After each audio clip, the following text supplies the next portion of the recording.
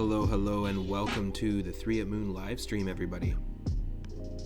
My name is Matt, otherwise known as 3 Up Moon, and it is Sunday, March 14th, 2021. I'm really stoked for today's stream. This is going to be our very first Sunday evening viewer request retro stream. If you've frequented my streams before, then you've heard about it in the last week, and you know that you can earn moonstones as channel points in the channel. Just by hanging out, by being involved in raids, by chatting, engaging in the chat. There are all sorts of things you can do to earn moonstones. And you can unlock our tier 1 3 Up and 3 Up Moon emotes using those moonstones. You can name a character in an RPG, but one of my favorite things that I've seen on lots of people's channels is a retro request or a follower request sort of stream. And we have a redeemable that's redeemable anytime on the channel, anytime I'm live. If you have 5,000 moonstones, you can cash them in to choose our next viewer request game. And we've had 4 redeemed so far last week from Stegosaurus McCartney and Grimbomb, who are both subscribers of the channel. And we're going to dive into it today. You don't have to just wait for today's stream to redeem points. You can do it at any time, like I said.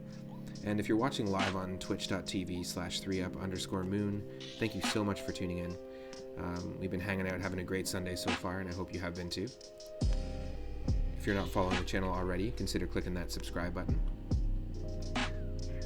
or that follow button, and it will let you know when and what I stream. Pretty much I stream every single day from 1 p.m. Pacific, but if you can't watch it live for whatever reason, or if you're watching this after the fact, you're more than likely watching it on YouTube. So subscribe to my 3 Up Moon YouTube channel as well. Twitch doesn't let you upload VODs for more than 2 weeks, I believe. There's a limit there, and that makes sense. So I figured I'd start a YouTube channel, and every one of my streams, every one of my playthroughs in full are available there. Really excited to dive into the games today because there's a little bit of similarity between the requests. We've actually been requested 4 Super Nintendo platformers,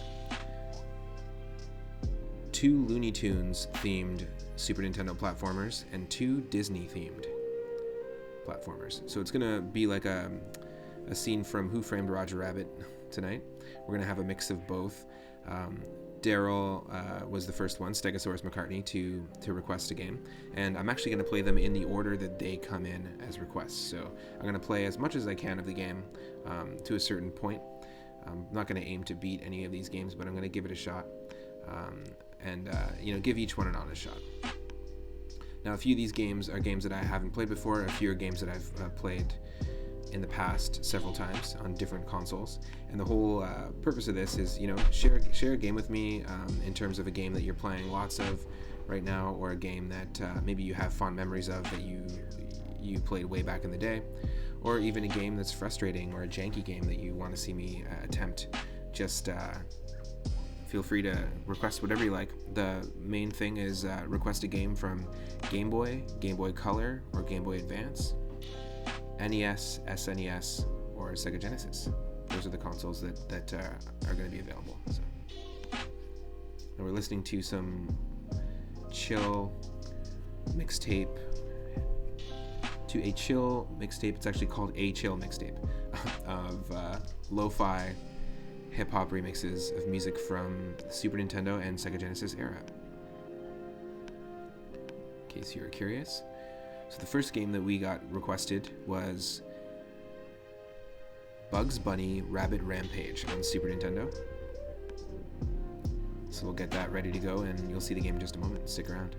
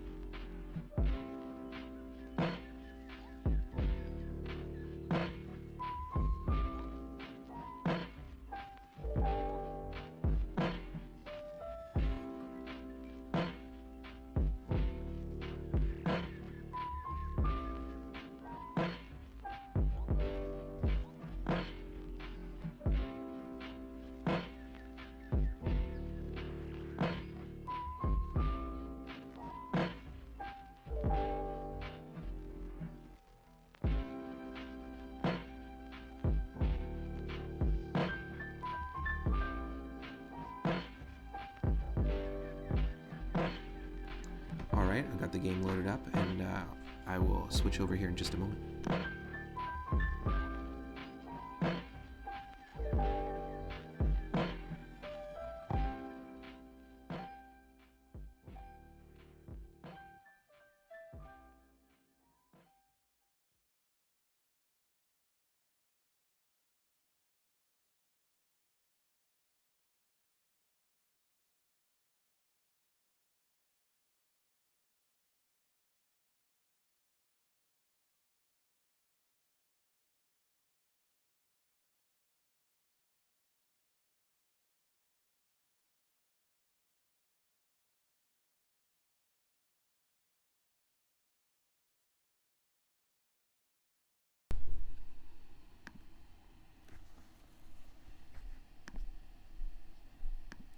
Okay, so you should see the game here.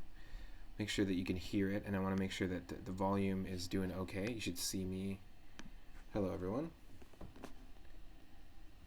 Very stoked to start this stream. Really just want to make sure that we don't have too much volume going on here. So the first game here that we're starting is by Sunsoft. They made a couple of, I think they made the Arrow, the Acrobat games back in the day, a couple of platformers. We're rocking some Bugs Bunny. This is a request from Stegosaurus McCartney. Daryl in the chat.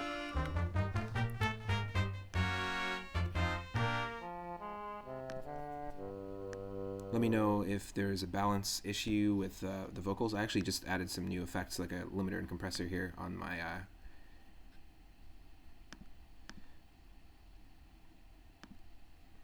microphone. So I just want to make sure that the balance is all right.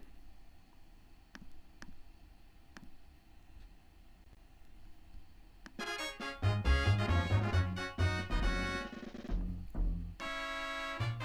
1993. We're talking 3 years after Super Mario World was released, and this is probably going to be a janky platformer, I have a feeling. But the cool thing about this game, did a little bit of research on it, it's basically, it pulls in a lot of influence from the actual animated shorts of Looney Tunes. Okay, we've got walk.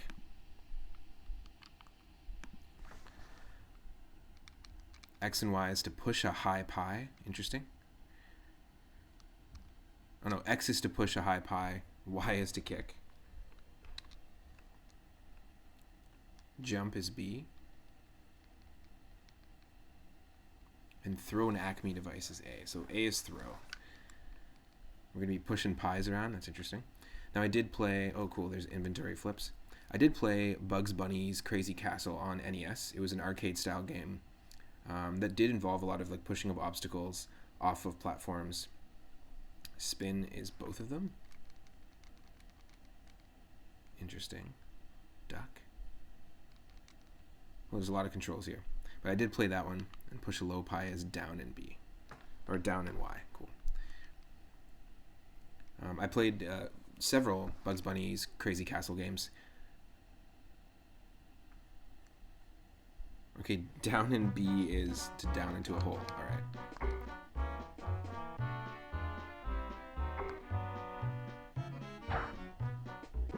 Interesting. So yeah, this game, all the shorts are based off of the different cartoons. The different all the levels are based off the different cartoon shorts. Mickey Mania, which is a game we're going to be playing later, is also very similar to that.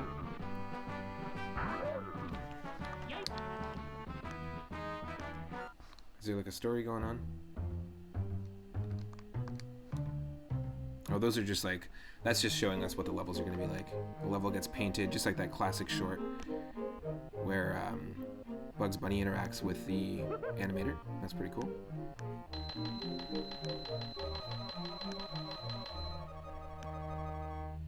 What's up, Doc? Nice. It's got some compressed audio. Some classic Looney Tunes audio as well. Voice clips. Okay. So yeah, Mickey Mania is a game that was also requested by Stegosaurus McCartney, and it's very similar. It's got like really big sprites. Throw a pie.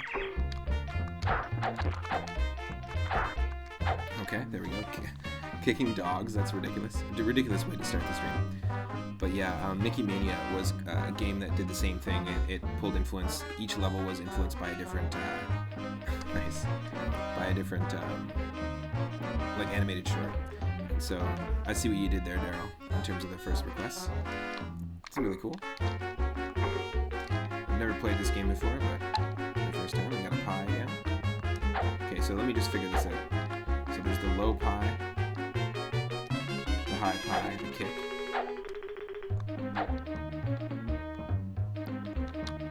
Spin is both of them, which is really weird to me. Alright, it's no spin jump.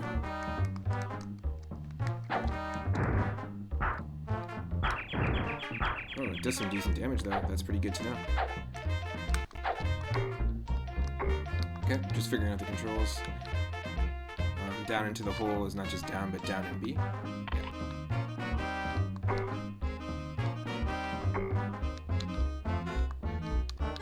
What does that do? Does that heal us? No. Nope, doesn't heal us. Oop. Hope the audio is balanced. There we go.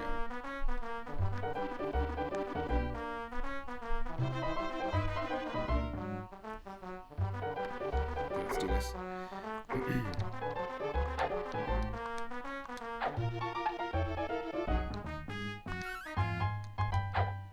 Okay. Can I pick that up? I can't pick that up, can I?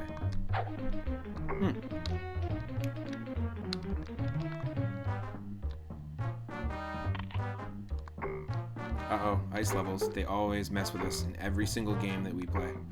Although, the good thing there's no ice physics going on here. So the carrot is obviously our health. Interesting.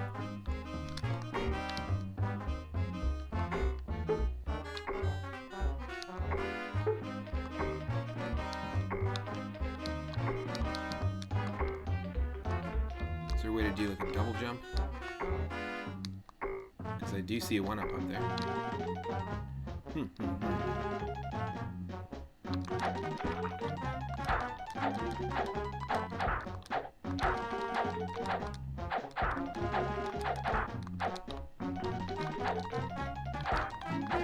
Oh, jeez.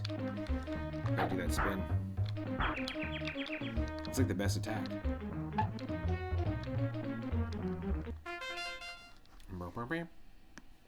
Good old classic pause sound. Nothing wrong with that.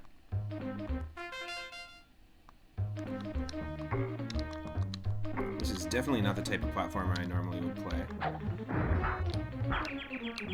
You know, it's nothing like Mario 1, Mario 3, like those ones specifically, just because you have so much more control of the character's jump in the air. Here, you're pretty constrained to like the way that the main character jumps. It's also got huge sprites, which I get was sort of the style of the time. If I'm gonna quote Grandpa Simpson from The Simpsons. Oh. So, funnily enough, the third and fourth requests that have been redeemed so far by Oosh from Grimbomb's channel is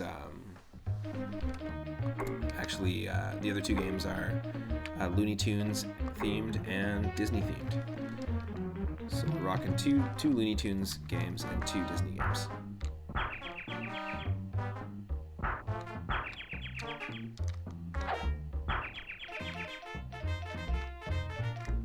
Pretty cool sprite work in this though.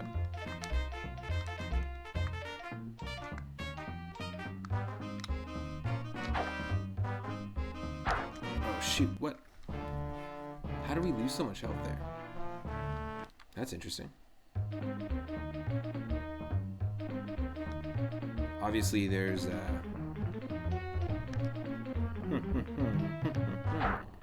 I'm not even looking at the screen right now, I'm probably dying. Yep.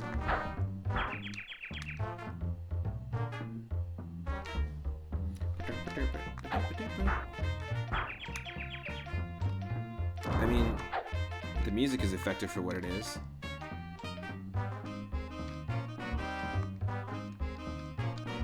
It's certainly not in the great pantheon of SNES soundtracks. What the hell? Hold on. Do I lose health like crazy when I use the spin? Yeah, okay, cool. You can't just cheese that. I knew it. They gotta give you some consequence for using that move. It's kind of ridiculous that we're just kicking dogs in the face. Oh, it's a bomb.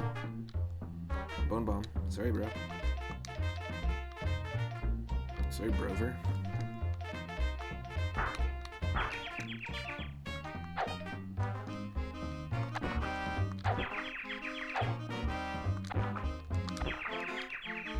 Oh, my pies will still work, and it doesn't waste our... We don't seem to run out of pies. Which is nice. So it's like Adventure Island in that once you get the tomahawk, you have an unlimited tomahawk ammo until you pick up another item, which swaps out for it. Oh, what? Okay. Not sure I was prepared for that. Nice. What is this, like Portal? There's portals. Schwonk. This is actually not a bad background if you were doing a custom Super Mario World ROM hack. To take this background actually would be pretty cool if you were looking for some custom background art. Oh, I'm assuming that's just our... oh, what? Okay. I'll take it. No sound effect for when you get a 1-up? It's a little bit weird to me. It's just like when we were playing Mario Adventure earlier. There's no sound effect when you pick up a...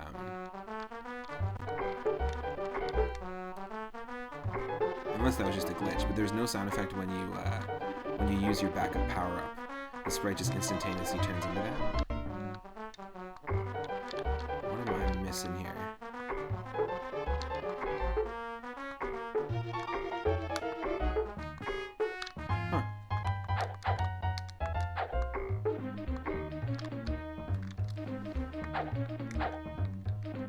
Figured maybe if we spun on that would do something, but...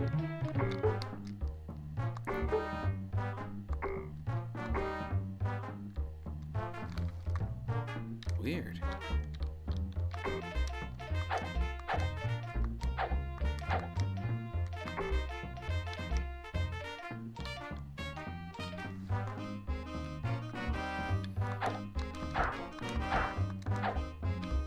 I think that's probably what you have to do. Just come back here. Eat a pie. Eat a pie, dog. Actually, don't ever feed a pie to a dog. I don't think that's gonna be... I think that's not a good call. Holy crap, no. No, thank you.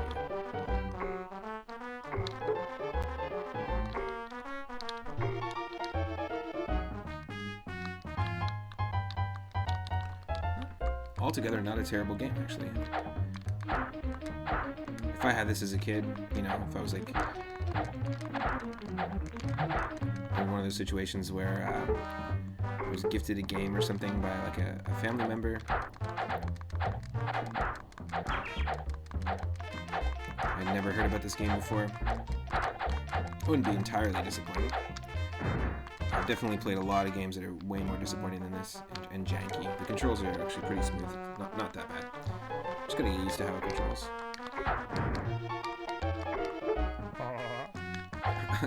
I love that sound effect. That's amazing. I don't have sound effects on my channel or anything hooked up like that through Streamlabs, but that would be a hilarious sound effect. It's the Elmer Fudd laugh when you get shot with a bullet in this game. Ooh.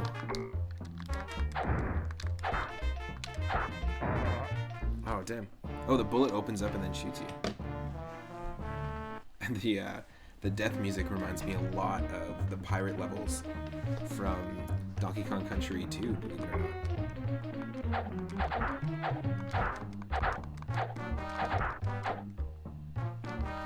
Wow. Don't just kill me here. Let's just start over. Oh, interesting. Okay, so the dogs, they sniff you out, and then if they point at you long enough, then you get shot. A bullet will come from the right side. But if you kill them before that happens,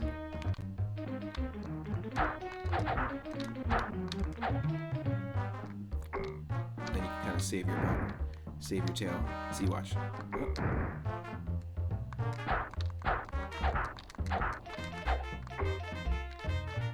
There's squirrels up there tossing stuff at us. Oh, and a secret pie. Secret pie.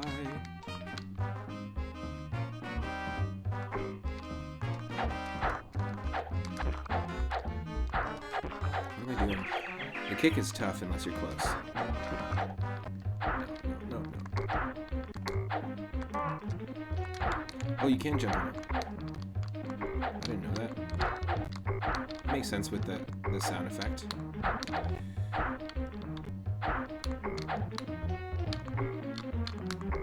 Oh, no, you can't.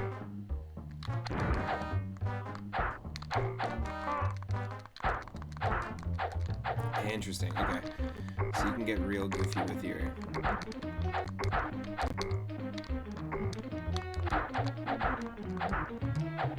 nonsense movements in this. It makes sense.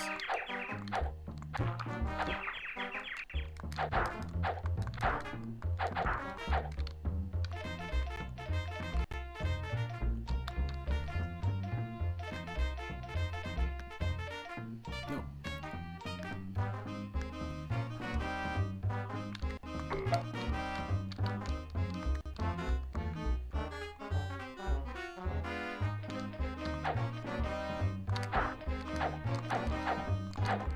Yo, look at this guy, just dodging all the pies, man.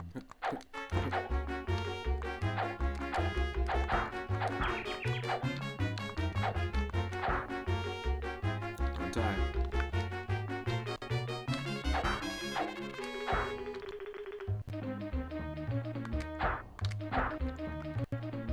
Yeah, it's just all about finding like the sweet spot with the hitboxes, you know?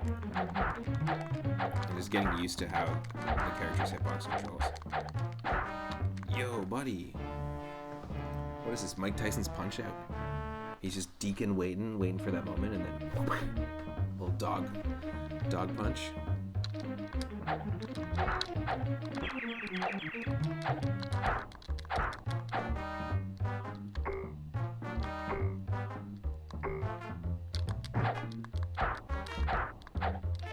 I didn't think I was going to be running around just kicking dogs in the butt all stream for this game, but oh, we lost so much. Just kill me, because you can get one-ups pretty easily in this game. Just knock me out. See, Donkey Kong Country 2. So close. Super close. I'm just gonna hydrate real quick. Feel free to hydrate as well if you're a human. You need it. You needed it. I got some still water.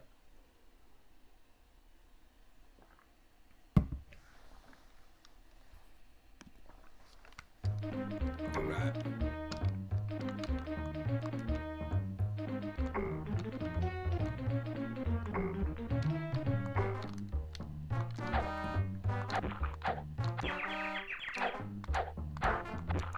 Be really smart and try to preserve as much health as possible.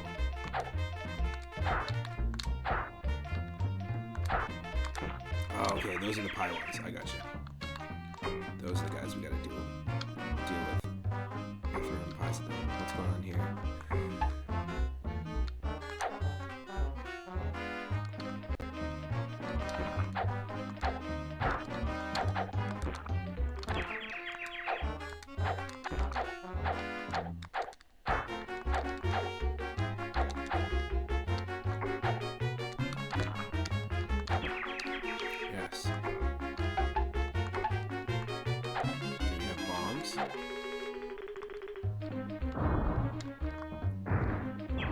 Oh, so that's not just a lower pie, that's like a, holy crap.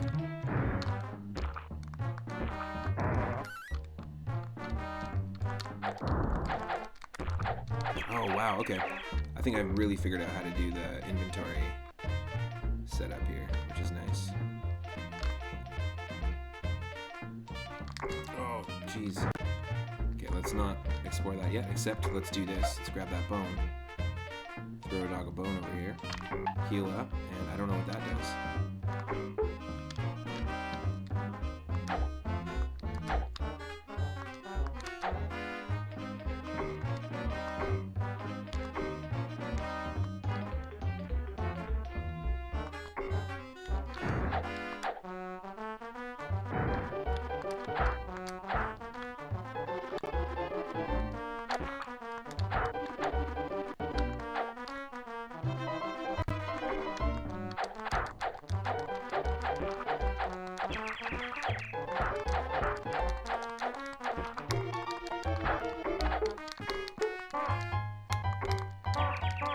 Yes.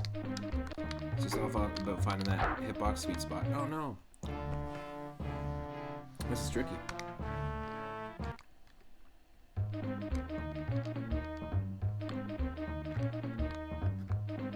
Oh, that's the item toggle. Yeah, I totally forgot.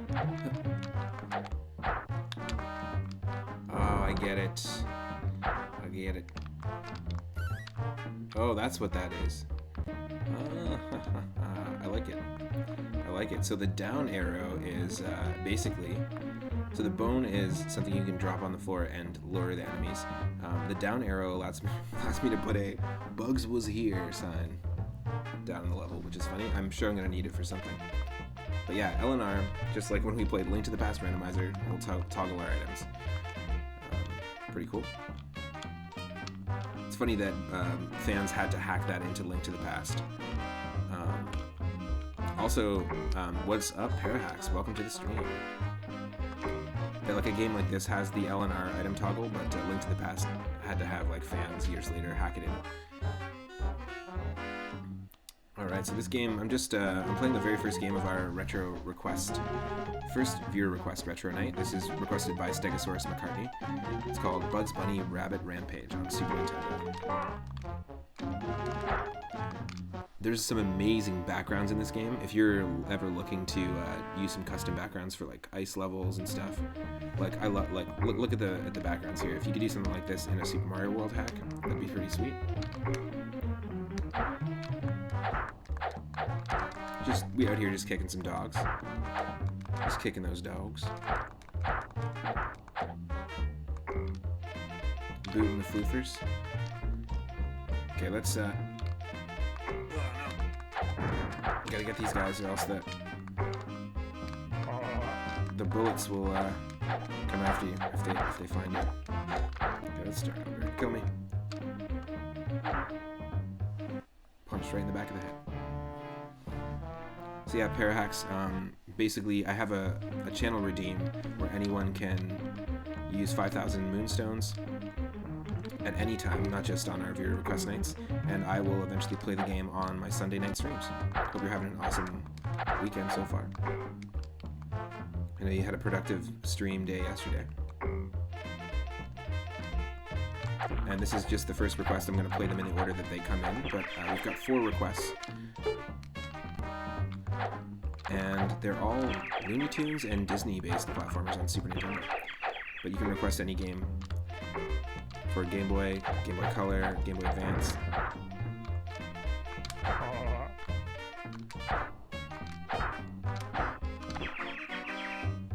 Let me preserve this health. Also NES, SNES, and Sega Genesis. I also want to do more of this because there's lots of games I haven't played, and I'm super into diving into it. Kill me, kill me, kill me. Get out of here. I have to be strategic with these guys.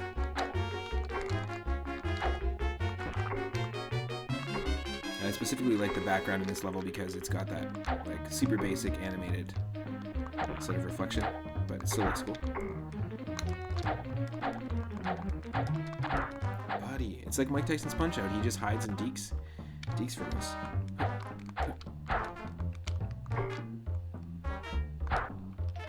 Oh.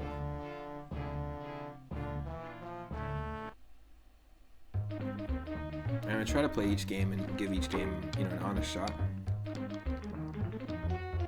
I'm not gonna try and beat each game, but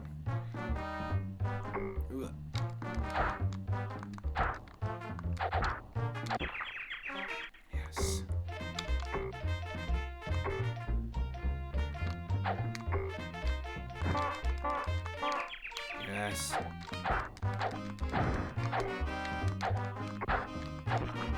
You're supposed to be able to get 1-ups fairly easy in this. Extra lives. We can't say 1-up.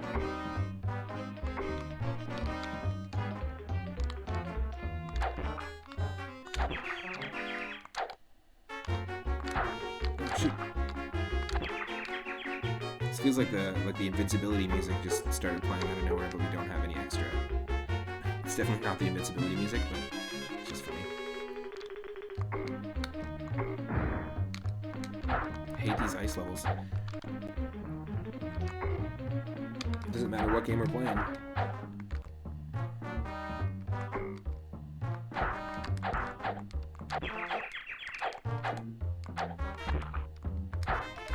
Yeah, this guy's like Mike Tyson. Get out of here. Glass Rover over here. Oh, right in the heart.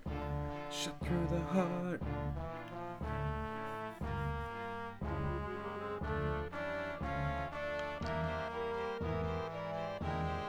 What ridiculous, like, convoluted instructions. 3 continues remaining. Use directional to change option. Press start to choose. You could just have an arrow pointing at yes or no. On the Looney Tunes. I do appreciate that Daryl's requests are all entrenched in the animated shorts, and he knows Daryl's my best friend in real life, so he knows how I know a thing or two and love a thing or two about these classic cartoons. Part of the reason why I even wanted to get into sound engineering and making my own music myself is because of all the music from classic 30s and 40s cartoons that I used to watch back in the day. And because of the amazing soundtracks in retro video games that I played growing up. Getting into the NES really entrenched me in my love for sound design, and having an NES from my uncle. It was just an awesome experience. Really opened up my eyes in terms of things that can be created in terms of art. This, I don't know if I'm going to call this art and go that far. The Looney Tunes shorts, though, absolutely some of the coolest things out there. I really like it. Really like the whole Looney Tunes series, the evolution, and same with the classic Disney stuff. So I'm excited. The next game that we've got on the list is Mickey Mania, which does a similar thing and entrenches all the levels in a different animated short.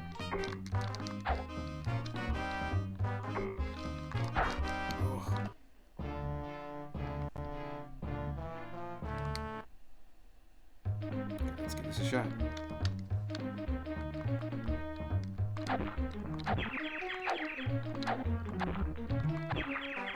We have unlimited ammo, so I think. Oh shoot! Gadang.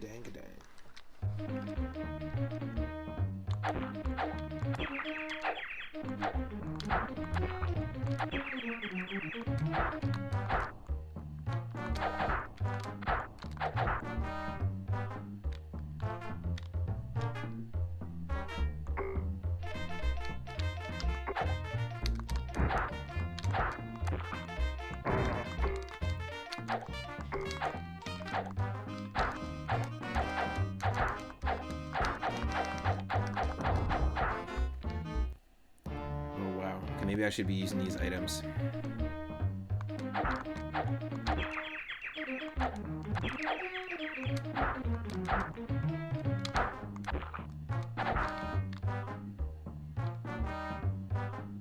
Okay.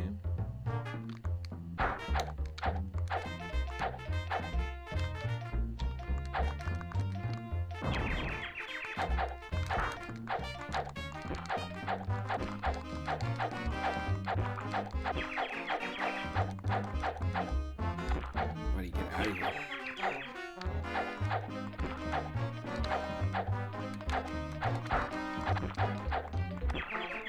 Whew.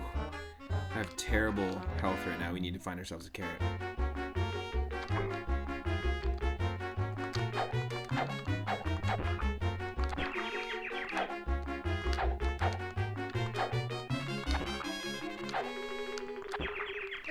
Cool. So this is nothing like the NES Bugs Bunny games, which are really, really cool, really digestible sort of puzzle platformer games, where you push safes around, you climb ladders, and go through doors. It's very much like, honestly, like Hotel Mario or like something like Burger Time, but really, really cool game. I believe Konami developed it.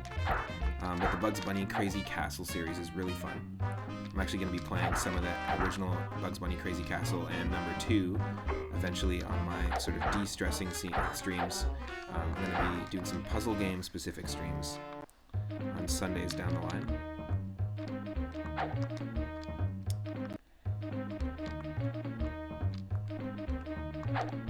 Pause.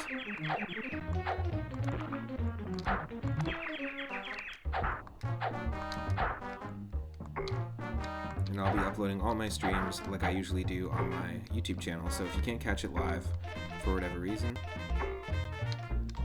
you can always watch it there after the fact.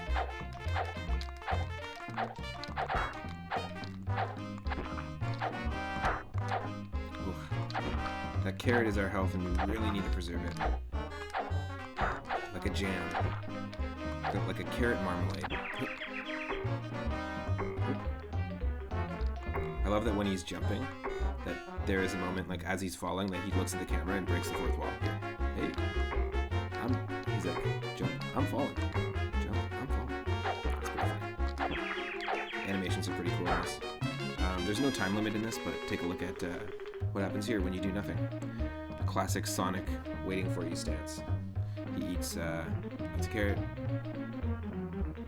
I thought this was cool. That right there. Pretty cool. Just messing with you.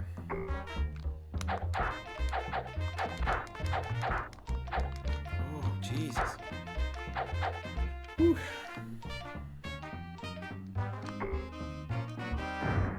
Is it just easier to run? I haven't gotten past here. That's actually the farthest we've been able to go. Well, let's try this again.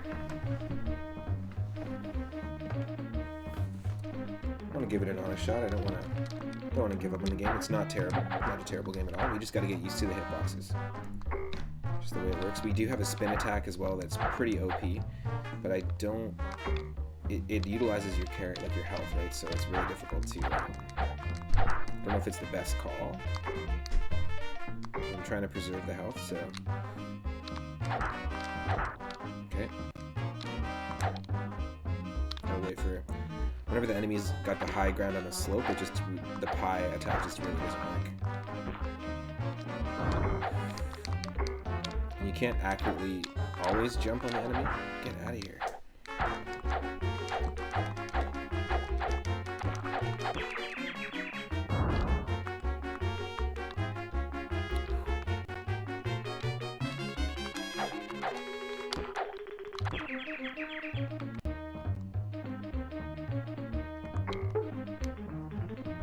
Wait, can you? Yeah, the spin ability is actually really cool, but I don't want to use any of it right now because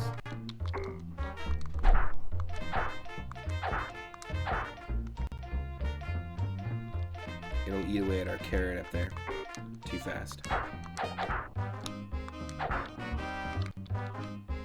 Let me just. Totally sounds like it's a pause. The pause button totally sounds like it's from Earthbound. Some of the sound effects in this. I'm gonna refresh. So yeah, this is about as far as we've gotten. We have to run from this bullet. Good, we didn't get hit.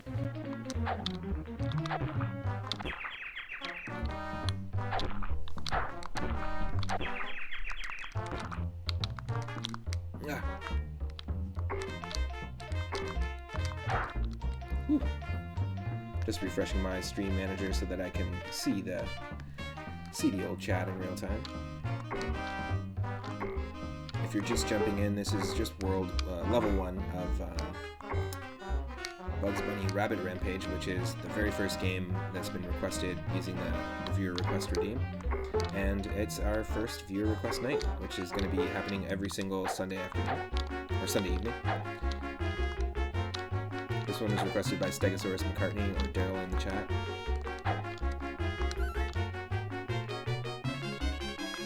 Does the bone actually lure them over?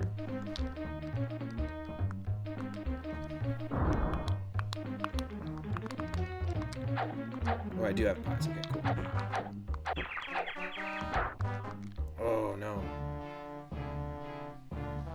Donkey Kong Country 2. Ripped right out of there. Oh, man. Okay. So yeah, we're going to be giving each game an honest shot. This has some really cool animations in it. We're used to the hitboxes now. We just gotta just be smart about it. We can throw pies and kick the dogs. And certain dogs, you want to be a little further. Dogs gotta eat, you know? Check out Brainiac on Bandcamp. Or the Doughboys, their new album on Spotify. D-O-U-G-H. If you want to check out some awesome hip-hop with live instrumentation. Kill me. Kill me.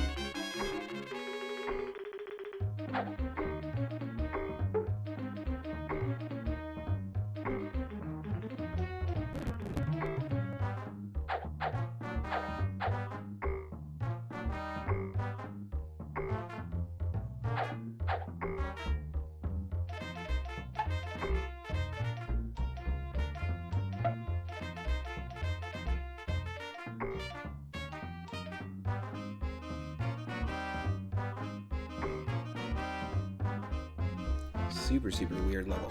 So I figure if we just like run past most of the enemies and they're not going to kill us. But I just don't want to make the mistake of falling at the wrong spot here. So this is level 1 of Bugs Bunny Rabbit Rampage, and it was requested by Daryl in the chat, and it is all based off of the Looney Tunes shorts. Like each level is supposed to be based off of a different short. Oh yes. Okay, we got some Elf finally. Got those Elmer Fudd snowmen in the back, like you're saying.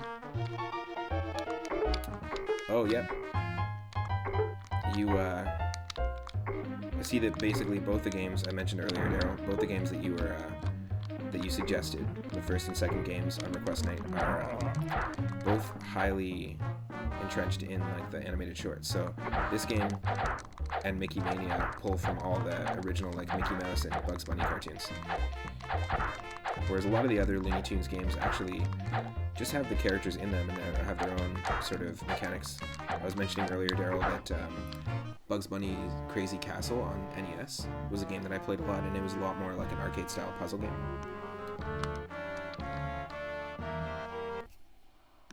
Okay, I'm gonna give this a shot, just 1 second here.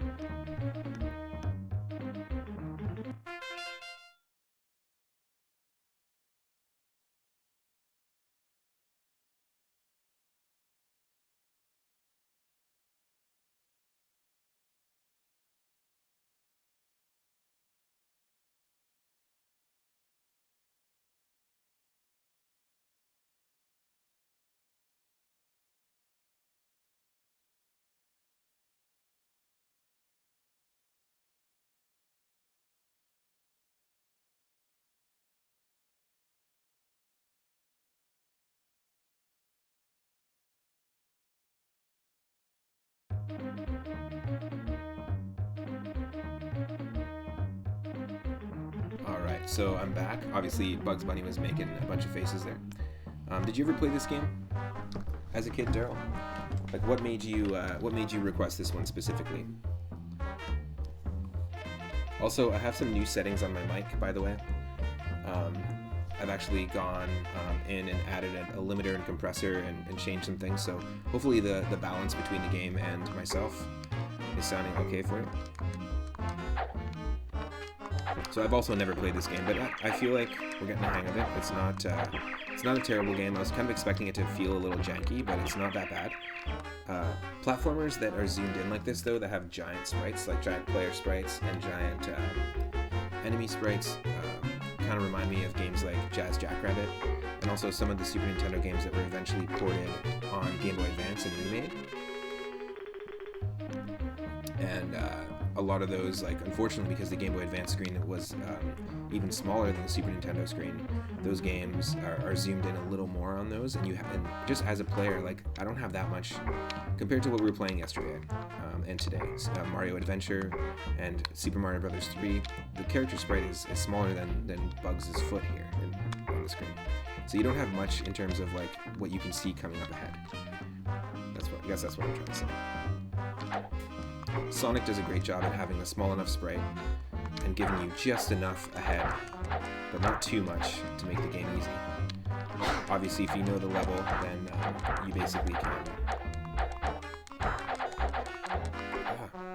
If you know the level, you can basically run through a level pretty quickly, but... So, we got farther by running past the enemies here rather than fighting them. So we'll have to see. You requested it because you love those Bugs Bunny and Tweety cartoons. I actually really like that show. It was mostly like a clip show of all the old 40s and 50s shorts. It's kind of ridiculous that we're just kicking the heck out of these dogs. Plus, you knew that I liked them too, so I figured it was a potent pairing. Yes, absolutely. It inspired Grimbaum to recommend... get out of here. To recommend a Disney and Looney Tunes game as well. Whoop. Whoop.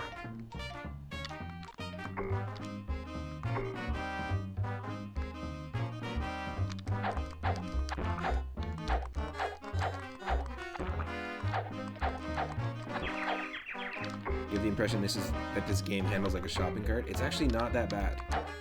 The only thing is just getting used to the hitboxes and like what attacks you can do. And really, I just gotta keep my health going. The carrot is the health. I can drop a bone, which is actually a bomb. It's an explosive bone that a dog can pick up, but it just takes a lot of time. And also, we can toss dynamite. If I set it to pie, I can always shoot pies like this, infinite. If I set that to pie, I can do a low pie, and it uses up my item. Also, there's this downward arrow I picked up, and I can place a Bugs Was Here sign in the location in the level. I'm not sure exactly why or what it does. But this game, like, its levels are really big. Weirdly, I don't want to compare this to Earthworm Jim at all, but there's definitely, in terms of the size of the level and like falling down those holes, there's a little bit of a similar feel in the control. I don't know if you can drop an anvil on someone. I'm sure you can. That in Bugs Bunny Crazy Castle for NES, that arcade game, you actually move like safes around, and you can like push anvils on enemies. No. So if those pointer dogs point at you long enough, then these cartoon bullets come around. Elmer Fudd shoots you from the distance. So you gotta be very careful. I know up here we're gonna have some health. Oh shoot. No. Damn it. Yeah, the key is the red dogs you can throw pies at from a distance. Otherwise, they're going to deke you out like a Mike Tyson's Punch-Out boxer. And then you can kick the... how's that for game audio? You can kick those dogs. So let me just reset this. This totally sucks. Kill me again. You can kick the brown dogs, and then the reddish dogs you want to be throwing pies at. That's what I'm gleaning from this. Is that sounding better?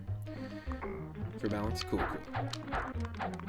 No, it's so dumb. I can't allow the dogs in the first half of this level to hit me at all. That's my goal.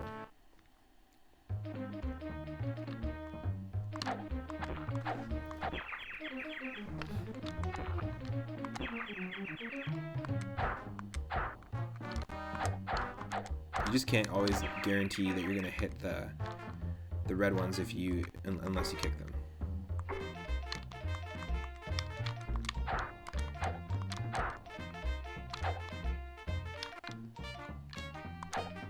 Yeah, you just gotta have patience, and you gotta have the higher ground on the enemy.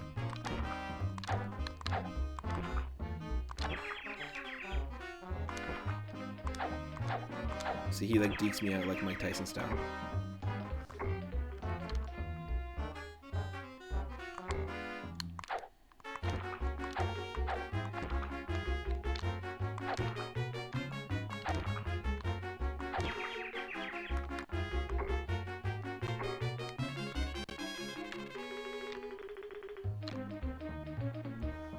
There's also a spin attack, but it eats away at my health pretty frequently, so I don't want to.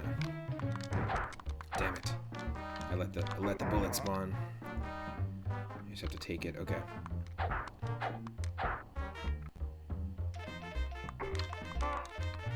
You can jump on them, but not reliably, so that's why I'm not using that attack often.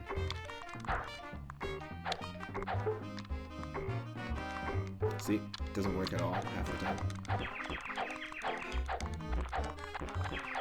Yes. I never understood why they made a character have moves that hurt themselves. No, that was me getting attacked by the enemy. That was definitely me being attacked by the enemy for sure.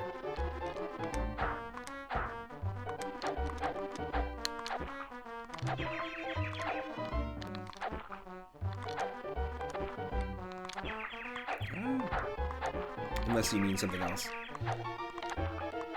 Oh, the spin move. Yeah, so it just like the carrot is representing my health and energy in this, instead of having like two separate meters. It's very similar in Adventure Island, the game that I was playing. I did a few early morning streams of Adventure Island 2. And yeah, it's a pretty cool, anybody say duck season? It's really bad. Adventure Island 2 is very similar. You have to collect fruit and eat like meat, drink milk, that kind of thing. Oh.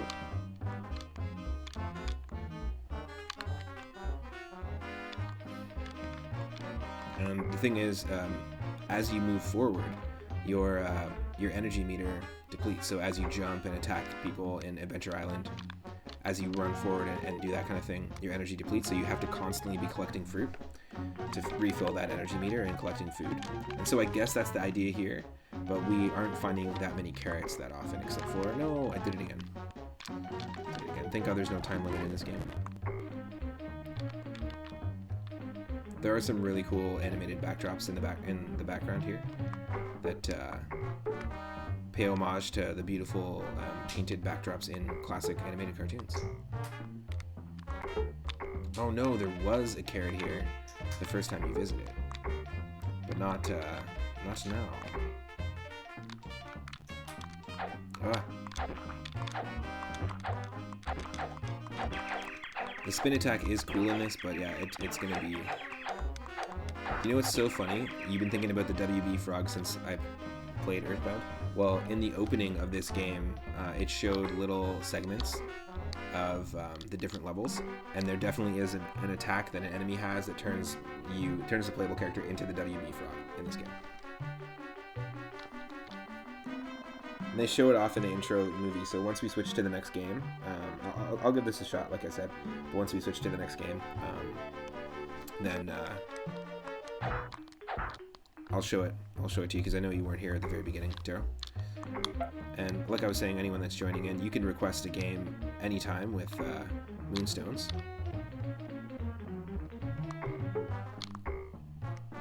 You can basically redeem those Moonstones for a request anytime. We've got 4 on the queue right now, and the next one, I'm just going to play them as they come in as requests. You can request any Gameboy Color, Game Boy Advance, NES, SNES, and Genesis game. So this isn't too bad. Do I have to put like Bugs Was Here somewhere?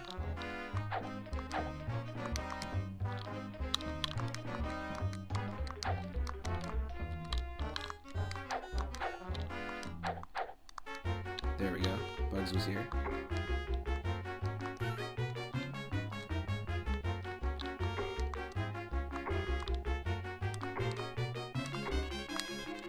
Weird. See, I don't know what that means. Welcome back, Legmaster. How's it going? We're just playing the very first requested game. What am I what am I looking for? I'm doing a full loop in the level here. Am I missing something? Am I missing something? So this is the first time I've ever played this game. Never played it before today. Oh wow.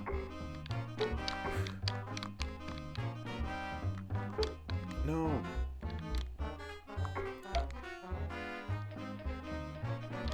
I get it. Doing good, taking care of your grandma. Right on. Oh no.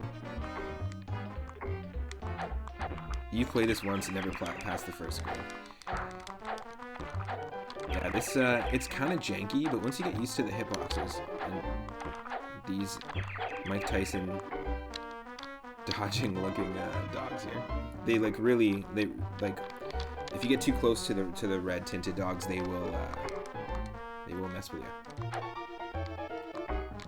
They'll dodge all your attacks.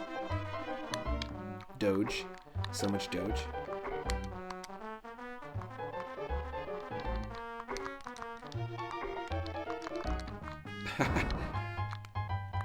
Ah. Okay. It's kind of annoying. These chipmunk things. Hold on. So yeah, this is the first game that was requested. Anyone can request a game, and this was requested by Stegosaurus McCartney in the chat. Yes, kick that squirrel. Oh yes. Hold on. That is what I thought it was. No, no.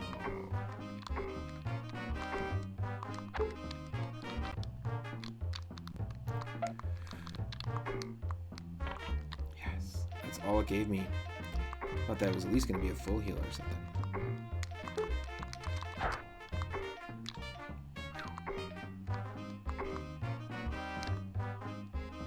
Wonder if I can get up there.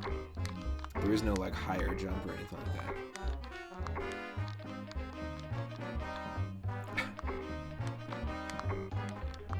He smiles so derpily when he falls from height.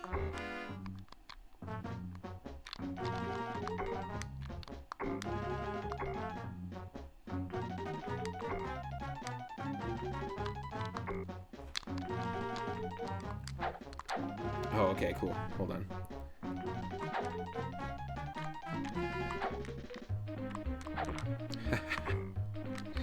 That worked. Oh my god, look at this.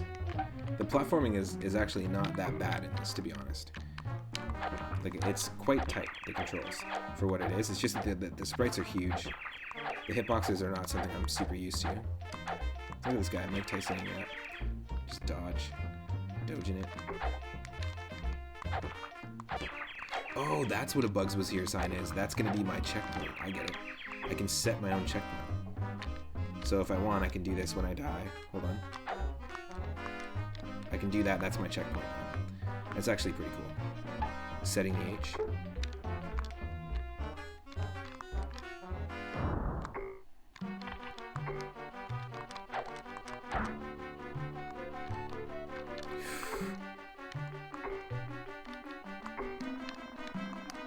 No.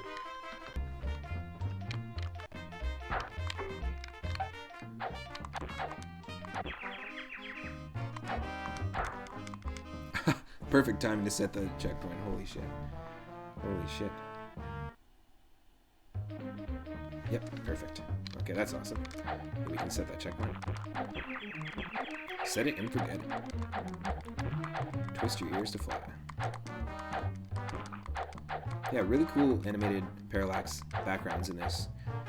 highly recommended for anyone making a Super Mario World ROM hack. Hint, hint, nudge, nudge. Pair of hacks.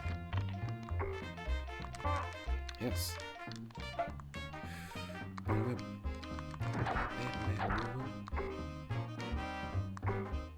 Oh wow, that leads us all the way there. That's crazy.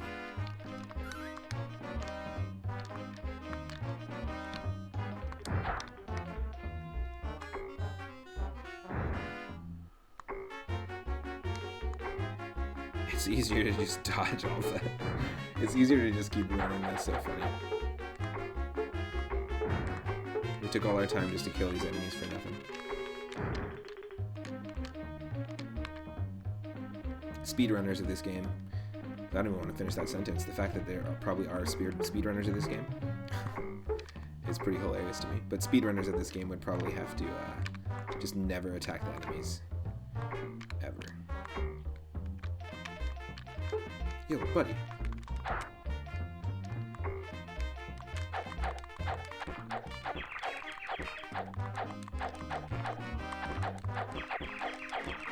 So yeah, the next game is Mickey Mania, which is very similar. I played it on Sega Genesis, so the next game I rented back in the day as a kid.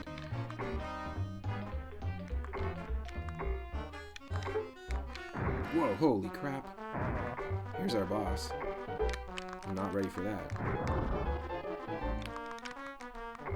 Oh my god.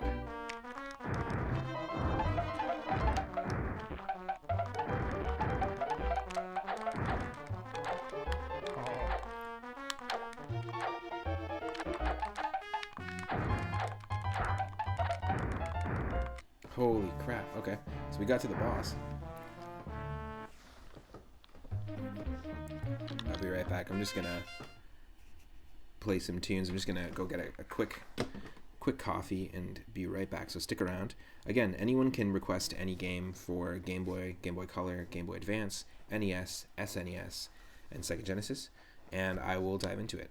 I'll give it an honest shot. I feel like we may have actually been able to almost clear the first stage here because we got to the boss.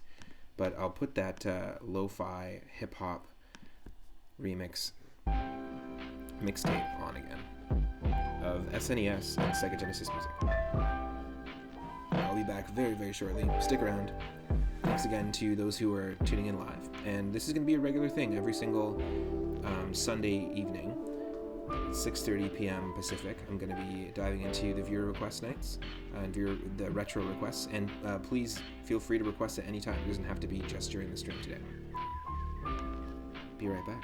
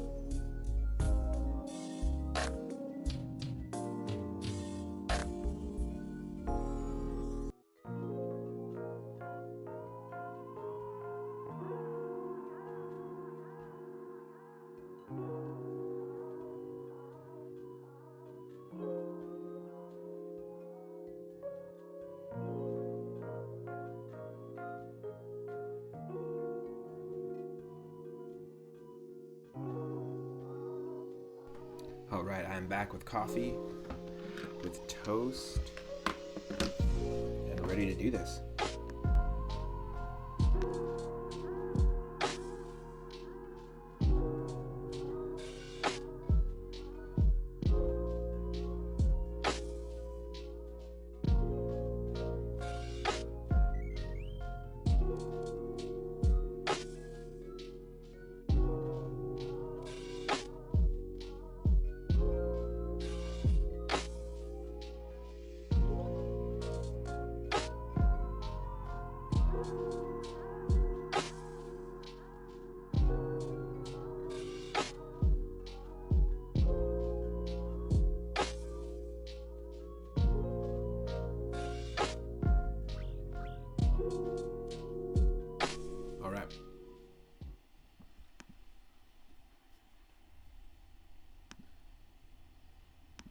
Okay, let's do this. I think we can actually beat the boss and clear the first stage.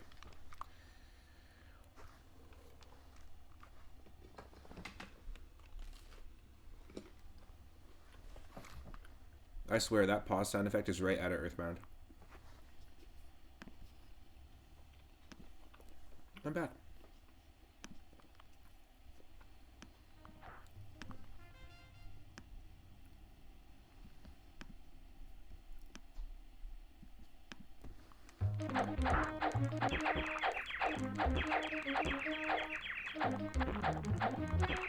Oh. Nice.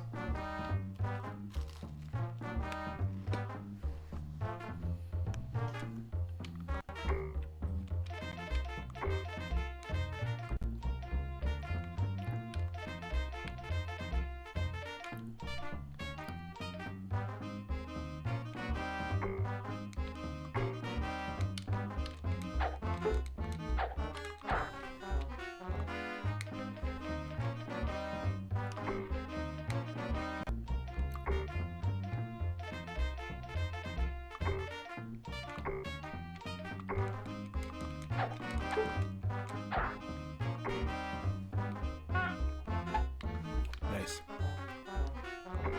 The sound effect for a 1-up is terrible on this. Just like a clown nose honk? Like, what was that?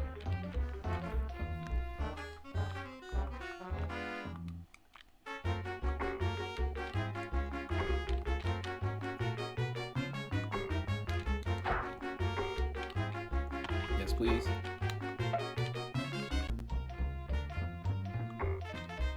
What?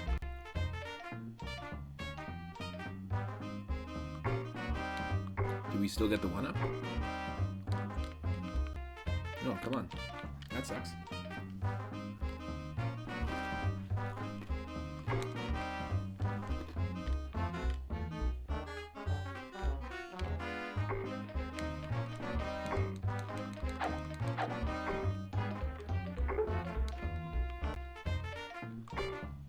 Nope. Not fun at all. Hold on a second.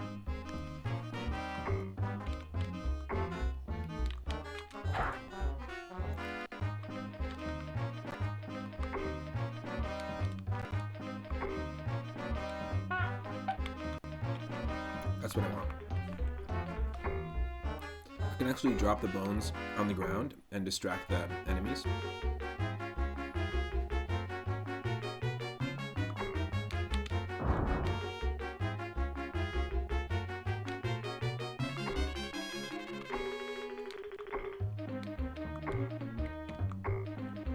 Get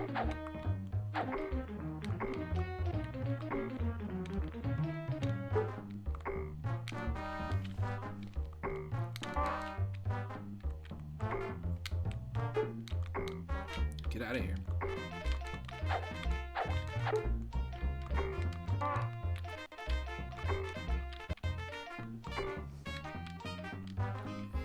What is up, Grimbomb? How's it going? We're still just playing the very first game. I just took a quick break to have a coffee. Welcome, welcome. We're playing Stegosaurus McCartney's first request, which was not as popular as Her Majesty's second request, but still pretty popular. We're playing Bugs Bunny Rabbit Rampage. So this is still just the first level of Bugs Bunny Rabbit Rampage. So I'll be getting to your game in 3 weeks. So I'll see you at that time. You can pencil it into your calendar. No, I'm kidding. I'm not going to beat every single game. I'm just going to try to give each one an honest shot. And after this one, we're going to play some Mickey Mania, and then we've got the Magical Quest. Or no, actually, taz-mania was the first one you requested, so I'm playing them as they playing the requests as they come in, basically. This is janky as all hell. Yo, getting nutted over here. Get out of here.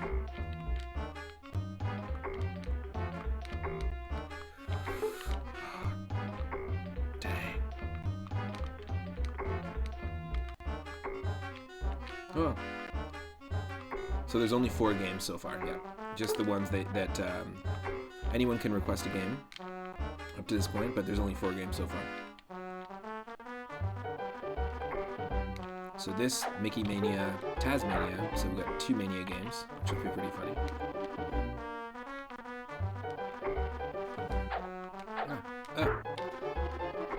And then Magical Quest, starring Mickey Mouse, which is an awesome game. I played the sequels, I mentioned to you before, Boosh. I played the sequels to those games on Gameboy Advance, which I think is The Great Circus Mystery and then something else. Might be Magical Quest too. Oh, jeez.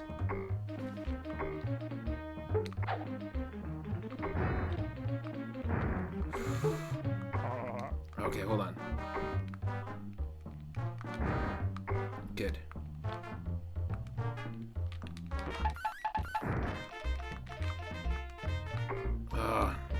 This Elmer Fudd boss fight is insanely hard.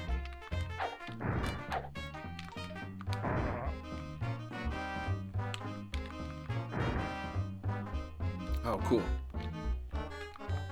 Nice. Oh, that's awesome. That's good to know.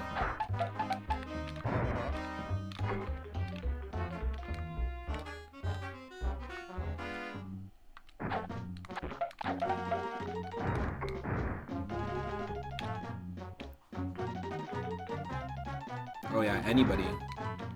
I got some pretty decent games for the first 4, definitely. Anybody could have easily trolled me.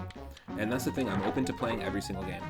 Like, I'm not against a certain game, so as long as it's from Gameboy Color. From Gameboy Color, Game Boy, Gameboy Advance, NES, SNES, or Sega Genesis. Yes! We beat him. We beat him. We goddamn beat him. Style rating. Southern Fried Rabbit. I don't think there's any style going on there. Nice.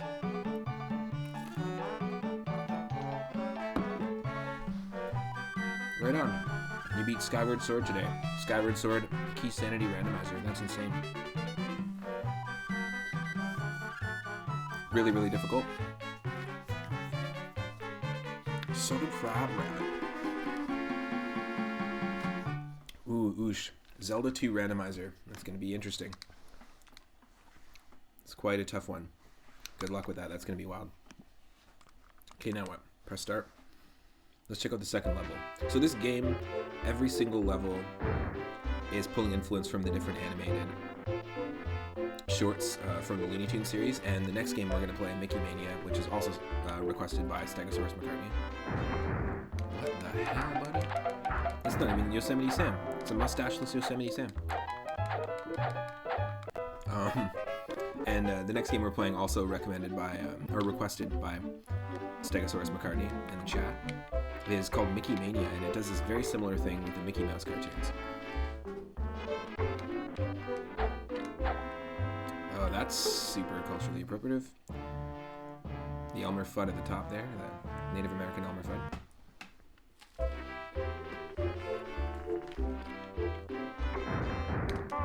This game did come out in 1993. The advanced times of 1993.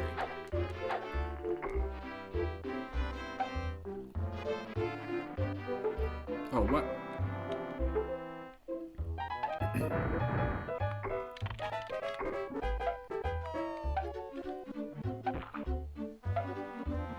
What? Just insta-death? We have one more continue.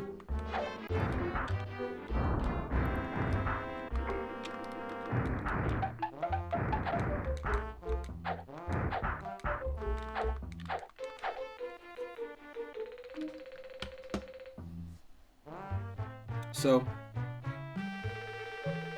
anybody else notice that this isn't even a soundtrack right now?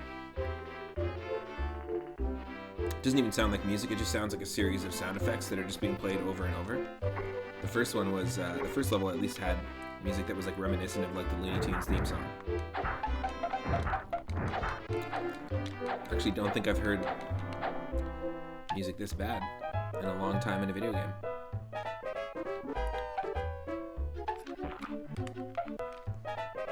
That's dumb. Well, that's dumb. What the hell? That clearly inspired by Donkey Kong Country 2 music.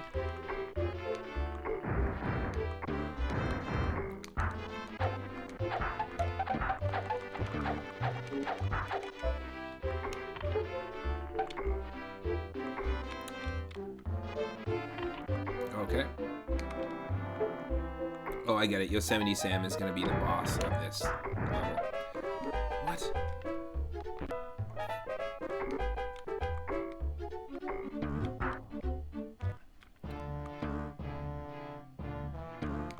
Once we run out of continues, that might be it. We might have to try the next game.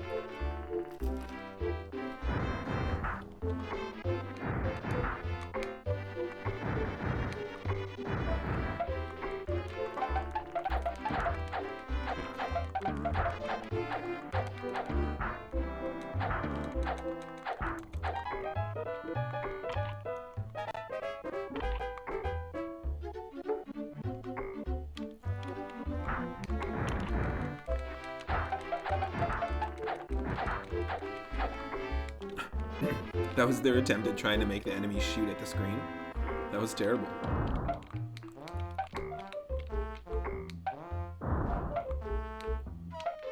What? Well, that was our progression there.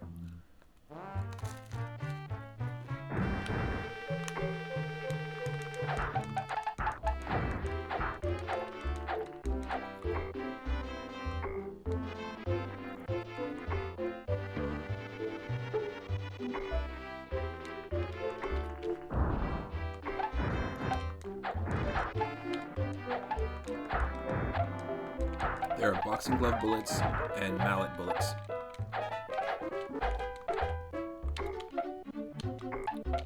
Ooh, Obsidian GCD or GSD. Thank you so much for the posture check. He was looking out, thank you. Good reminder to always check the posture.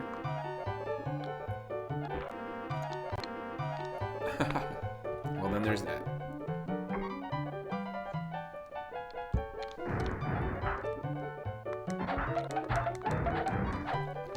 I really, I'm not against the controls in this, to be honest.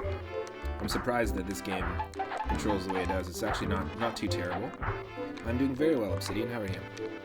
Had a really fun ROM hack stream earlier today where we played some Mario Adventure, a Super Mario Bros. 3 ROM hack.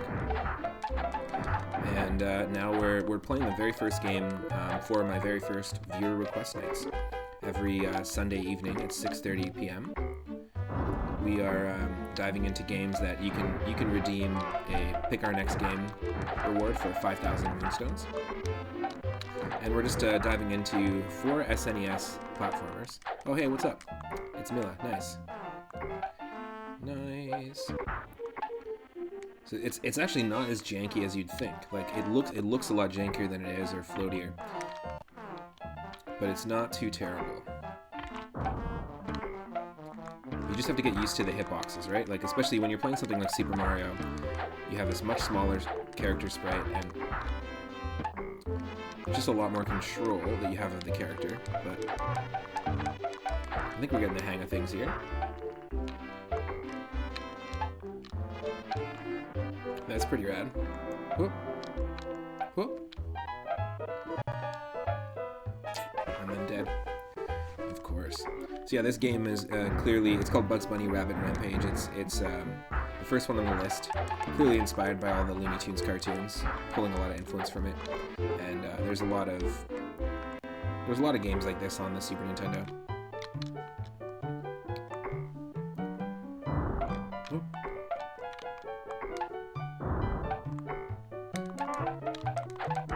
It's hard to accurately like bonk on the heads of the enemies, but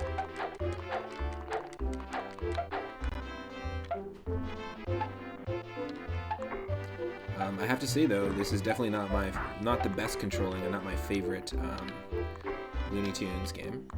What am I supposed to do there? That's the thing. How do I get past? Oh, it's here. That's what it is. That's what it is.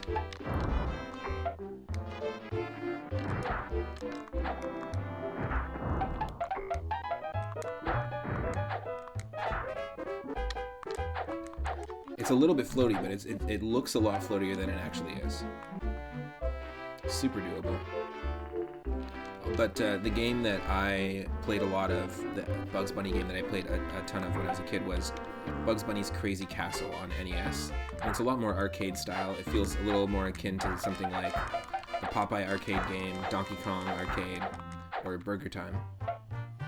It was still a platformer. It was just a puzzle platformer, and you had to like strategically push safes and anvils and collect carrots as well, but push safes and anvils off of platforms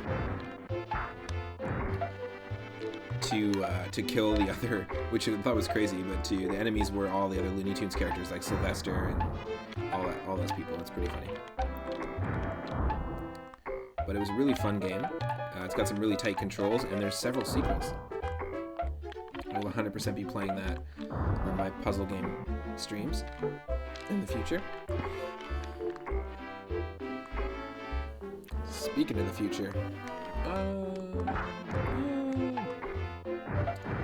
favorite tune? Well, so I'm a huge fan of classic cartoons, and so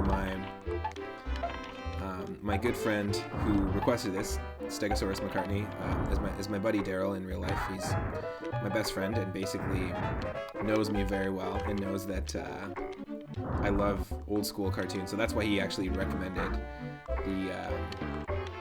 and redeemed this game and the next game. But it's hard to say pick a favorite. One of my favorite animators is Max Fleischer and Dave Fleischer. Fleischer Brothers, they created Popeye, they created Coco the Clown, Bimbo, and Betty Boop. They also they did a lot of rivalry sort of stuff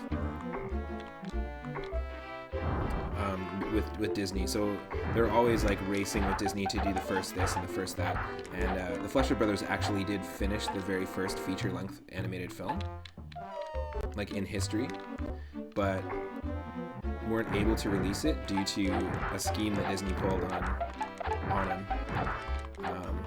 He basically kind of like pulled like a fake out move and convinced him to move his studio last minute.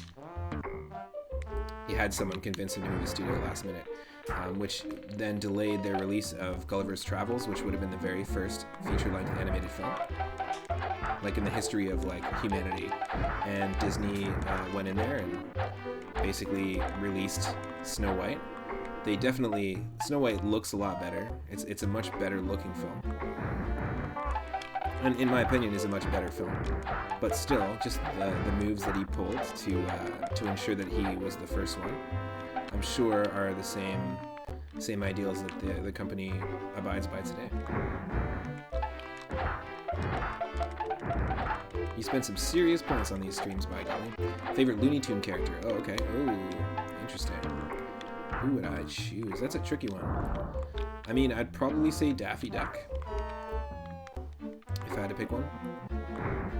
If I had to pick one.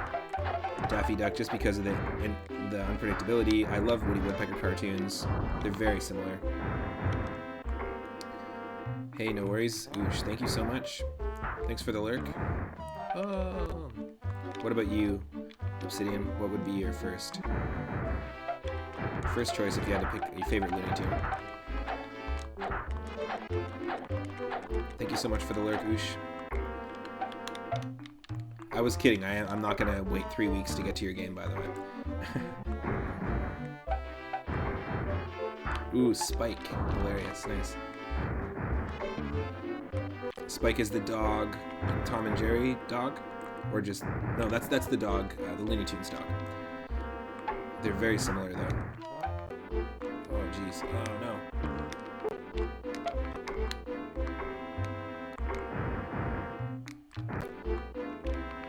Okay, hold on. We can do this. We're not taking that much damage, so that's fine.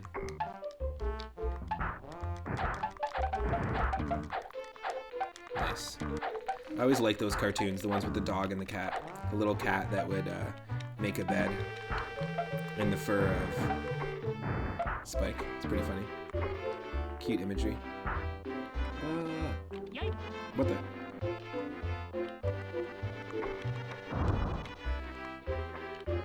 Oh, jeez.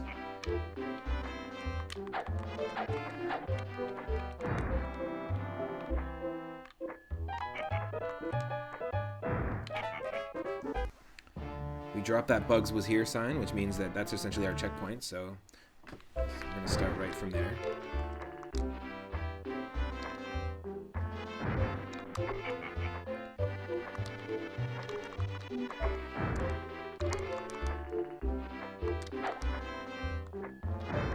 What the? Look at this, like, old school cartoon bullet.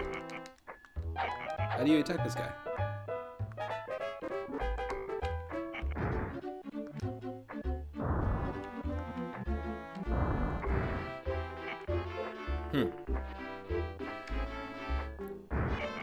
What am I looking to do here? Oh, you got a bonk on his head. That's dumb.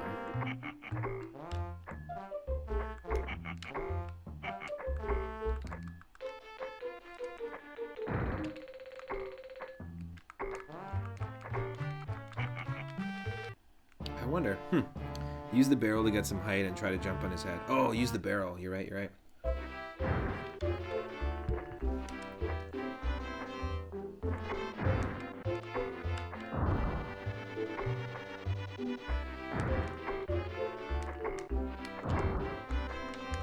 What?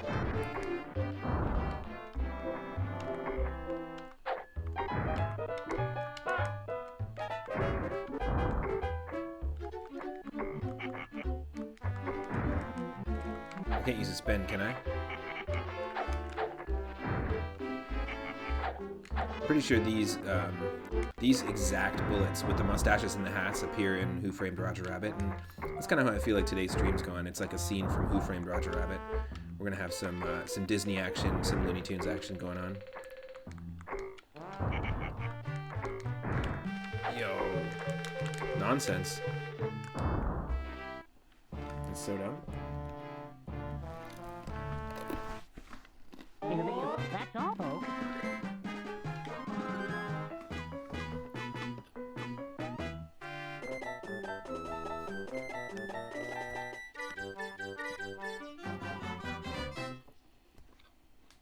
Okay, Daryl.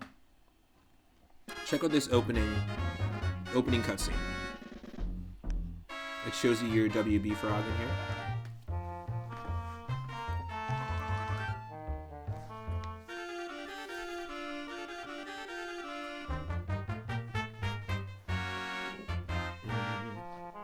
For me, the Looney Tunes game I grew up playing, if you can count Tiny Toons as Looney Tunes, and I would. Tiny Toons Adventures for NES. My cousin had it, my cousin Tyler. Fantastic game. Really fun. Sort of a series of mini games that takes place in an amusement park. but each one of the mini games and characters that you control, like there's an amazing bumper cars game built in, all sorts of cool stuff. Again, yeah, anyone can request any game at any time for our request nights.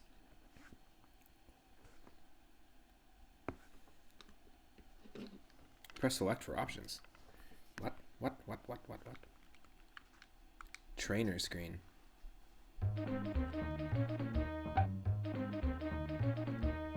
Oh my god, they actually had a tutorial. We had to figure this stuff out all on our own.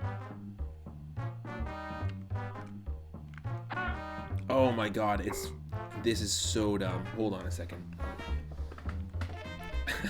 Hold on a second. I could have given myself 4 lives, or more lives than 5, so there's that. You can turn the music off, which is quite amazing. That's actually pretty funny. And trainer screen, I shit you not, is a Looney Tunes Super Nintendo. Break the targets. Check this out.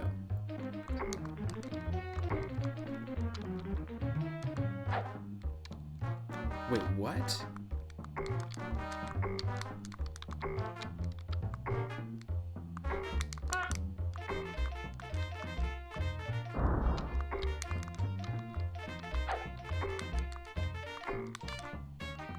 What?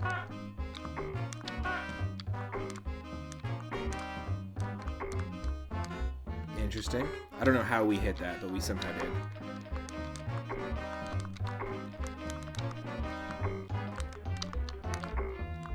Yeah, this is pretty crappy.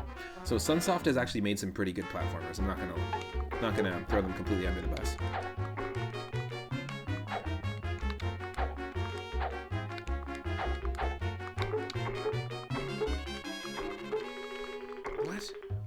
What is happening?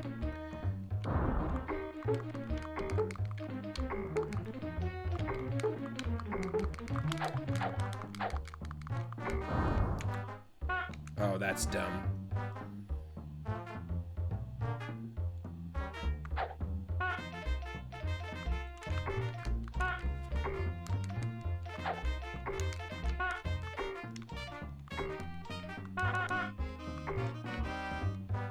Break the targets. That's so funny.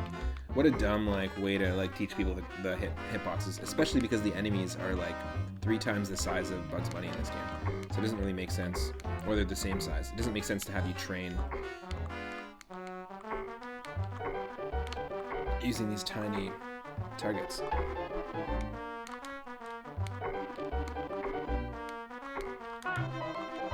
What kind of move is that? Definitely more like Crapsoft, Daryl, for sure.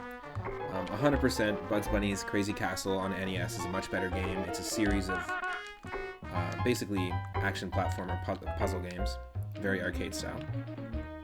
So I think what we'll do is we'll move on to the. I think it's hilarious that there's a trainer screen, a Break the Targets trainer screen, years before Super Smash. Yeah, nope. The fact that it also has so many options, this game has things like left and right toggles to toggle through your items. It's got the ability to turn the music off in the options, and also set your controls completely. Not a lot of Super Nintendo games have configuration of controls like this. There's 2 schemes you can swap through. So I'll give it that. But I think what we're going to do is we're going to switch to the next game. So thank you, Daryl. Thank you, Stegosaurus McCartney, for requesting that game. Never played it before. It's my first time playing it. It seems like a doable game. It is really janky, and the sprites are huge, so it makes it quite tough whenever you're playing a platformer in general, whether it has good controls or is janky, and it's zoomed in like this, it's always going to give you trouble. But yeah, thank you so much for that one. We're going to go into the next redeem, which was also from Stegosaurus McCartney.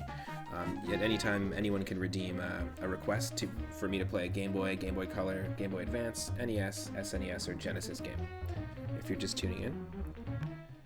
So the next game is actually a game that I did play back in the day, and I played it on Sega Genesis, but it was requested to be played on the Super Nintendo by Daryl, and it's called Mickey Mania. It is a Disney-themed game starring Mickey Mouse. It's a Disney game starring Mickey Mouse that pulls from all the animated shorts. So there's an animated short called The Ghost Hunters, and there's a level called The Ghost Hunters. There's an animated short called Moose Hunt. Is it The Ghost Hunters? The Lonesome Ghosts, that's what it is. The Lonesome Ghosts and the Moose Hunt are two well-known Disney shorts that star Mickey Mouse. So they basically, it's like Epic Mickey before Epic Mickey, is the best way to put it. It pulls a lot of influence from the old school shorts, old school animations. I rented it quite often when I visited my uncle who had a Sega Genesis as a kid. So let me just load up that game.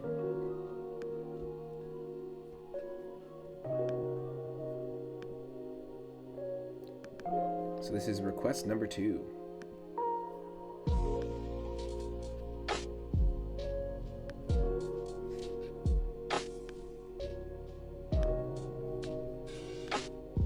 Yeah, I definitely have a lot of fond memories with this one.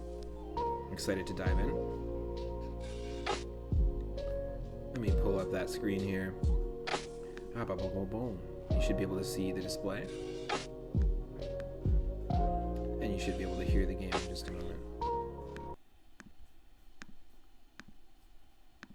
Let me know if I need to do anything in terms of control, like volume controls, that sort of thing.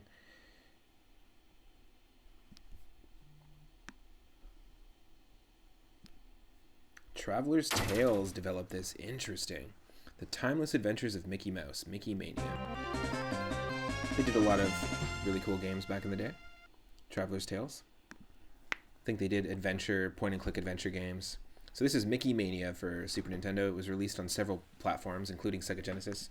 And this is also recommended by Stegosaurus McCartney through the Viewer Request Redeem. I'm excited for this. It's got a lot of really cool fluid animation.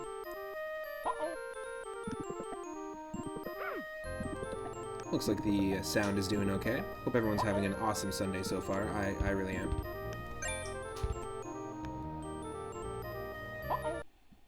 Cool.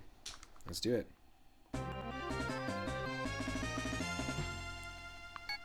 This is cool. I really like that we're playing... We're not playing a Capcom Disney game. I really like that this is developed by a different company. And you can tell they're greatly influenced by a very particular era. I believe it's the mid-40s and early 50s era of the Mickey Mouse shorts, which is really cool. Difficulty, normal, easy. Let's just try normal for now. Tries 5. Yep, I guess that's going to be our lives. Sound test. You got to check this stuff out.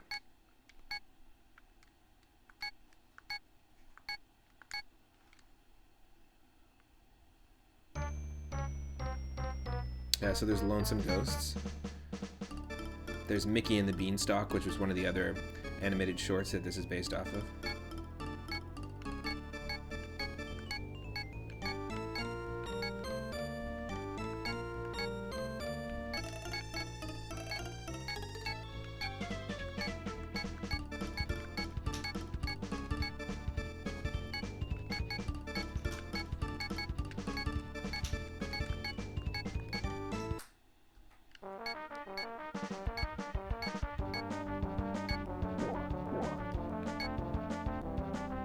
It's got some good boss music for this, for sure. This could totally be read out of a Super Mario World ROM hack with a custom Bowser fight.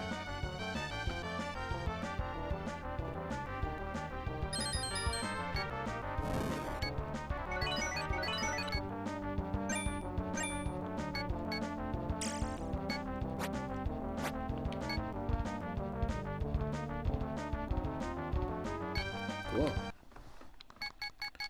I'm into it. Really good music so far, gotta say. The last game did not have great music. It starts the exact same way. That's so funny. Just like the Looney Tunes game, it was painted. Cool. It actually shows you so it's a time travel game. That's really cool. It's a time travel game where Mickey travels through to the exact dates of when he released those cartoons. Very floaty. Cool game though. Looks like there's no time limit on what we're dealing with here. I have no idea how the controls work. L and R are doing nothing. X and Y are doing nothing. B is jumping, and that's it. I can duck. Like if I press up, I can wave, I guess, with an animation smear in there, which is pretty funny. Animation smears are a really cool technique that are utilized in a lot of retro. What?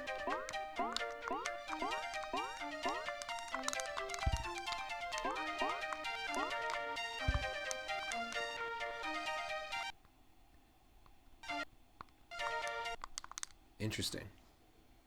Oh, I get it. We're on pause, so there's Pluto's paws are showing up at the bottom corner, at the top corner. That's really silly. What am I supposed to do? What are the controls here? There's not a lot of options on the Super Nintendo for controls.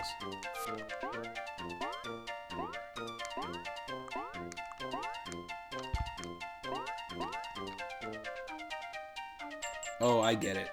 We jump on this bottle, and it shoots a cork into the mouth of the goat. And because I jumped on the goat, it shot the cork out. I get it. Yeah, it's because if you watch the original Steamboat Willie, there's this exact goat in the cartoon. That's kind of cool. I only have one. What the heck? Is Mickey prepared for this kind of time travel paradox that's going on right here? They can't meet each other. Hasn't anyone seen Back to the Future?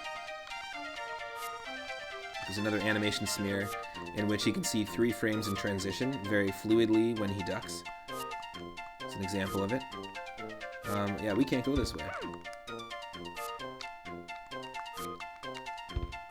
Oh, okay, you can push these. Alright, I guess we're meeting. I guess here comes the paradox. Yeah. Oh my god. He's gonna cease to exist.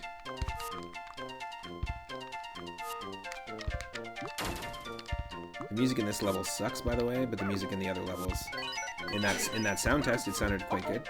Oh, interesting. Interesting.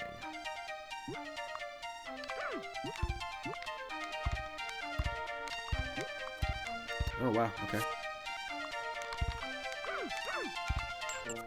So I have to say right away, this game is actually it's a lot more fluid looking than the other game in terms of visually, but it's a lot jankier to control. It's a lot tougher to control.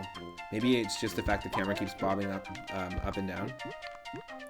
They did do a really great job in pulling in every single, even characters that showed up in Steamboat Willie for like 2 seconds, like 30 frames. Even, like, look at this. It's really cool. Like, atmospherically, this game is pretty sweet. Yeah. Uh-oh. Uh-oh indeed, my friend. Uh-oh indeed.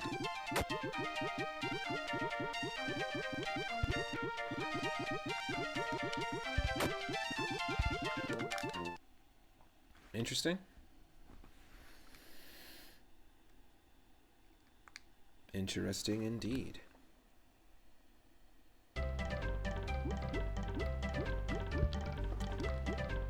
So obviously these are serving as our tutorial levels. Really good use of the sprite animation on the Super Nintendo though. Not sure what the stars do, but I know we need them. We also got a little Turkey in the Straw musical reference going on here.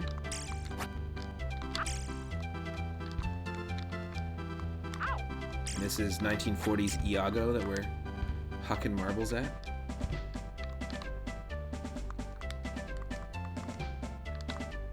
The house has a face. Definitely. Oop. Hey, hey, hey, hey. I can't jump on that.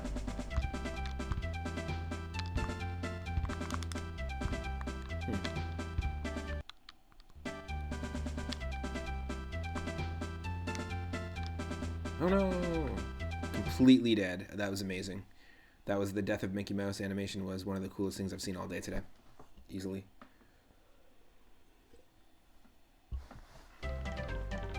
The fact that this game has a loading screen is funny to me.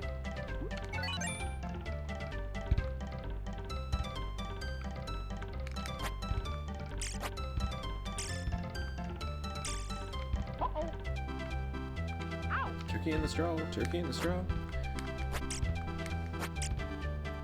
Come on.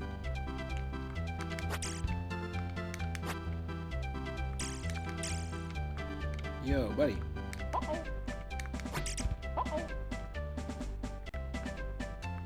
What am I supposed to do here?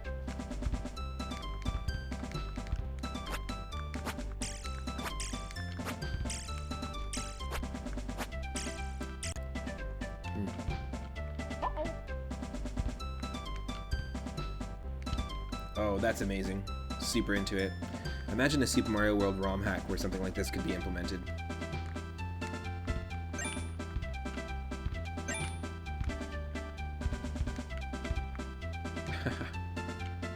No.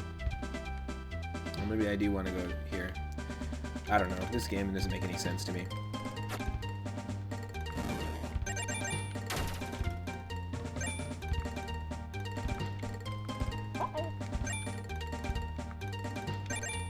Wow.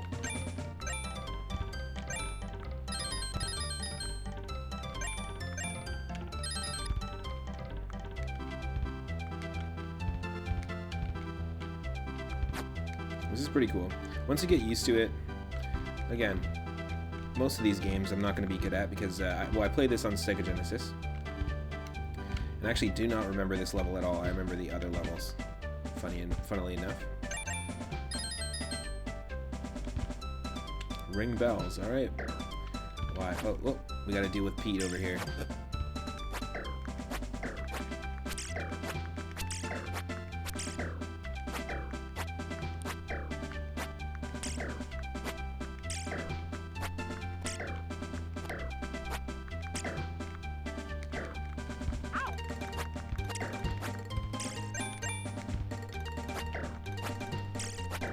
Nice. He just started chewing tobacco because he's pissed. And killed me. Insta-kill. That's funny. Cool. It does spawn us back here, though, which is great. Dead. That's right. Oh, that's terrible. Look at the animation. It spawns us up. Another great animation smear. I want to see if I can get it. There we go. Look at that. That's ridiculous. It's an entire frame that's like an animation smear in every single direction. No, I think I got all those bells already. And actually, I think by ringing the bells, what it did is that's what called him out. Like that's how we summoned Pete, if that makes sense. But Jesus, like, terrifying.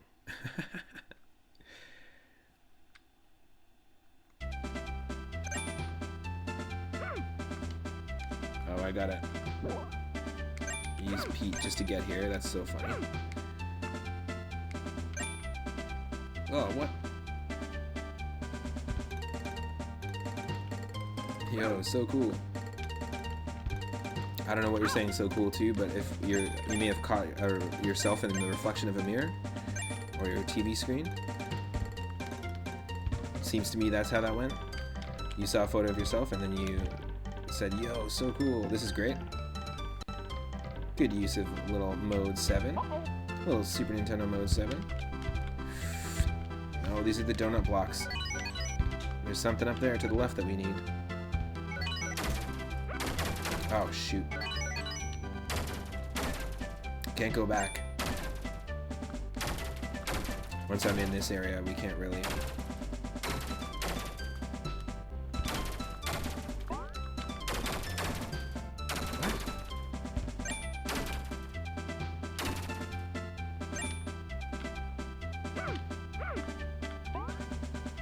Oh, what?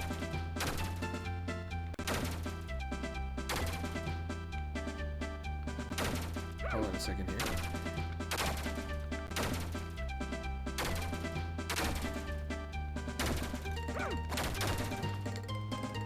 Damn. I only have one health left here. Oh, cool. I have to kill the gears. I got it. I have to break the gears. Makes total sense. For those that are just joining, we are playing Mickey Mania on Super Nintendo, a game that I rented back in the day multiple times for Sega Genesis. It was a multi-platform platformer from way back. It's the second game that we're playing on our very first viewer request night. See a few more people have just joined. Over the course of my channel, if you hang out in the channel, you can earn moonstones, and you can redeem them for some pretty cool rewards, like naming a Pokemon or an RPG character in a playthrough. Reminding me to hydrate, check my posture, unlocking really cool emotes. And my favorite one, which I'm glad that we could start the series today, is the viewer request. You can actually use 5,000 moonstones to suggest any game from Game Boy, Gameboy Color, Gameboy Advance, NES, SNES, or Sega Genesis, and I will play it. I'll give it an honest shot.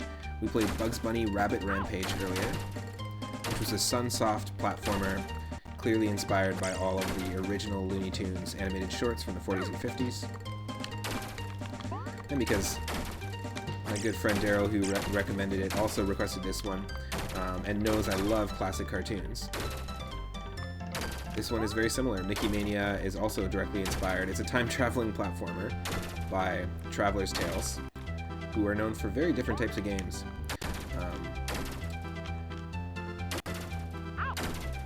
And yeah, this is very similar. It does the same thing with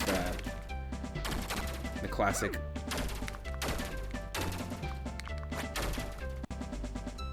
does the exact same thing with the classic Mickey Mouse cartoons. In fact, you could almost think of this as like Epic Mickey before Epic Mickey came out.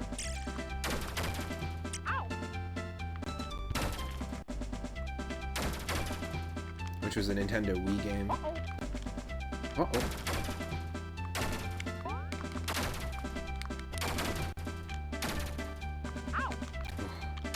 Just want to avoid this damage. Getting damaged all day. We have two more games in the queue that are also Looney Tunes and Disney themed. We've got taz-mania, another Mania platformer on SNES, that has been requested by Oosh of Grimbomb. Grimbomb is another retro Twitch streaming channel that I hang out in a lot, and he plays a lot of similar games to me, like Super Mario and Zelda randomizers, stuff like that. Mickey has stopped the cranes and rescued Steamboat Willie. Nice. So in the last game, in the Bugs Bunny game we just played, we were able to get past the first beat Elmer Fudd, but we weren't able to beat the Wild West level. We ran out of continues.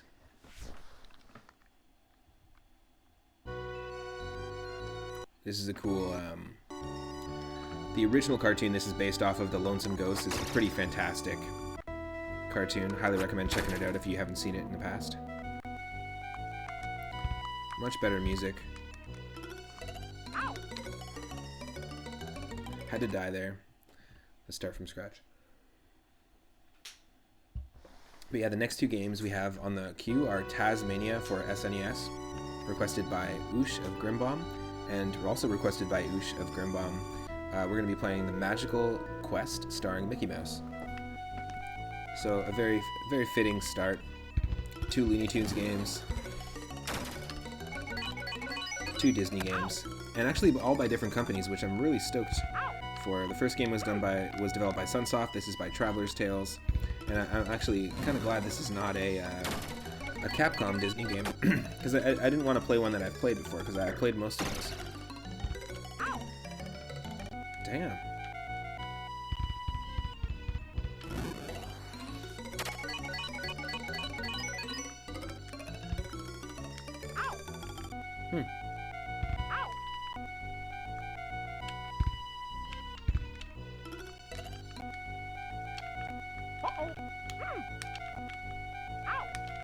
Can't jump on them. No. Okay. That's fine.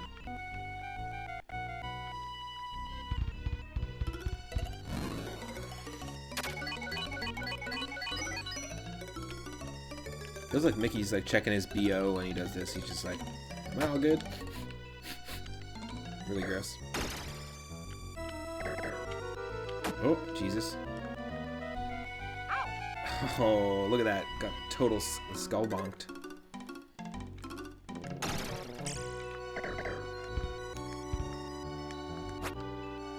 crazy enemies to have to avoid. Whoa. Really great fluid animation, though, I have to say. This looks just like it looks very similar to the Aladdin game for Sega Genesis. It has that same kind of fluidity. The Aladdin game for SNES has some great animation as well, but it just doesn't have the same kind of fluidity that you see here. Ah! I'm out of marbles. I lost me marbles. Okay, let's do this and try not to get hit. Great. Great. I got skulled.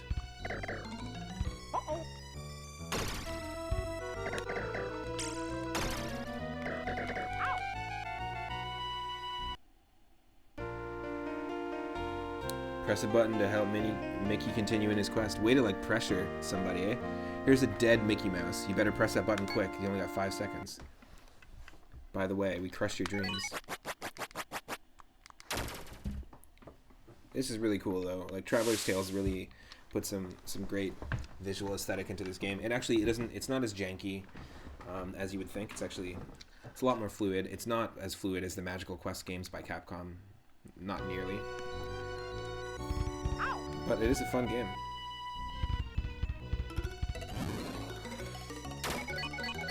I just want to start from scratch again. Janky's your favorite Kong. Isn't Janky Kong Lanky Kong's sister?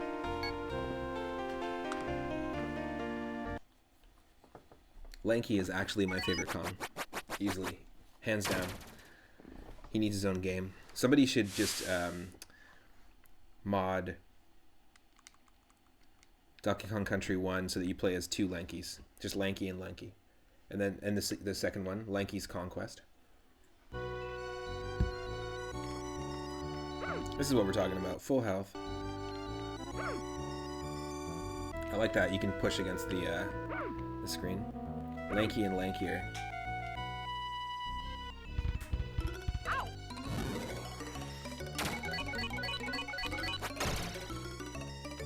Holy crap. Yeah, I do definitely 100% remember this level from when I rented this as a kid. This is very embedded in my memory. Oh. You know, as a kid, I grew up with tons and tons of VHS tapes of old school cartoons. And this was one of them. This definitely was one of them. Like the original Lonesome Ghosts cartoon.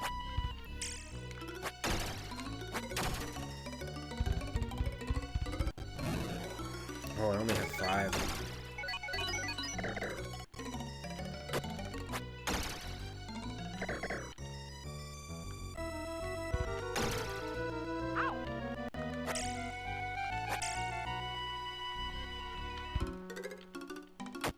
Oh, that has to drop. That's dumb. Damn, what the hell? How are you supposed to avoid those? Uh-oh. Uh-oh. Watch out for its stink bone. Stank bone. Uh-oh. Also some great animation smears in the animation there. And basically it's when you kind of blend a couple of frames together, because in reality when you look at something really quickly or something moves past your vision, you don't see each individual moment that's happening in the action. You actually visually see the action in reality, so it's kind of a cool...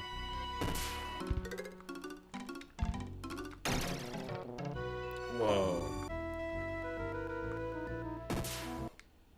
Yeah, that's what I thought. I knew you had to just walk past him, because this animation played last time. It wasn't the death animation last time around the screen here. Cool, yes. Oh, this isn't the Lonesome Ghost. I'm so sorry. This is the Mad Doctor. This is an early one. Obviously, we're playing the games in chronological order. Lonesome Ghost came out way later. Several years later.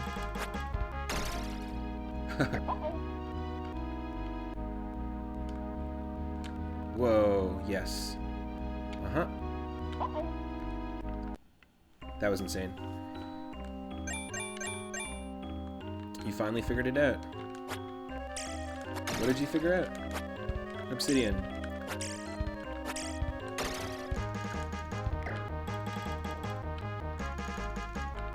Oh, that doesn't hurt us. It looks like it's gonna hurt us though. Oh, the game that you played, the cartoon game that you grew up playing, was Tom and Jerry War of the Whiskers. What console was that on?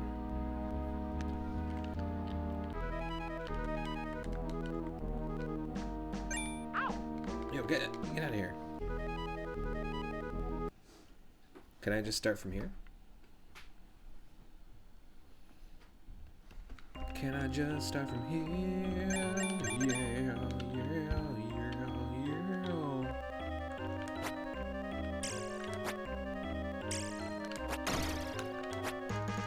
Get out of here, Drac. Count Chocula. Dang old brown bat. Oh, on PlayStation 2. Nice. Tom and Jerry War of the Whiskers. What kind of game was that? Was it a platformer as well? An action-adventure game? Oh, shoot. Yes. M-I-C-K-E-Y. Get out of my house. Of my house. Of my house. Of my house. Of my house.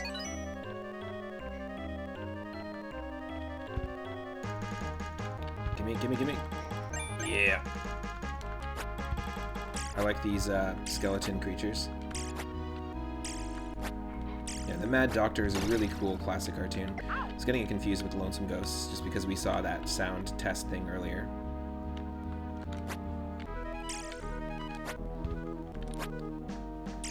It was a brawl type game. No way.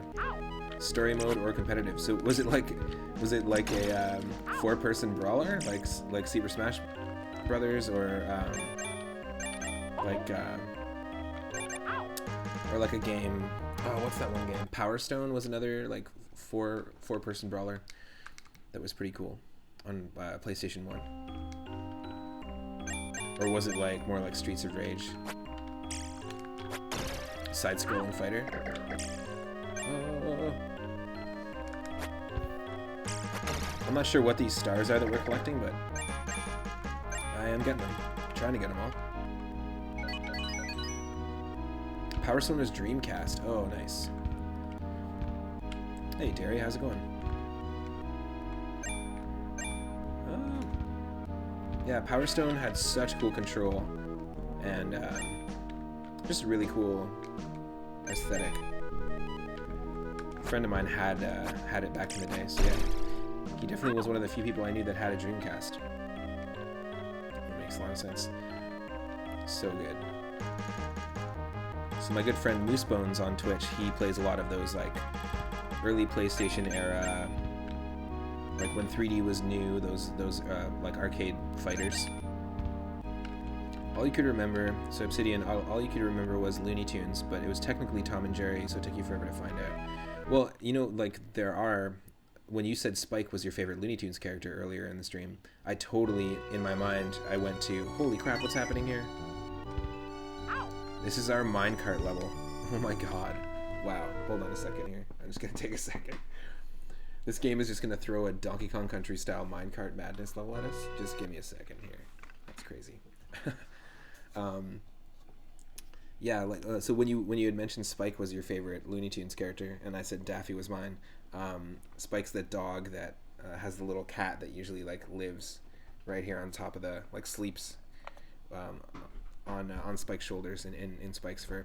But instantly in my mind, the first thing my mind went to was the dog from Tom and Jerry, and they look so similar. If not, there has to be some sort of like copyright thing going on there in terms of the designs of those characters. I wonder who was designed first. But if I recall correctly, the Spike cartoons from the Looney Tunes series actually were in the 50s. They were developed in the 50s and 60s era of Looney Tunes cartoons, so it wasn't a character beforehand, and yeah, they look so similar. I get them both mixed up all the time as well. And same with so like Tom and Jerry would have used and introduced the character in the mid 40s and late 40s, the dog character. So Tom and Jerry technically I think would have been the universe that created it first. Very cool. So it was Yeah, it was 3D animated, the Tom and Jerry game you're talking about, and you think you could play with 4 players, but you only ever had 2 controllers. Cool. Sounds like a sweet game. Oh no, I died right away. Died right away. Sorry about that. Just wanted to catch up in the chat. Again, everyone can request a game by utilizing those moonstones. And any game from Game Boy, any Game Boy system, or NES, SNES, and Sega Genesis. Your favorite Looney Tune is Roger Rabbit, then. Honestly, he is one of the looniest tunes. He counts, definitely. This is basically, the stream today for our first retro request stream is basically a Roger Rabbit, a scene from Roger Rabbit. Oh.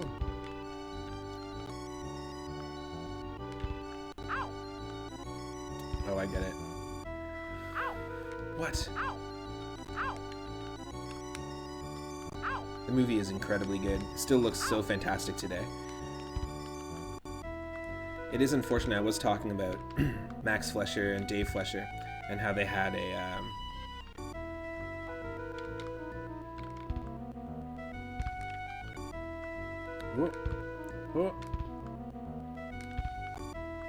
how they had a lot of things taken from them by Disney, and they were kind of swindled by Disney. The Fleischer brothers, they invented Popeye, Betty Boop, those characters. But they also patented something called rotoscoping, and it's the exact technique that they used that Disney used and stole and said that they had the patent for the Three Caballeros movie in the 40s, which was the first rotoscope feature film. They stole the technique. They stole the slot of the first feature-length animated film, and then they stole the technique from the Fleischer brothers. So close. And rotoscoping is exactly what was used to make movies like Waking Life and A Scanner Darkly. It's pretty crazy.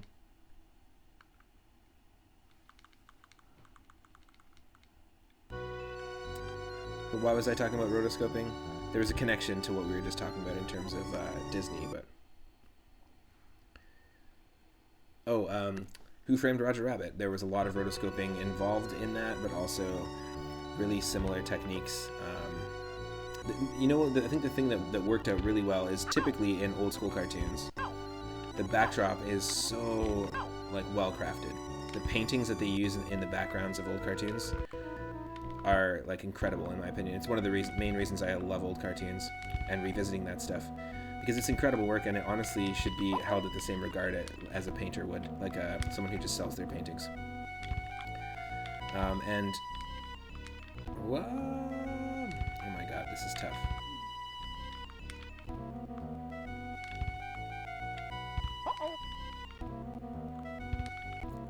The thing that I really like about Who Framed Roger Rabbit is that they take the same principles that you would if you were same principle that you would have if you were painting and shading a backdrop for an old cartoon, except they apply that to the main characters in the front, and it really entrenches them in the reality of the movie, and tying it in with the lighting. As soon as I don't have to focus on the minecart level, my brain just lets me speak fast. But during that time, I was just trying to make the words come out of my brain. Let me just catch up in the chat here. Derry, you're saying the bulldog's name in Looney Tunes is actually Hector, not Spike. Interesting. So Spike is the name of the Tom and Jerry character then? That makes sense. Keep loading that save state. Daryl, that's basically the through line of the channel right now. You love how they got Disney to agree to be a part of it. Yeah, it's a really fantastic, really fantastic movie, and really holds up today. The Disney bulldog was Butch, and Tom and Jerry's was Spike. They all look the same. It sent you down a wormhole there. Nice. That's funny. Ooh.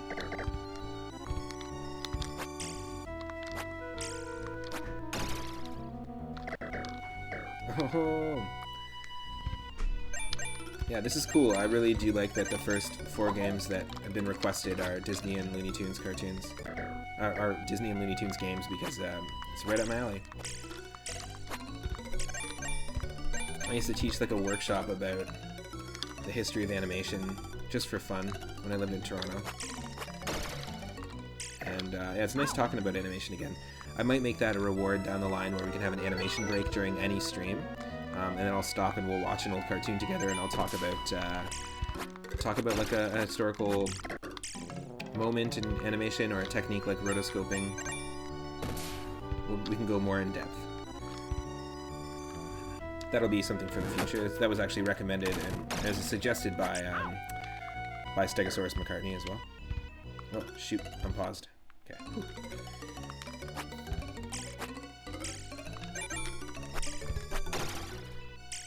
Oh. Imagine if Castlevania, like skeletons, blew up like that and just shot like bones all over the screen. It'd be pretty crazy. Like in Symphony of the Night. I just want someone to mod Symphony of the Night and put these skeletons in it in place of the default ones. Castlemania.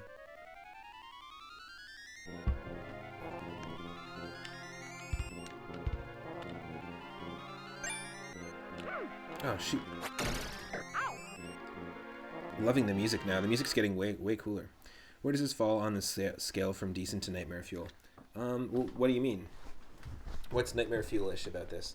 I think the most Nightmare Fuel-ish moment that's happened in the stream today, so Fuel-ish,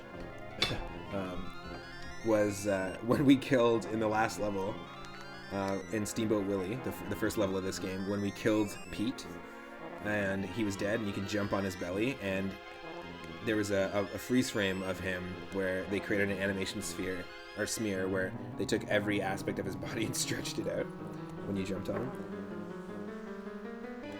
In terms of the control, it's not that bad. The first one we started with Itorama was Bugs Bunny's Rabbit Rampage, and the control was not that bad. It just had like really big character sprites and really big enemy sprites.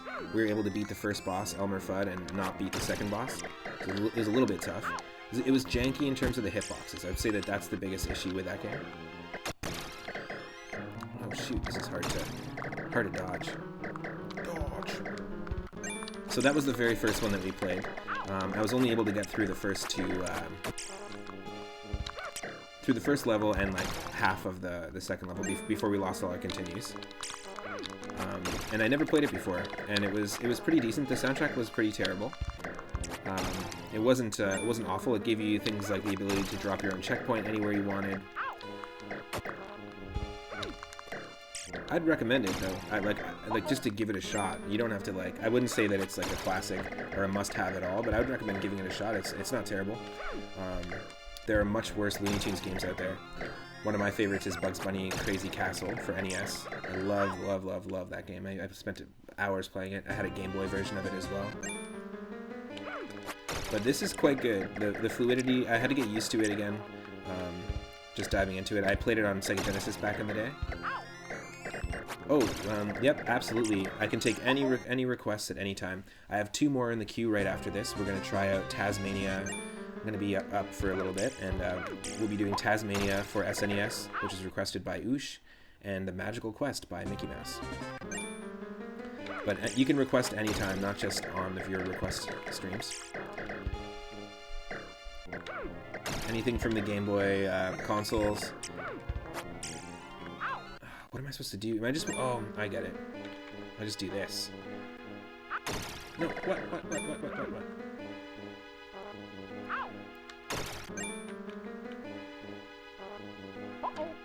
What? Oh, wow. So tough. So tough. Yeah, definitely have time to take more requests at any time, so feel free. Anything from the original Game Boy or NES, SNES, and Genesis, I can rock. I'm not going to necessarily promise I'm going to do well in it, but...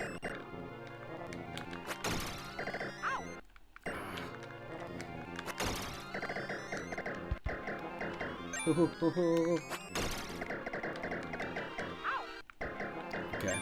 So these bone animations are the same every time. Wow, holy crap. Ridiculous. Oh no, another Looney Tunes game. We might as well. I mean, honestly, so every single Sunday at 6:30 p.m. Pacific, I'm going to be doing these viewer request nights, and if we really get into the game, then I'll try to play it to its completion. But every single Sunday we'll be doing that as a regular thing. So it's just going to add to the queue. Feel free to suggest whatever you like. A game that you think is going to control great, a game that you have fond memories of, or if you want to troll me and suggest a game that's really frustrating and difficult to get behind, then by all means, I'm open to all of them as long as they are retro.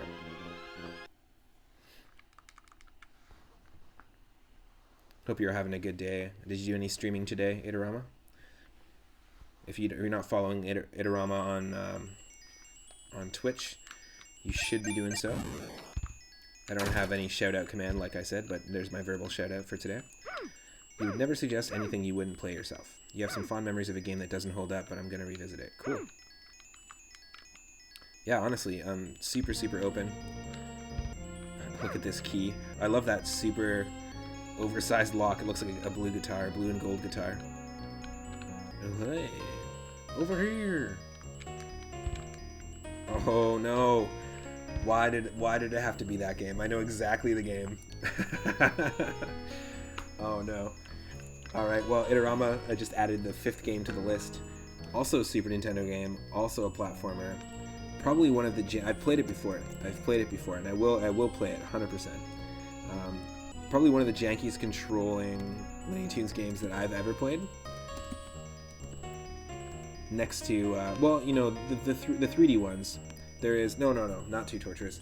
But, like I said, I'll play every request that's thrown in there. So Porky Pig's Haunted Holiday is another Super Nintendo game with big sprites, another platformer with big sprites. It kind of looks very similar to the Bugs Bunny one, and to be honest, they may have been developed at the same time. If it's developed by Sunsoft, it's very possible it is actually just using the same engine or like a similar game starring Porky Pig, which is cool. I actually enjoyed the Bugs Bunny Rabbit Rampage game, and it's not true. It's not the jankiest Looney Tunes game that I've played in terms of control. I would say that there's some N64 Looney Tunes games and some PlayStation era ones that are real janky. Whoa, what's happening here? Obsidian hosting the channel. Thank you so much for the host, Obsidian. Really, really appreciate it. Thanks for dropping in and for the cartoon chats. You're gonna take off. Hope you have a great stream. Thank you, thank you. I really appreciate it. Hope you have a good rest of your night. Uh-oh. Uh-oh. Uh-oh. I'm digging the tunes here. They're trying to put all these like emotional like 1980s J-pop anime theme song stuff into this. Oh, I think we could do it this way. Mickey's pissed. He's friggin' pissed.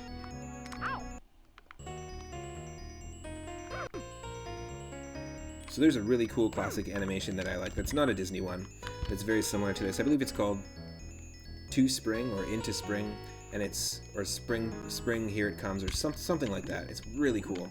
And this little puzzle here is reminding me of that cartoon. It basically visualizes that the coming of spring, which we're just moving into right now, is kind of controlled by these there's like these little elves, kind of like Keebler elves that oh come on, the hitbox, really?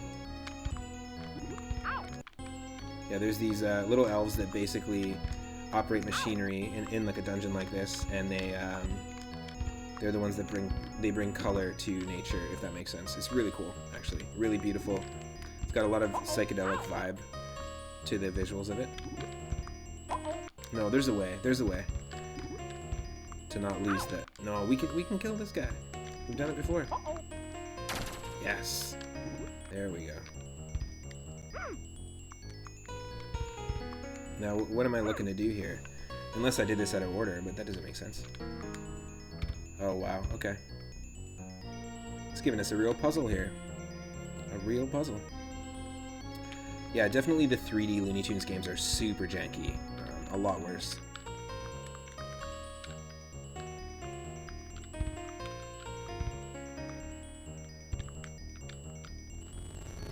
Wow, I knew that button was for something. This is actually kind of cool. For a puzzle.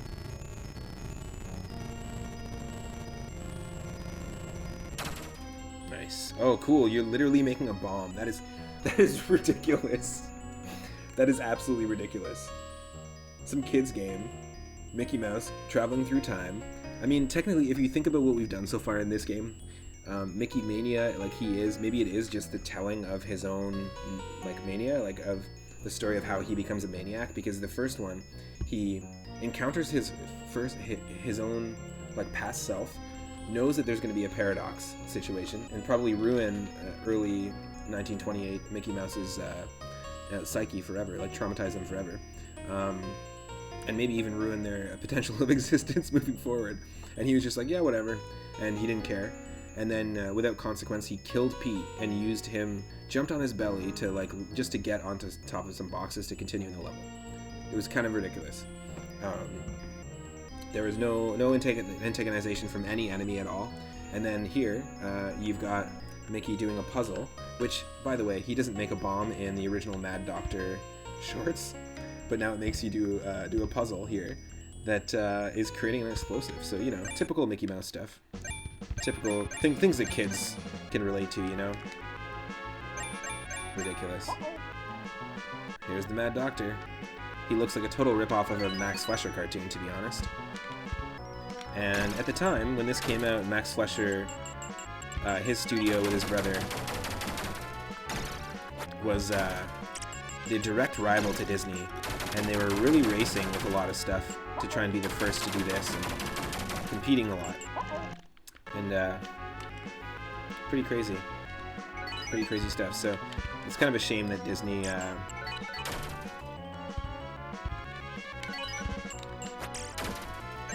did the things that he did to the Fleischer brothers. Look more into it if you want a little more history.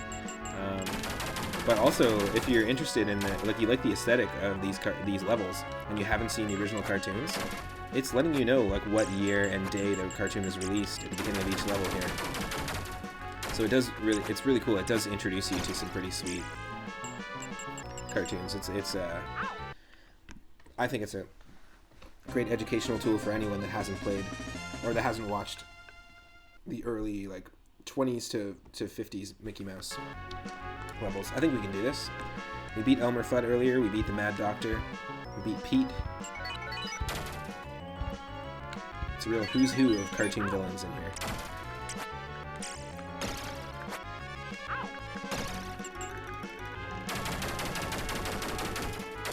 You see he's got plans to cut Pluto?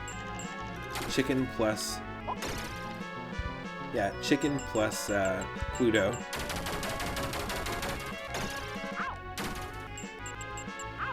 Oh wow. Okay, so we have to jump on his head. I think you can't attack him when he's tossing potions at you. I got it.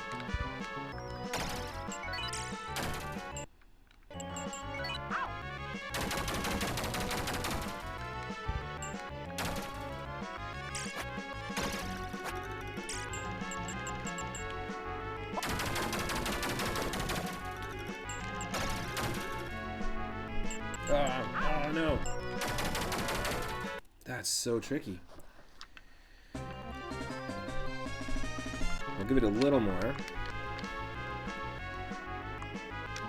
A few more attempts here.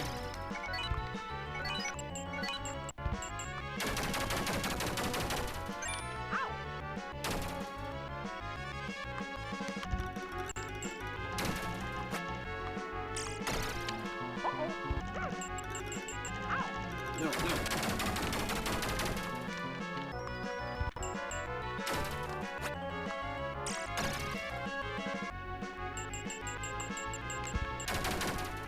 Oh, wow. It's a lot harder to avoid getting hit.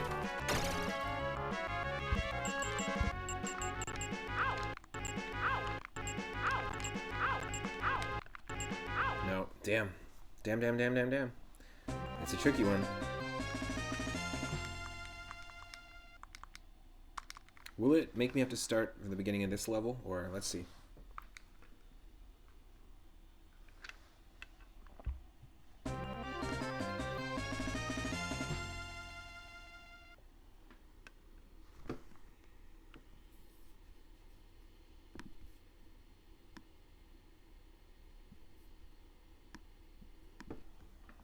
Let us see where it makes me start.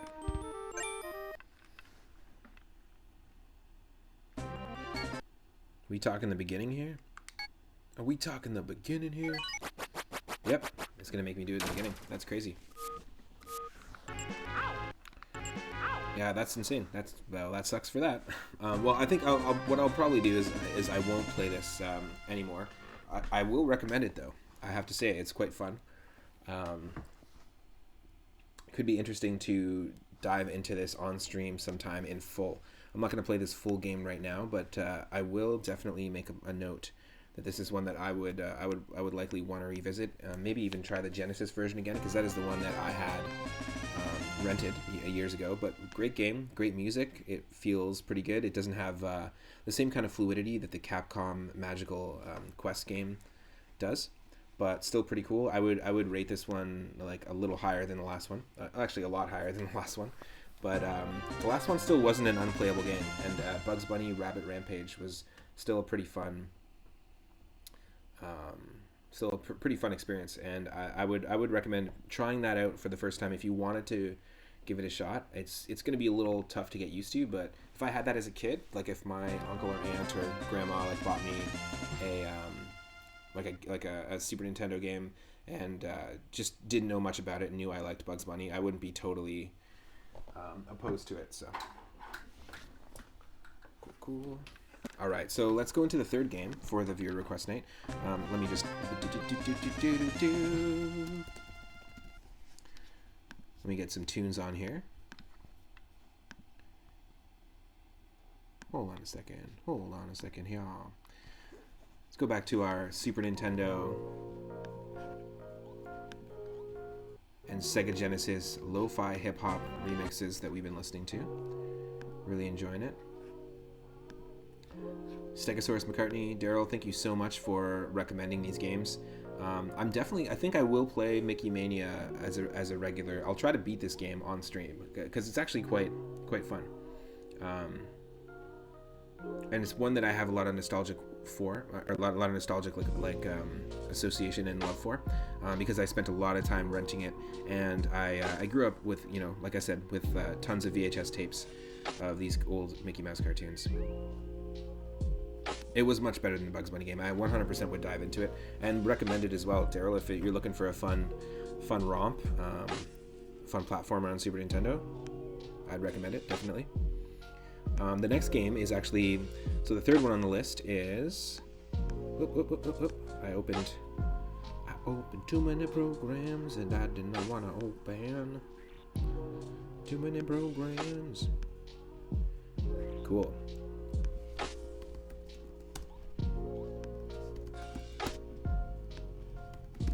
Next one is another Mania game, funny enough.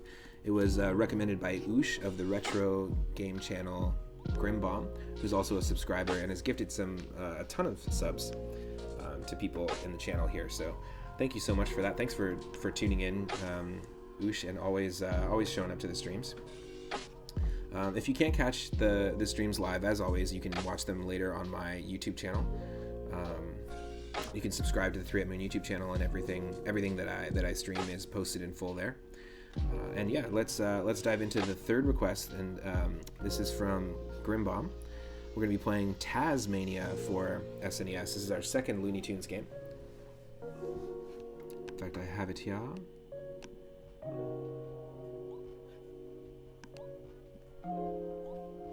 It'll just be a moment.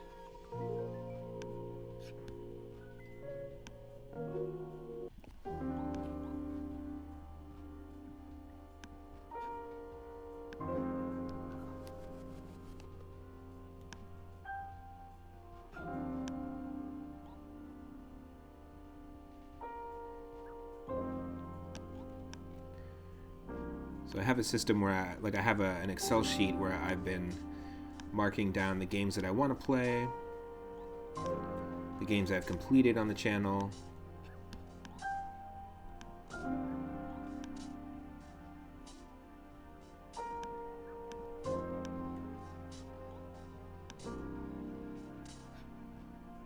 here. Interesting.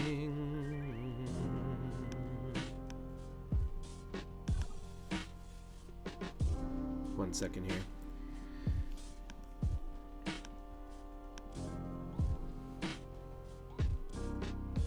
Yeah.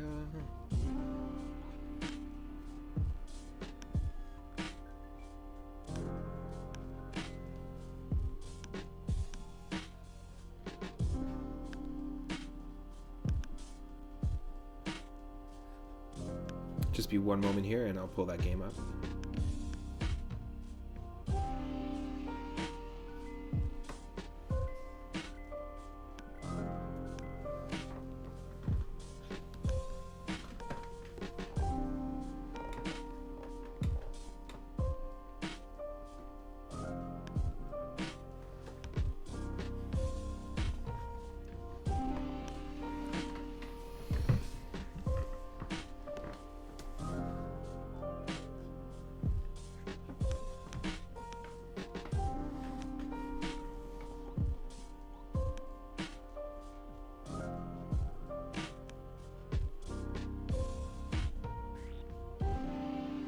Thank you so much, Adorama, for requesting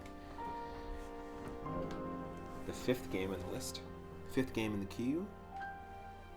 Porky Pig's Haunted Holiday on Super Nintendo. What's going on here? Not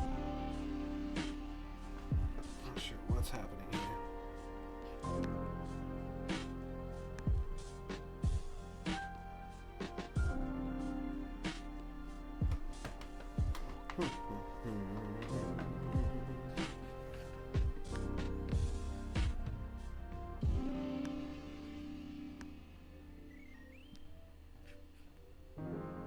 There we go.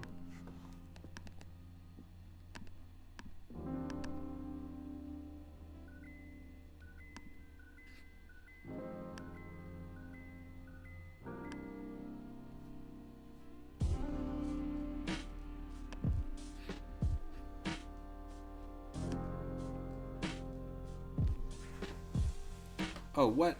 Nicolette, it's your birthday? You're supposed to lead with that. You're supposed to lead with that, Daryl.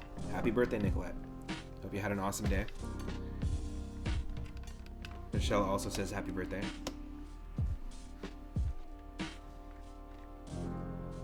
It's a pretty mellow day here where I'm at in terms of weather.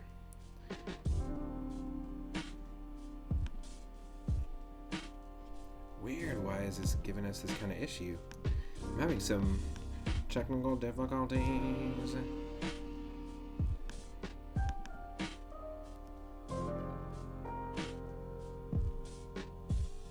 Not sure why.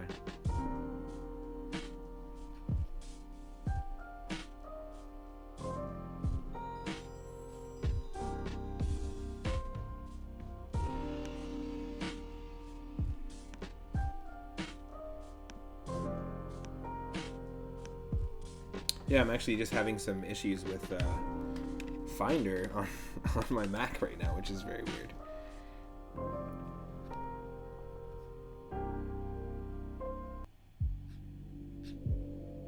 Just a second here, the chat's reloading. A few different weird janky things going on. I'm not sure why. I thought the janky stuff that was supposed to go on was supposed to be in the jankiness of these platformers.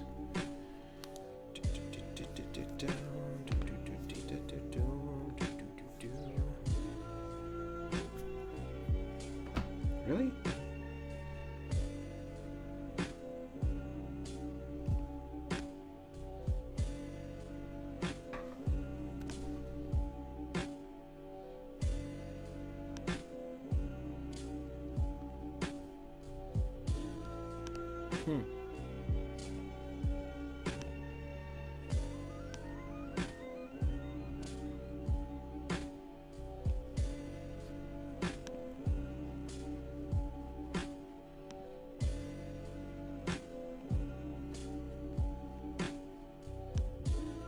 Janky Kong's at it again. It's true.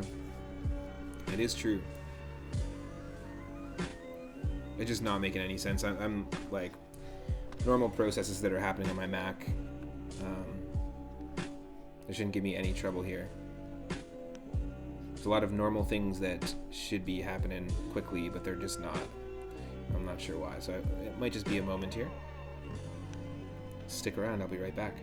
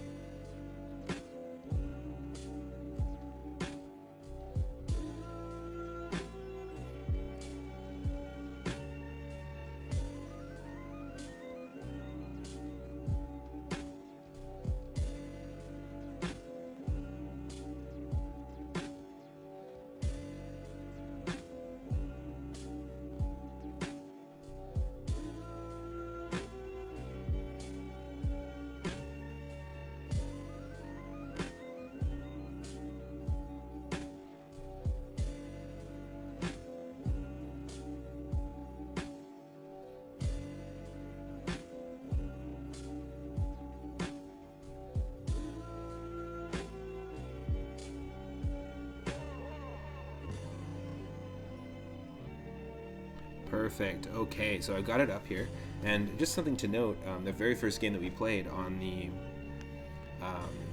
viewer request night for this stream today, it was Bugs Bunny Rabbit Rampage, made in 1993, developed by Sunsoft of America, who made the Arrow, the Acrobat games, and a handful of other platformers that weren't that terrible. Well, looky, taz-mania, developed 1993. By Sunsoft of America. Pretty cool. They even have the copyright notice here for a 1935 song, Merrily We Roll Along, which is pretty hilarious. It's utilized in so many different old school Looney Tunes cartoons. So let me get these tunes going. It's definitely not going to be any lo-fi remixes of retro music in this soundtrack, but let's give this a shot. And this is taz-mania. It is the third request that we've got, and it is requested by Grimbomb. If you get a chance to check out Grimbomb's channel and you're not following Grimbomb, you should give him a follow. Awful music. Like an awful interpretation of the Merry Melodies music. They had a better interpretation at the Game Over screen. This is awful. Much better interpretation at the Game Over screen of Bugs Bunny Rabbit Rampage. This is not exactly the best birthday gift here. But let's start this over. What kind of game is this? I never played this before. It looks like the sprites are just as big as they are in Bugs Bunny Rabbit Rampage. And I'm starting to wonder if perhaps, maybe... I'll restart this. I'm starting to wonder if perhaps maybe Porky Pig's Haunted Holiday is not made by Sunsoft and released in 1993 as well. Pretty funny. Let me know if there's any issues with the balance of the audio, because this game has some really abrupt music. I just don't want it to be imbalanced. I can tweak it at any time.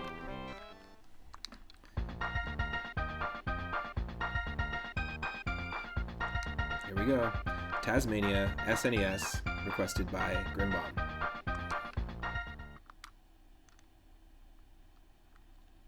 So it looks like it's a racing game. Main course.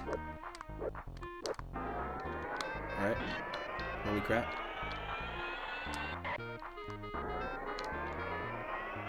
Oh. You can run backwards. What?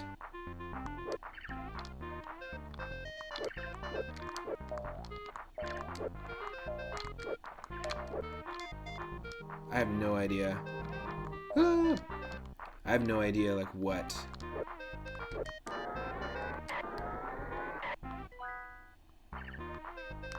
The controls are. Alright, I can jump. I can... It looks like an attack. Yeah, we can eat. Oh, cool. I get it. And we can get flattened. That's basically what happened to Pete and Mickey Mania when we played the last game there. Yeah, I can basically jump up and eat a bird. Like, put it in my mouth, which is weird. Okay, okay. I'm just trying to figure out the controls before I actually seriously take on the level. Also reminds me weirdly of 3D World Runner, which was a Squaresoft game that was not an RPG on NES. That's going to be part of the puzzle game streams that I'm going to be doing, arcade and puzzle game retro streams in the future with Bugs Bunny Crazy Castle, of course, and some other ones. All right, well, I kind of get how this works. Let's just reset it and forget it. Let's do it. Dive right in.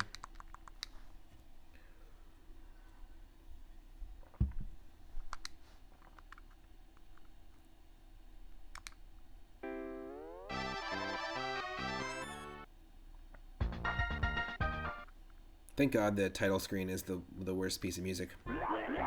This isn't terrible.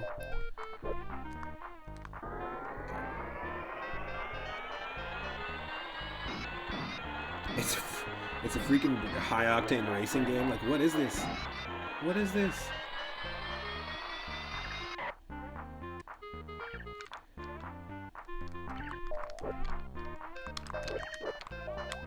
Give me the boy. Okay, we eat the bird for energy. I got you. No, no, no.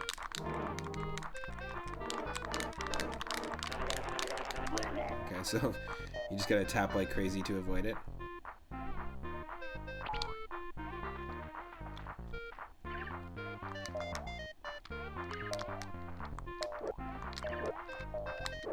What kind of game is this? You gotta just jump up and eat birds, avoid trucks, avoid buses. Taz tired. Yeah, you just got tired.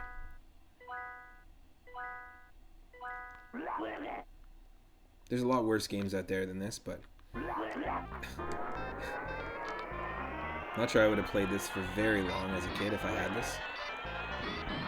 I think this is also available for Sega Genesis, of course.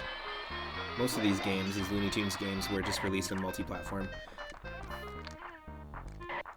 Oh, shoot.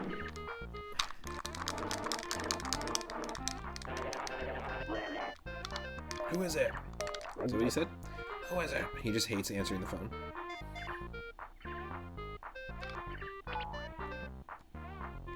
Oh, what? Don't I have to get these things? It's like a little dingo? Oh, it's a kiwi bird. I get it. It's a kiwi because of the taz-mania. Anyone ever watch this really failed sitcom spin-off of Animaniacs / Tiny Toons Adventures? taz-mania. The 90s, like, basically it was a sitcom. It was about Taz and his, like, family at home in taz-mania. It felt like Dinosaurs, that Jim Henson sitcom. But more awful. But yeah, Steven Spielberg had a hand in producing that after the success of Animaniacs and Tiny Toon Adventures, which I think Steven Spielberg also had a little bit of a hand in that. He co-produced it, I believe. Speaking of Animaniacs, it recently got its own, the Dingo on a motorcycle. What is this, Road Rage?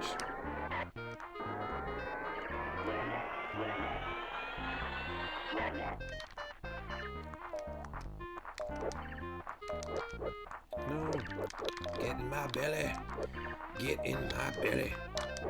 Thank you. Yeah, speaking of Animaniacs, it got a new season. Not sure if it was on Hulu. I think it might have been Hulu.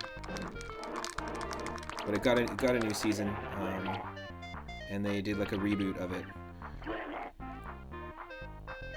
have not watched it. I used to love watching Animaniacs. It was a great cartoon back in the day. Really dated though. If you don't want 90s references, that's basically all you're gonna get. Pop culture 90s references. Oh, yo. Give me this. Oh, I'm pressing the wrong button, that's why.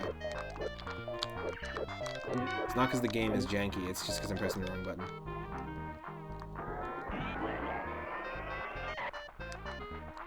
Who is it?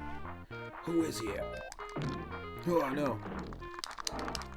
Selbake, welcome to the stream. This is your jam back in '93, nice. So I never had this game, never played it. I do remember seeing the Sega Genesis version available for rent when I went to my local Blockbuster and video game rental place back in the day.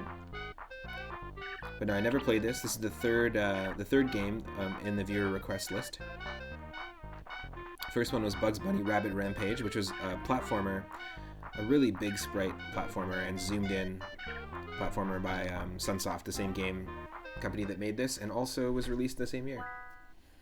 Then we played our second one, Mickey Mania, which I'm going to definitely jump back in, and with Mickey Mania, I plan on actually playing that on the stream. I really enjoy it.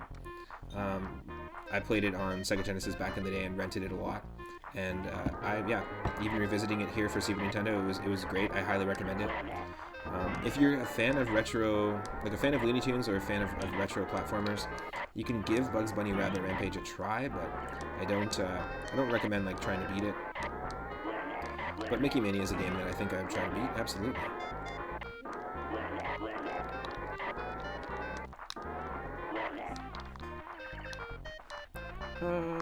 So we gotta eat these birds. This is really tricky. I gotta eat the kiwis. I've just been running over them. Oh, I gotcha. You gotta eat the kiwis. That makes sense.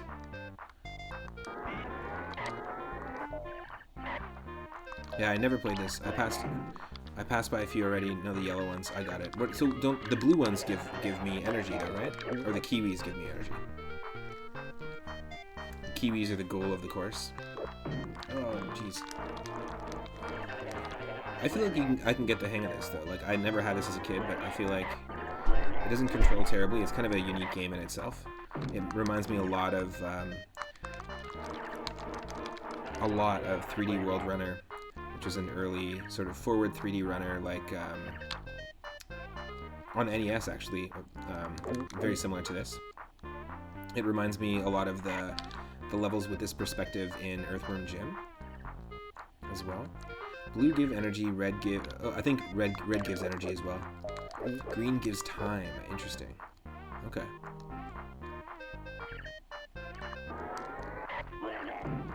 Who is it? I hear that every time.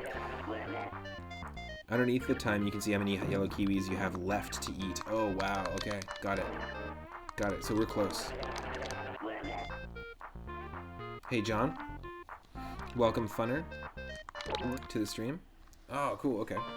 Thanks for letting me know, because I had no idea. Taz-Soft.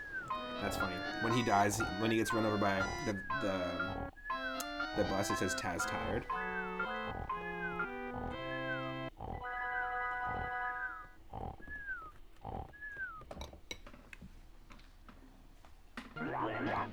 Okay. Before I dive into this, just 1 second. Interesting. The select button is the pause button. Way to push the standards of the way people understand video games. Super silly. Just 1 moment. I'll be right back.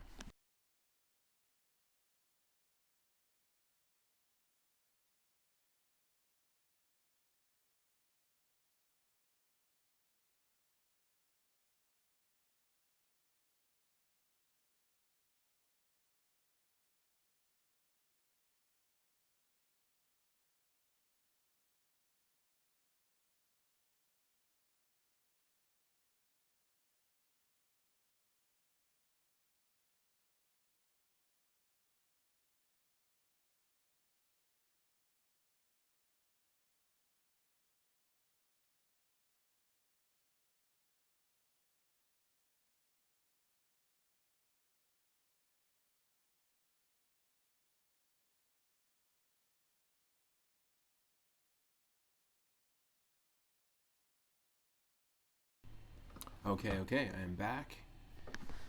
Let me unpause it here.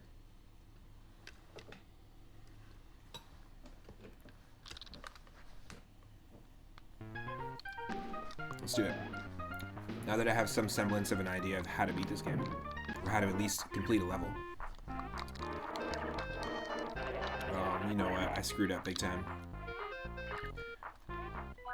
Let's just try and reset here. It's so funny. There was a training level in the Bugs Bunny Rabbit Rampage game, and I thought that was really cool, but they didn't make you play the tutorial level. And honestly, it was just Break the Targets from Super Smash Brothers.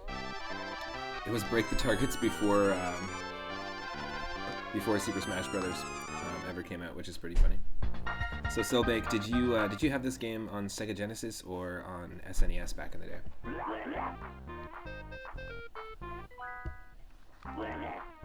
Oh, thank you for the hydrate. Let me just get a little bit of water in me there. Appreciate it. Feel free to join in.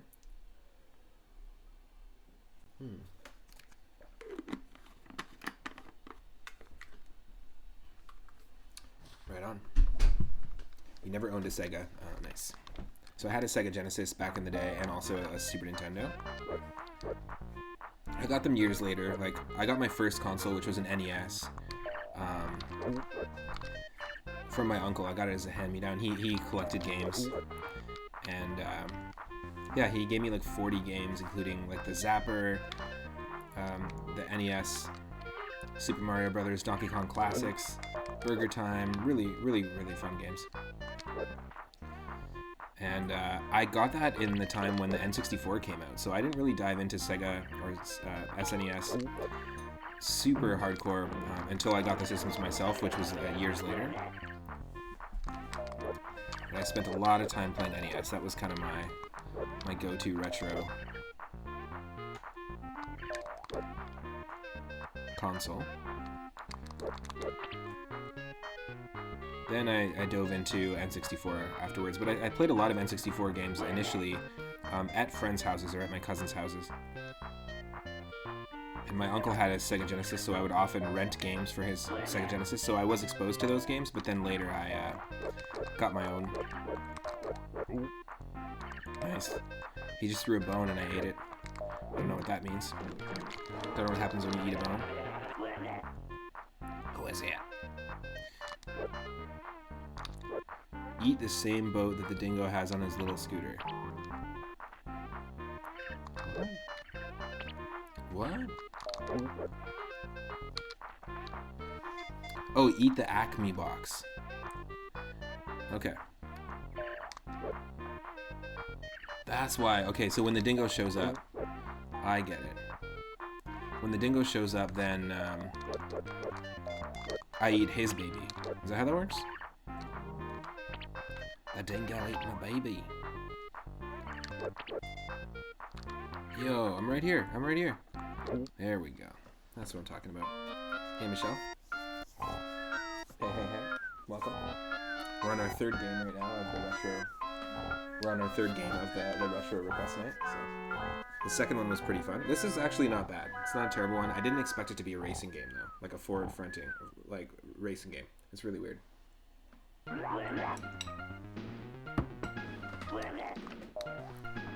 Who is it?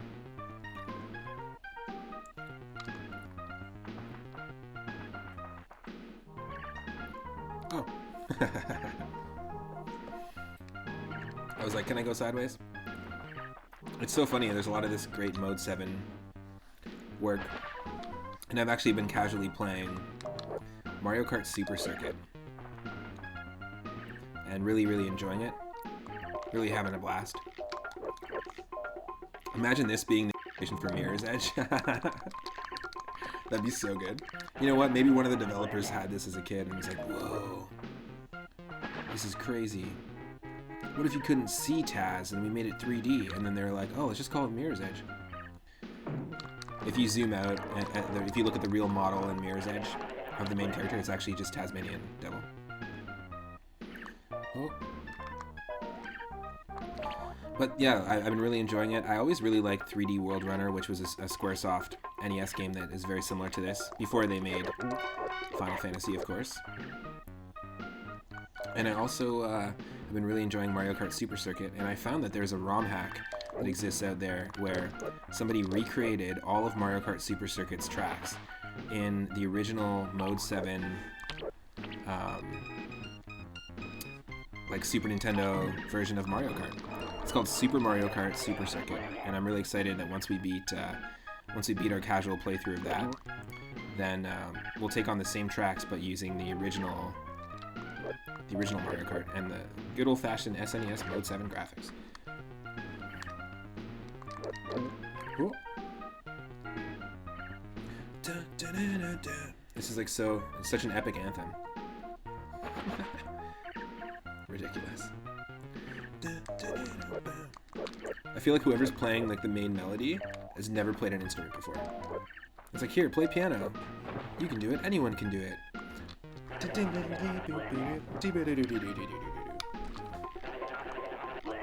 You eat the package and its contents bounce around. You still gotta catch the contents. Oh, shoot.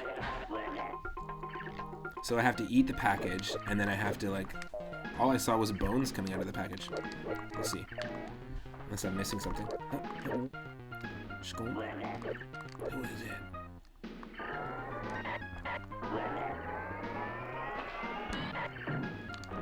Damn. It's supposed to be a steel drum. Oh. I guess it's a steel drum. It certainly sounds like a keyboard horn, that's for sure. Okay, we're done. Definitely not doing well on this.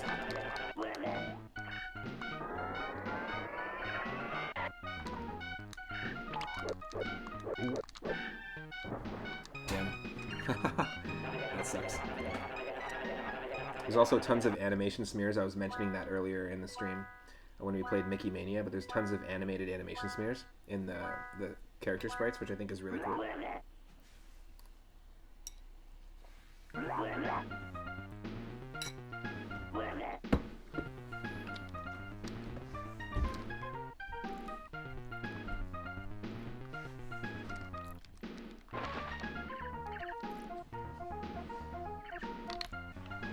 Remember that anyone can request a retro game for my regular request nights at any time. You don't have to just do it during tonight's stream. Any game for Game Boy, Gameboy Color, Gameboy Advance, SNES, NES, or Sega Genesis. I will give it a shot.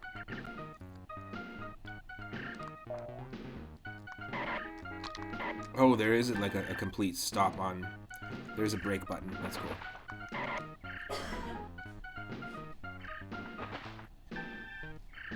It's really tough. It took you weeks of playing to get it. There's only 5 acts. Oh, wow. Okay.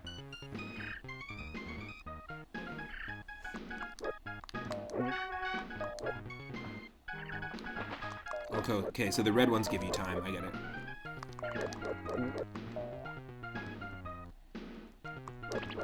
Huh. Oh, come on. What is this, the Roadrunner game? With Wile E. Coyote? No. Taz always gets the kiwi. This is good though. I could see getting hooked on this as a kid too, you know?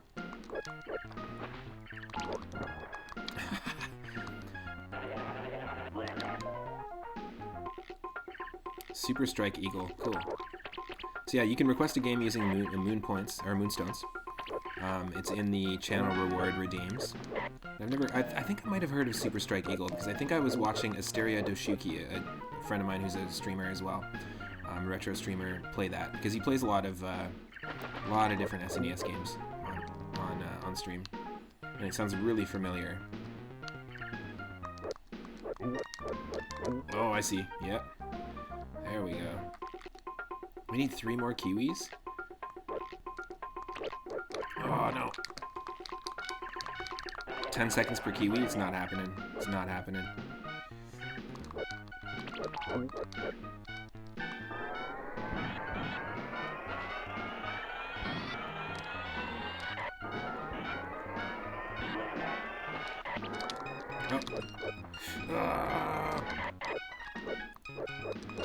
Yes, got it. Just one more. This is high octane madness. Oh, crazy. So I haven't even come close to...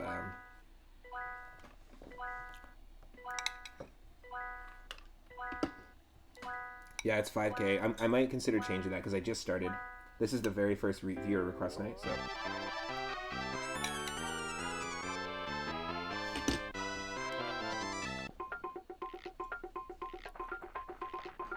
Is there a way to... There's no way to restart once you start the match, eh?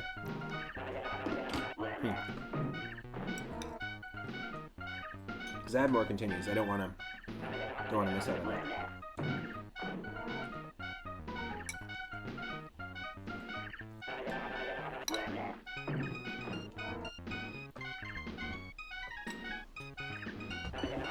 Just waiting for this timer.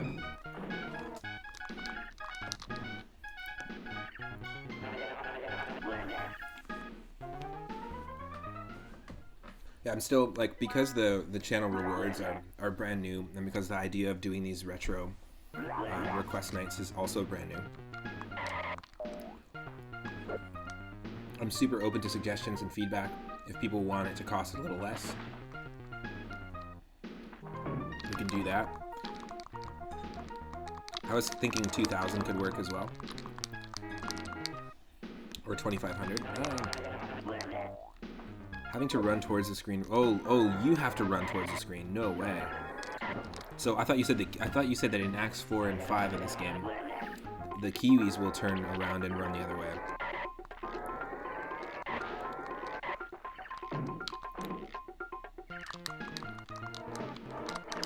But then it requires you to run towards the screen. Oh, I gotcha. Like this. Yeah, that's pretty insane. Okay, let's do it. Let's see if we can just get these last three, and if not, then I'll try to level one more time. Ah.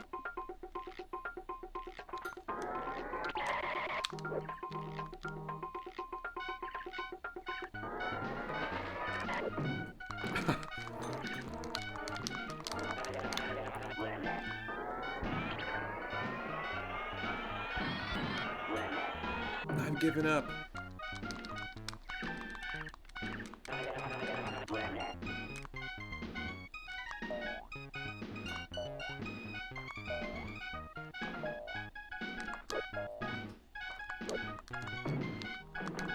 Let's get out of here.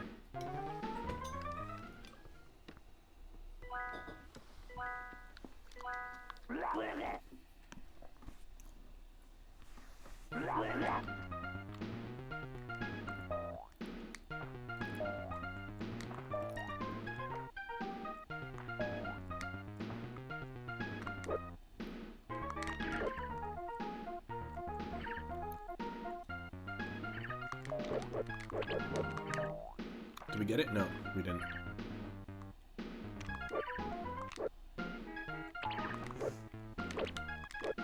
Yo.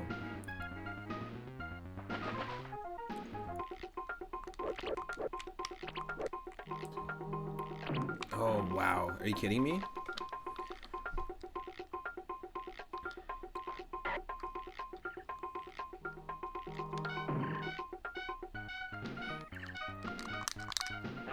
No way. Yeah, this is really tough.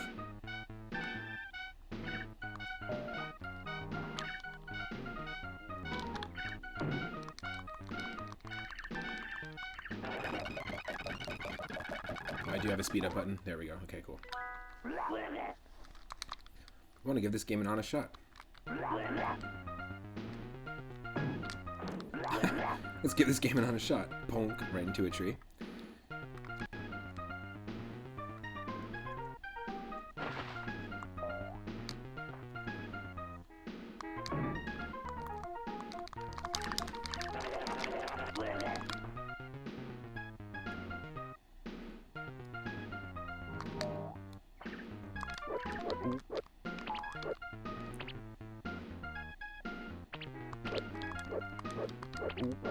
Got it.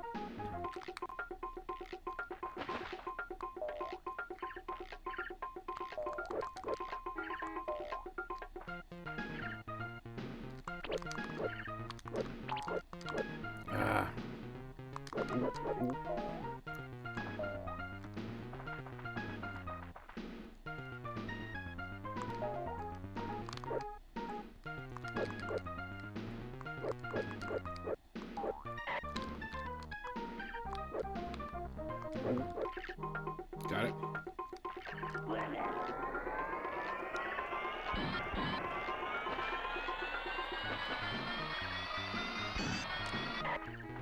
Holy crap. We got it though. Just one more kiwi.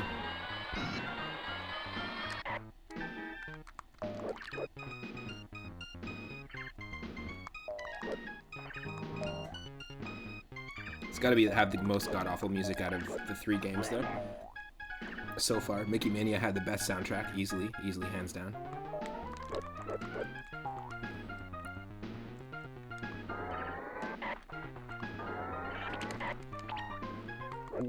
Yes. Look at that freeze frame. Taz need bicarbonate. Oh, cool. And then he opens his mouth and all the things you ate spewed out. Nice. This was requested by Oosh of the retro streaming channel Grimbomb. This is the first request. So Stegosaurus McCartney in the chat requested the first 2. And then this is the 3rd one, and Oosh also requested The Magical Quest by Mickey Mouse, or starring Mickey Mouse. That Mickey Mouse made the game, actually. He programmed it. Little known fact. Dude's a programmer. He actually programmed Kingdom Hearts. That's why Mickey is so elusive and cool looking in Kingdom Hearts. That's why he wasn't around, because he was programming the game for the first 3 games. Yeah, Oosh. Oosh was the one. I didn't save it.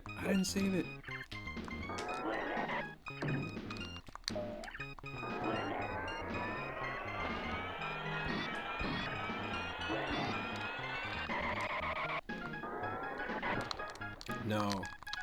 So annoying having to redo this.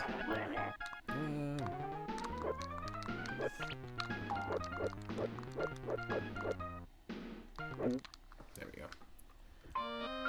Yes, it was Oosh who recommended it. I have played the Magical Quest games, the remakes of the sequels of 2 and 3 on Game Boy Advance before, but that's it.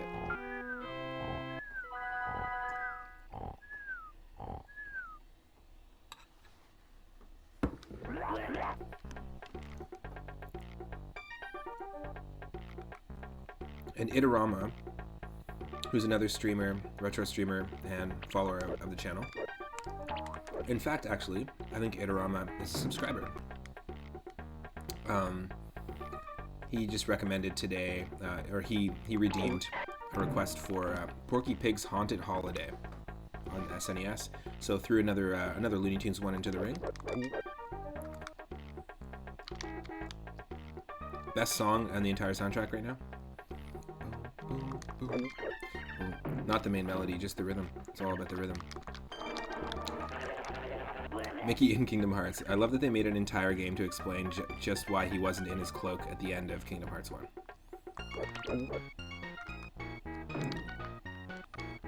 It's, you have to explain these things. You can't just, like, a Disney fan won't settle for less, right? Walt Disney, explain to me why you removed the mental health episode of The Simpsons early seasons. The Happy Birthday Lisa Michael Jackson episode. Is it because of Michael Jackson you didn't want the association, or is it because you didn't want association with people who are dealing and struggling with mental health? Because they did that. Disney Plus minus all the classic episodes that they deem unfit for their streaming platform. It's also really hilarious to think that The Simpsons is owned by Disney, and they could actually technically do a movie with Homer Simpson, Princess Leia, Black Panther, and Miss Piggy, and it could all be canon because they own them all.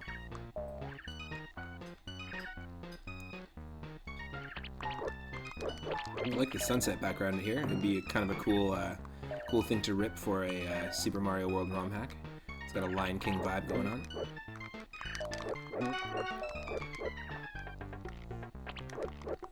Boom, bam, boom, bam, boom, boom,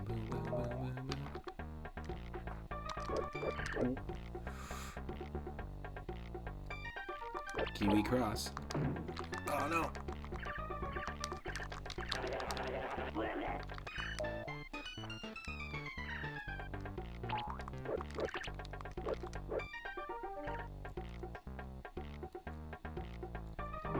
Oh.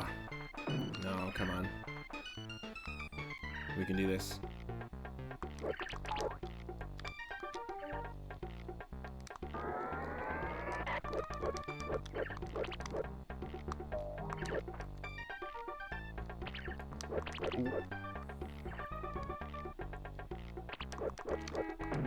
Oh, damn. Tricky.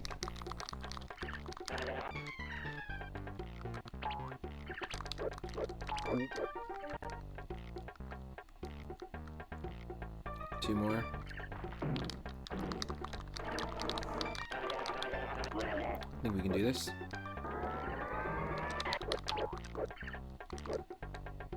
Ah!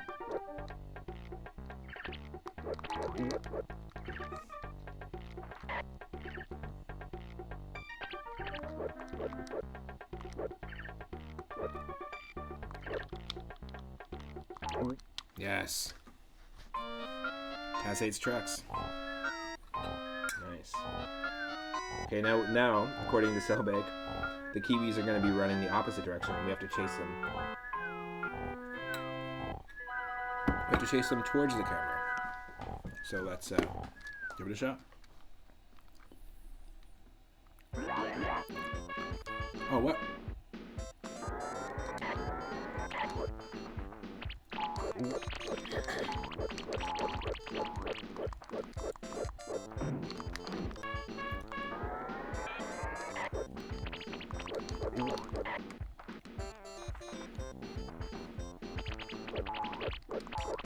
Imagine if someone hacked, you know the opening of Final Fantasy VI, how they have a cutscene where you're in this same perspective, and you're in those like mech suits. While the credits are rolling, they're walking. 3 characters, including Terra, are in mech suits, and they're walking through the mountains, through the snow while the credits roll. Imagine if you edited this main sprite of taz-mania in this game and replaced all the music with Final Fantasy VI music and made it so that you were actually playing as Terra in one of those mech suits. You call it Terra-mania. #1 ROM hack of 2022.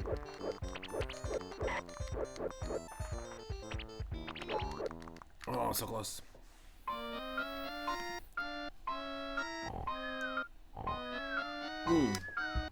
Okay, never mind. Sorry, it's not 5 levels. You're saying there's 5 acts. I get it. So now we're only entering Act 2. Okay, so it's a lot bigger of a game than I thought. I thought it was only 5 levels. No, there's several levels per act. I gotcha. Cool.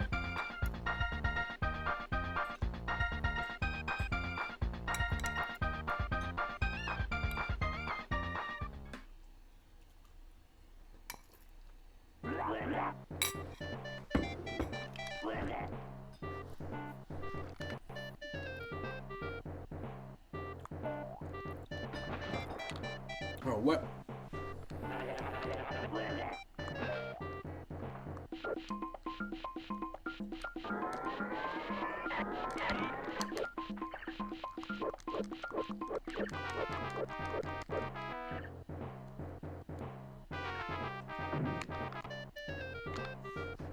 Did I miss something here?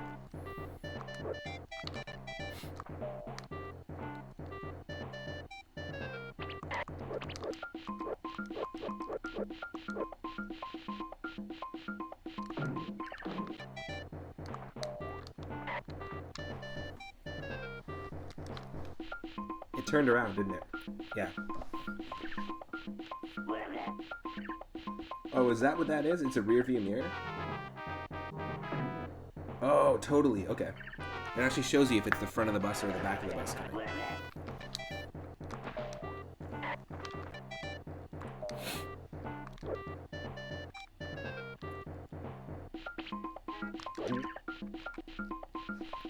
I get it.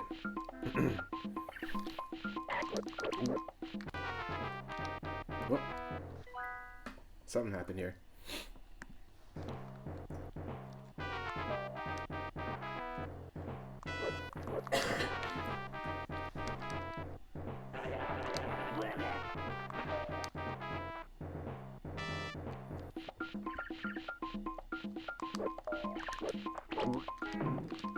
It's okay.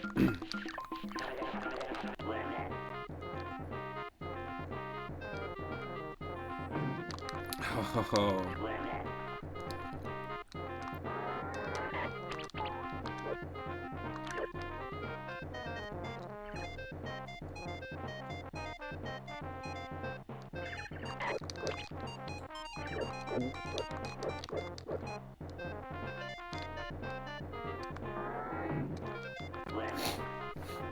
That sucks.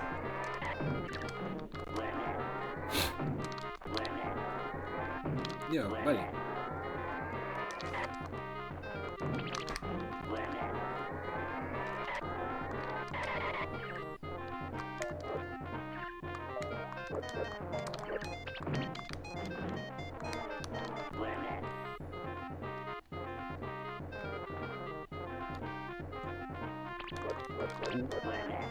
Okay, got 4.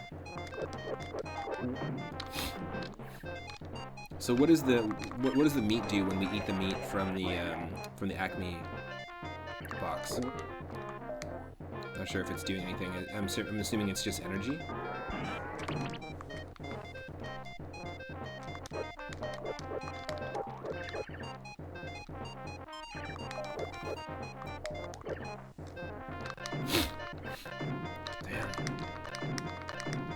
Energy, you believe. Cool. That makes sense. So just like in Adventure Island and the Wonder Boy series.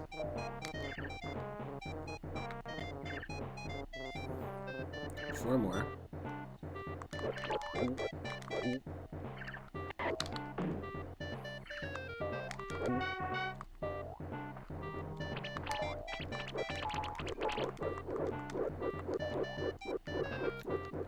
Is that a freaking pterodactyl? What the hell?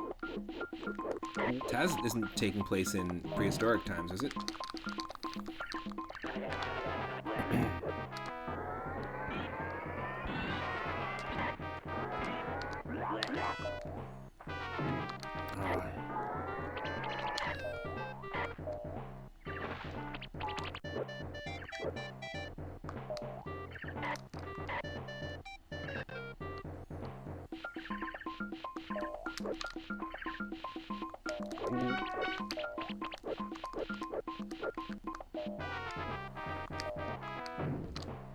Oh.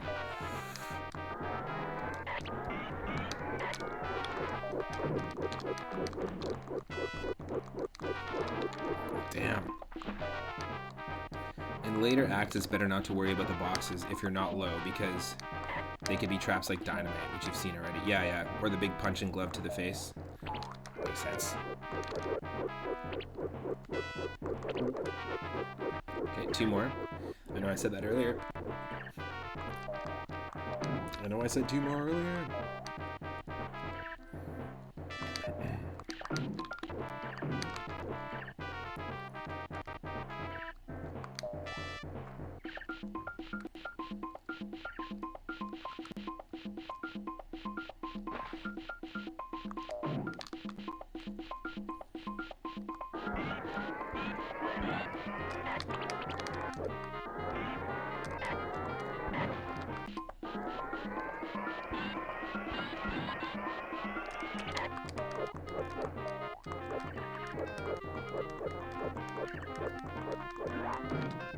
Oh, so close.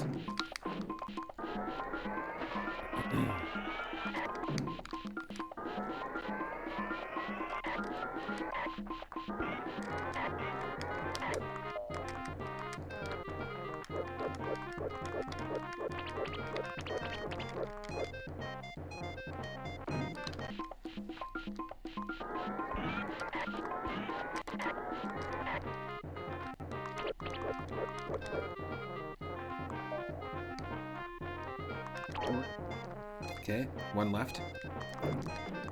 Oh, like that. Good old boxing glove. fun. It's right when I get to the Kiwi, too.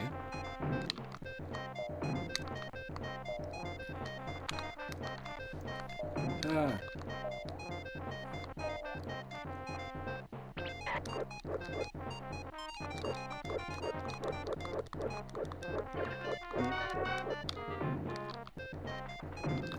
There's one more. Okay, my D-pad is not working here. Hold on a second.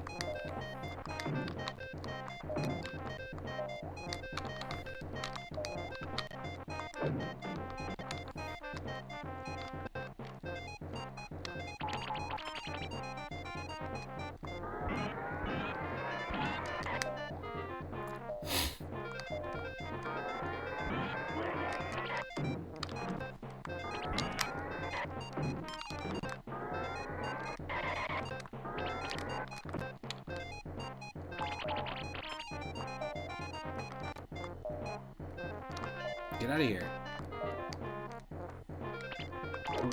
Yes. Get out of here, Dango. Oh, right on. Selbake, thanks for tuning in. Thanks for hanging out as always and for being one of the regulars. Really appreciate it. Have a great night. And yeah, feel free at any time to request any game for our upcoming viewer request nights. I'm going to be doing this every single Sunday from 6:30 p.m. Pacific onward. And we have a few more on the list. I'm not going to get to the other ones tonight, though. But the next two on the list, we've got The Magical Quest, starring Mickey Mouse on SNES, which I played the sequels of on Game Boy Advance. Really fun games. Really great co-op games as well. And also, the next one on the list is Porky Pig's Haunted Holiday, which is another Looney Tunes platformer on SNES from Itorama. So thank you so much to everyone that's been redeeming games. Remember that you can earn 5,000 Moonstones just by hanging out in the chat, by participating in raids and that sort of thing. And then you can request any game from Game Boy, Gameboy Color, Game Boy Advance, SNES, NES, and Sega Genesis. Sega.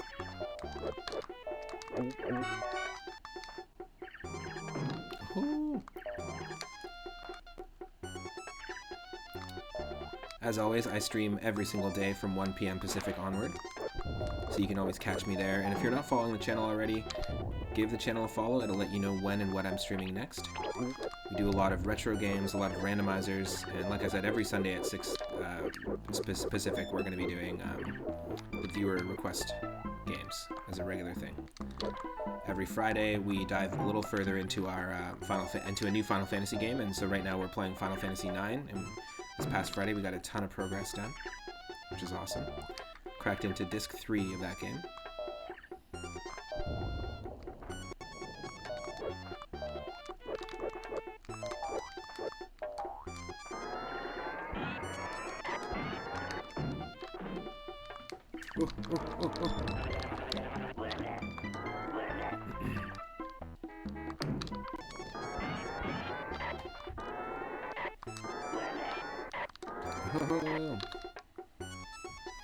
I'm having a blast now that we've finally started doing these viewer request nights. Oh, interesting. The T-Rex. The T-Rex will take us. Or not the T-Rex, the T-Rex, oh my god. The pterodactyl will take us back to the beginning of the level.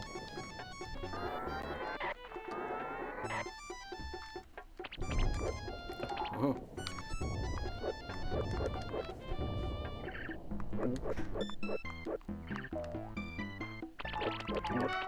Shoot.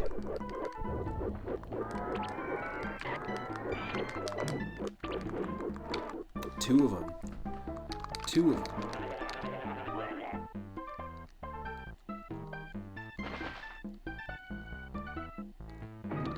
Oh, jeez.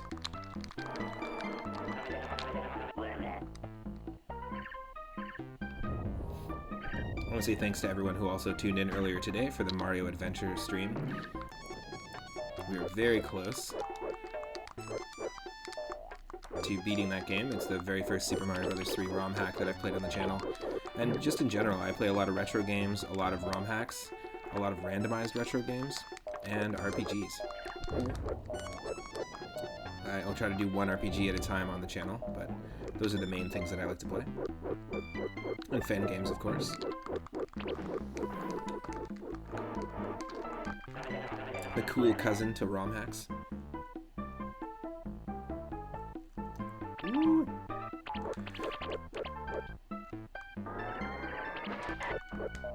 Not that easy to catch these Kiwis because it didn't even count.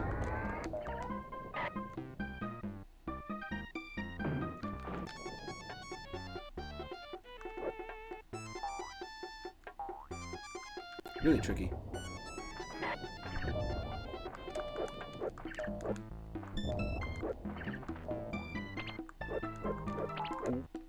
Yep, got it.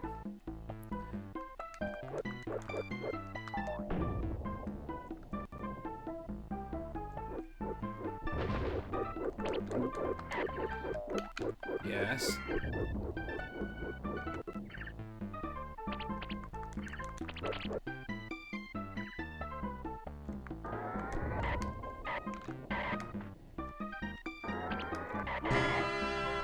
Oh, we got ourselves a raid. Who is raiding us right now? Carefree Bomb, raiding with a party of 19. Welcome, raiders, everybody. Welcome, Carefree Bomb. Thank you so much for the raid. I really appreciate it. I am in the middle of my very first viewer request retro stream. I'll do that whole spiel again because I just explained what my channel is all about, but that was for the regulars. But basically, if you don't know who I am, my name is Matt, otherwise known as 3 Up Moon. I stream every single day. I'm a Canadian session drummer in multiple different bands, and I used to put on concerts and was a concert promoter / sound tech. But because of COVID, I had to pivot and switched over to creating my own stream, which is something I've always wanted to do. I stream every day from 1 p.m. Pacific, and I stream retro games, a lot of Mario, a lot of Zelda. I stream a lot of randomized versions of retro games where we re-experience them completely different ways. And I also stream just retro games in general, like I'm diving into games I've never played before. I do ROM hacks, and like earlier today I was playing our very first Super Mario Bros. 3 ROM hack on the channel. And yeah, every Friday I play a little bit of Final Fantasy. We do Final Fantasy Fridays on the channel. Every Sunday at 6 p.m. Pacific onward, we do the request nights. And you can basically earn moon points just by hanging out, moonstones, and request a game. And so this is the third game. We played Bugs Bunny Rabbit Rampage, which was a not as janky as I expected it to be platformer on SNES. I wouldn't recommend playing it a lot, but I would recommend giving it a shot if you're curious. It was by Sunsoft. This game's also by Sunsoft, but is controlling very differently. I did not anticipate taz-mania to be a forward-running, like basically a running game using mode 7. So that's pretty cool. But yeah, our first request was Bugs Bunny Rabbit Rampage by Stegosaurus McCartney in the chat. Our second request was Mickey Mania for Super Nintendo, and that's a game I had played before. I spent a lot of time renting it on the Sega Genesis back in the day, and it was quite good. Both those games had levels that were pulling directly from well-known animated shorts from either Looney Tunes or Mickey Mouse. And I actually am going to play Mickey Mania on the stream again. I liked it enough that I think I would attempt to beat it on the stream. It was a lot of fun. I'm a huge fan of classic animation, and as a session drummer and sound engineer, the reason why I wanted to get into making music myself to begin with was because of the music that was super inspiring to me as a kid in old school cartoons and in retro video games. So that's kind of the through line of my channel. I play a lot of games with great soundtracks, despite the terrible soundtrack we're listening to right now. The third game is taz-mania for SNES. And this was requested by Oosh. Anyone can request any game from Game Boy, Gameboy Color, Gameboy Advance, NES, SNES, or Sega Genesis. Oh, I see there's lots of chat stuff happening. It is so difficult to look at chat and play this game at the same time. Whoa, whoa, whoa, whoa, whoa. Hold on 1 second. Let me just pause it up. Oh, it's not a scam. The reason why I have my... Great. Nice one, Kona. The reason why I have my my hydrate and posture check at 42 is just a little nod in reference to Douglas Adams. I love the Hitchhiker's Guide to the Galaxy books. So here's a hydrate for Kona, and thank you so much, Kona. Welcome to the stream. Thank you for following. I really appreciate the support. Thank you, Carefree Bomb, for the raid, and welcome raiders. Here's another hydrate for Carefree Bomb.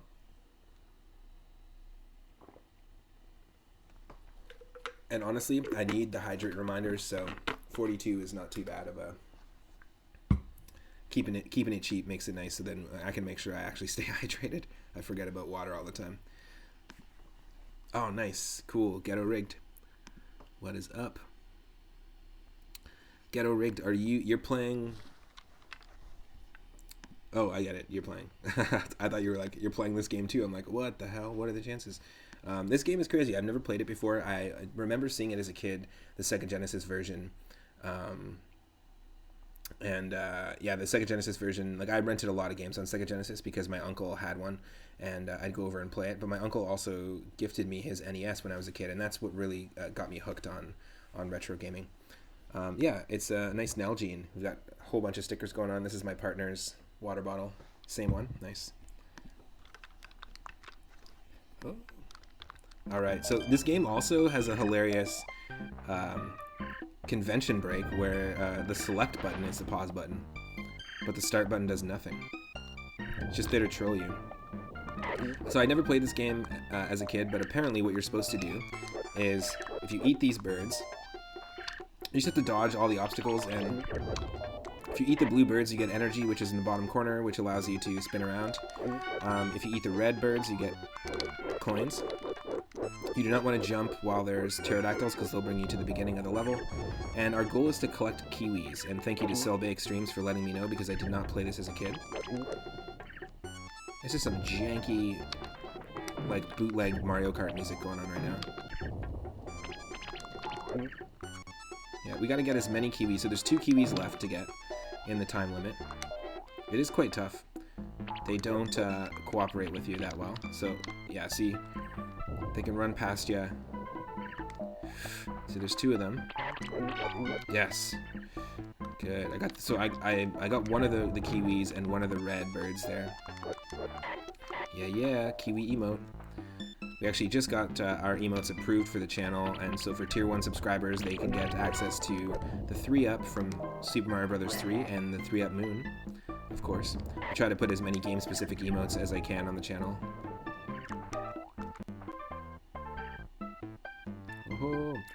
So actually there's a decent amount of levels in this, and I'm trying to give each game a fair shot. So if you recommend a game or request one using the reward, I want to give each game a fair shot, especially because, you know, to earn 5,000 points in the channel is clearly a sign that you're hanging out, that you show up regularly. I'm so humbled by the support that we've been getting since the very beginning of the channel, and really, like, it's March 14th, but March 18th will mark only 2 months of the channel being live, and it's something I've been wanting to do for over a decade. So now that I've got the resources to do it and just the time to do it, I'm very stoked that we're getting the kind of response that we're getting. Hope everyone's been having an amazing weekend. Yeah, I took on a lot of really fun games this weekend. Also, I have a YouTube channel where I post every single one of my streams in full. So if you missed one, or you want to come back and watch some of these other... What's going on with my D-pad? If you want to come back and watch me play Mickey Mania, or see some of the other games we played earlier tonight, you can check that out on YouTube afterwards. Twitch, unfortunately, doesn't let you keep VODs for more than 14 minutes. I'm also, like I said, brand new to Twitch, so if anyone has any really cool recommendations or suggestions for channel point rewards and redeems, I'm super open. I'm using a Mac, so I'm a little bit limited with Streamlabs on the kind of stuff that I can do because I'm using a Mac with Big Sur operating system. So unfortunately, Streamlabs and OBS both have really, really well-known glitches with the new operating system. Came out this past November, and it unfortunately, they removed a ton of third-party support and functionality in the new OS, which is a shame. A big corp move. Oh, come on! We only have two It's just 2 more and 1 minute left. And we can see one, too. Ah, shoot.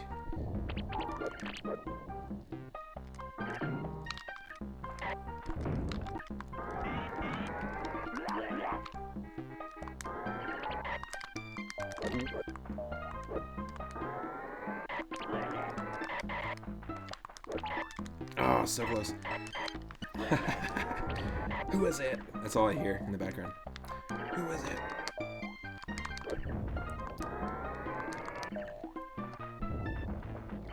Oh, come on.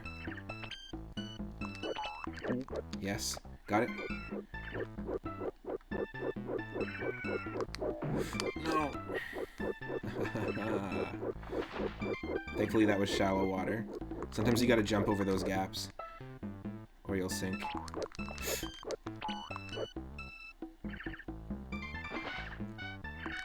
Yes, got it. Crazy. Take a little sip of coffee. Taz hate water, what the hell? This guy's anti-hydrating over here. He's like just opening his mouth wide and letting all the water in his body evaporate. Like in that scene in Dark Crystal. That was a traumatizing scene as a kid.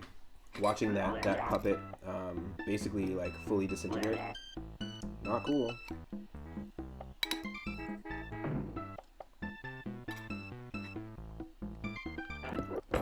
Great. Great. I save stated in the wrong spot.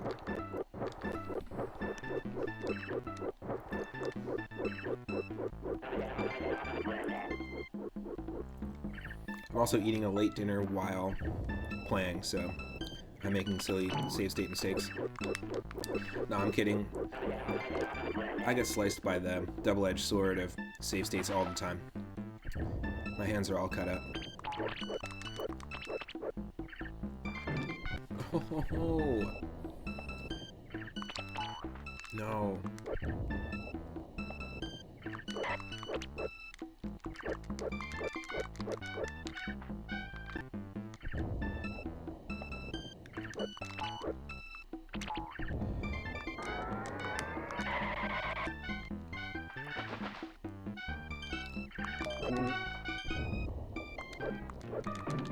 Oh, come on. Like, this has happened a couple of times now where something was so easy. And then it became not so easy.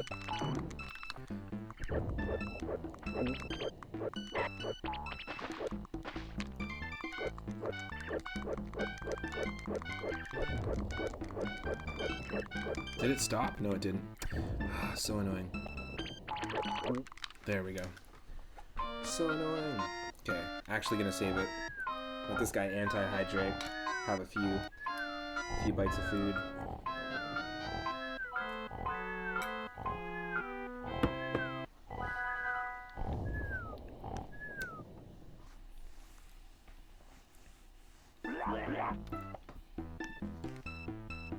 Jungle Knight.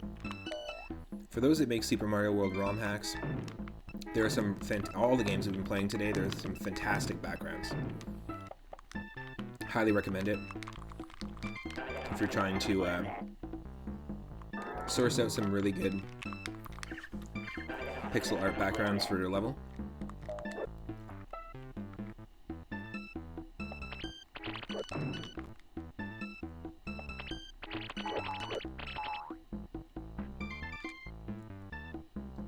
So I don't like using the spin that much because it's so hard to control, like, where you're gonna stop.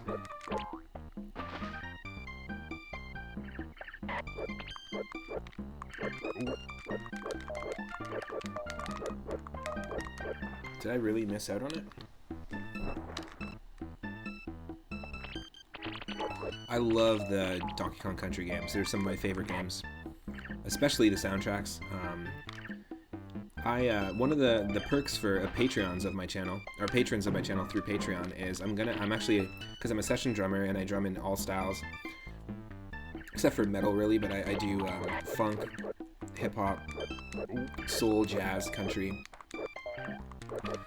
and yeah, I'm gonna be putting together some really cool live drumming improv, like jam videos, where I'm going to put together medleys of my favorite boss battle music, my favorite desert music, my favorite water level music, and just for patrons only, for those that can support monthly, you're going to get access to that, some really exclusive 3 at Noon live stream stickers and merch, and also I'm going to be doing patron exclusive streams as well, just for patrons.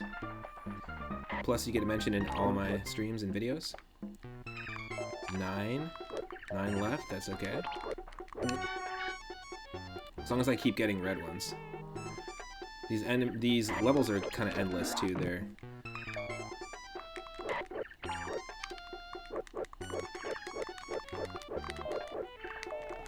oh, it ran the other way, didn't it?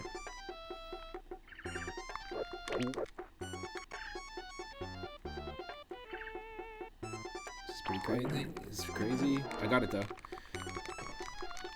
So I do play a lot of ROM hacks as well as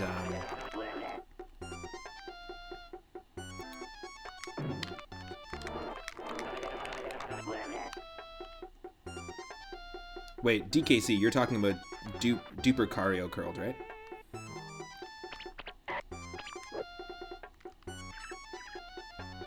Or Duper Cario Carruthers? Carruthers 3?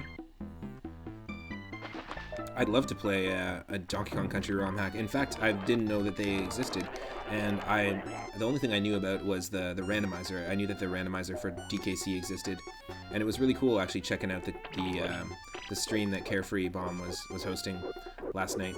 There was a big Donkey Kong Country 1 randomizer race, and it's right up my alley. I practiced Super Mario Bros. 3 randomized, Super Mario World randomized, and Link to the Past randomized specifically on the channel for the purpose of eventually doing a race with another streamer. I watch a lot of speed gaming tournaments and watch a lot of people play those games specifically randomized. And for a while I was pretty much just daily practicing both Mario 3 and Mario World on stream. Love that stuff. Kona eventually finished that randomizer. Yeah, I was watching it. I was watching basically watching Kona play, and Carefree. Everyone else gave up, but Kona actually completed it. It's pretty crazy. So I hadn't realized that my D-pad.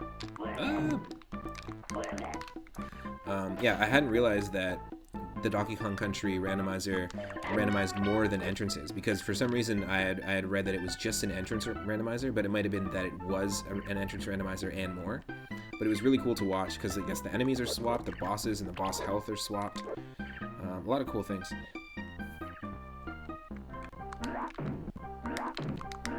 Recently we did a Mario Day stream where I took the seed 03102021, so the date of this most recent Mario Day, March 10th, and used that randomization seed and did a run of, it was a 7-hour stream, and we did a run of Super Mario Bros. 1, 2, 3, Super Mario Land 2, 6 golden coins, and Super Mario World, all using the same seed.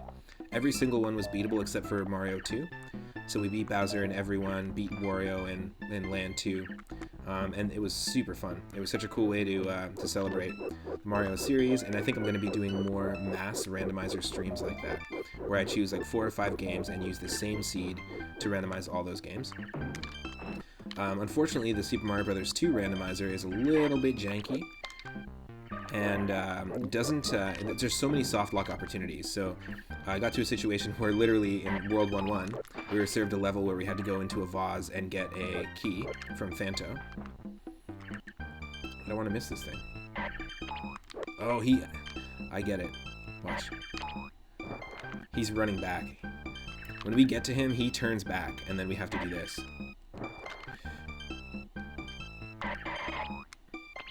See?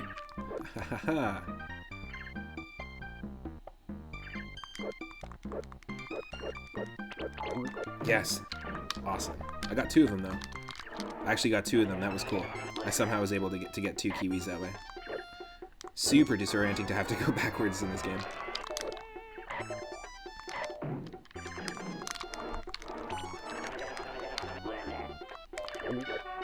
Get those extra seconds.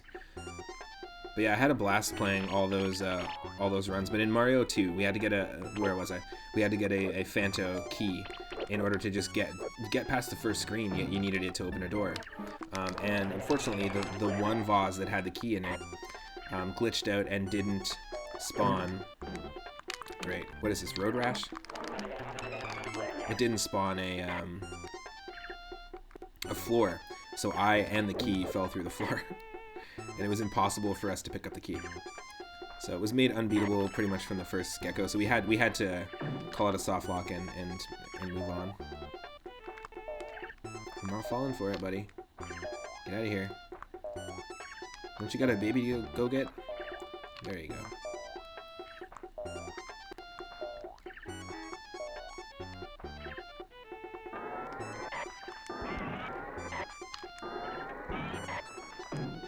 Whew.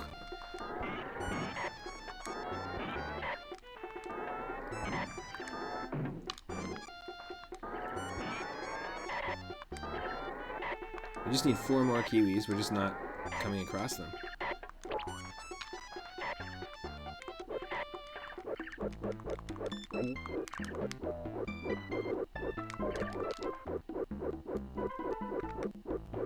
Get out of here, pterodactyl. I just don't want to do any jumps when I'm around the pterodactyl.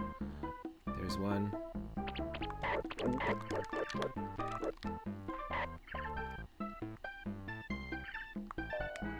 50 seconds to get 3. Can we do it? I don't know. This whole game feels like the Mad Max minigame in Virtual Bart. I have not played the Mad Max minigame in Virtual Bart. I have rented Virtual Bart though once or twice back in the day, but I don't know if I remember much of it. Oh my god, 10 more seconds. Just 2 more.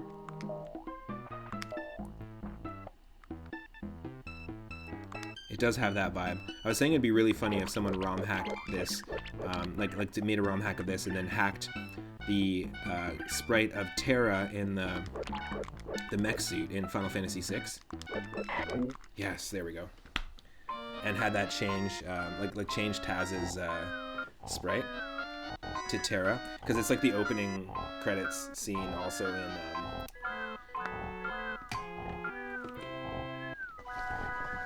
It's like the opening credits scene in Final Fantasy VI. Hey Daryl, awesome hanging out. You'll check the rest of the stream tomorrow. See you again soon. Dude, thank you so much for the first 2 requests. Thank you for being awesome in general. Have a great night. Another happy birthday to Nicolette. And yeah, have an amazing night, man. Honestly, thanks again for the first 2 requests. And we'll see you tomorrow. As usual. Inorama, you own the cart of Virtual Bart. Oh, you own the actual cart of Virtual Bart. Been playing recently to see if it can be beaten. Nice. Oh, I'm supposed to collect these things, aren't I? I'm not doing what I'm supposed to do here. They're like little bush babies. Got one.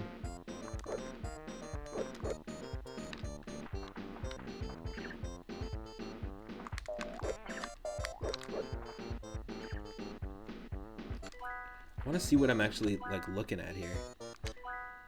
Oh, they're like little, tiny little like wallaby things. It's just a bonus stage, and we're not getting anything for this bonus stage, so it doesn't really matter. Yeah, that's it. Act 3. Apparently there's 5 acts in this, with a couple levels each. Now the next game on the list was also requested and redeemed by Oosh of the retro streaming channel Grimbomb.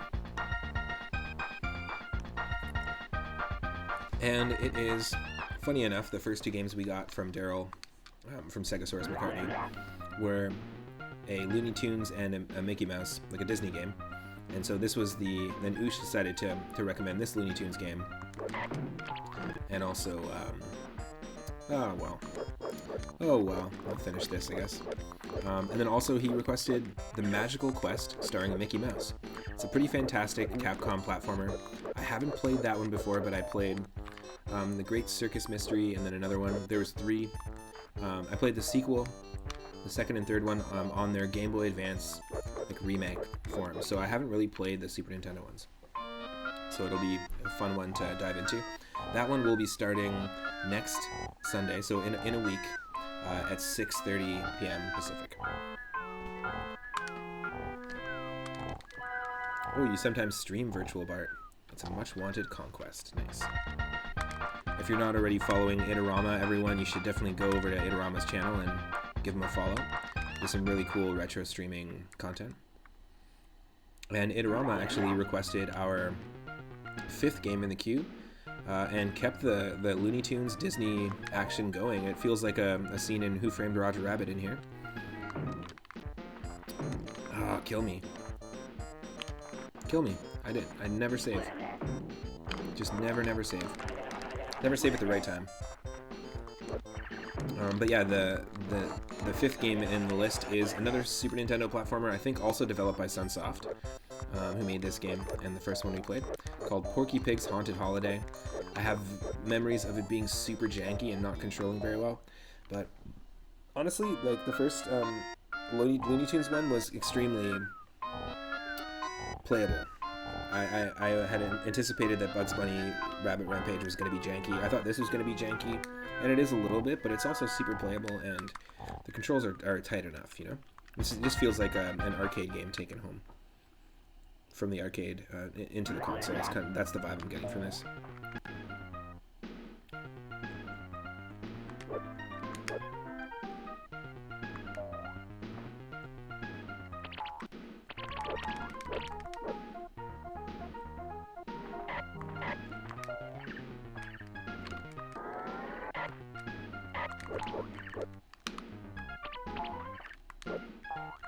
What the? Hey, what the hell? What is this? That's ridiculous.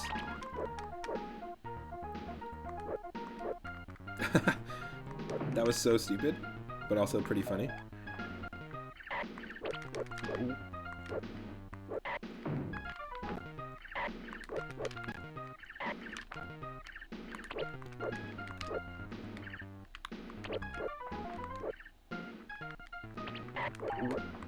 No. Okay, I got one though, that's fine. And I was able to shake that wallaby office. You'd say that Porky's games controls are alright once you get used to them. Level design is questionable. So that's exactly how I felt about Bugs Bunny's Rabbit Rampage when we played it earlier. And like I said, I'm open to pretty much any type of game, whether it's a game that you like, a game that you know is janky and you just want to see someone play it, or it's like something that you have fond memories for and you just want to see it revisited. I'm open to all of it, as long as it's a retro game.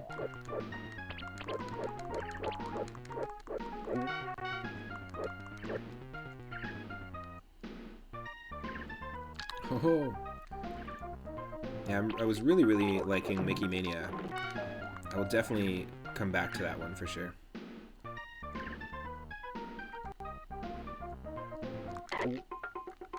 Seven.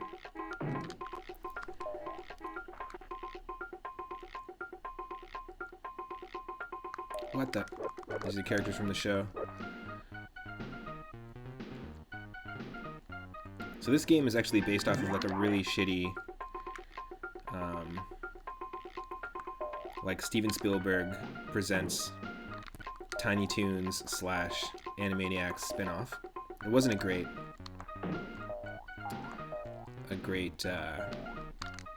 TV show. It felt a lot like the Jim Henson Dinosaurs television show. It was very sitcom-y.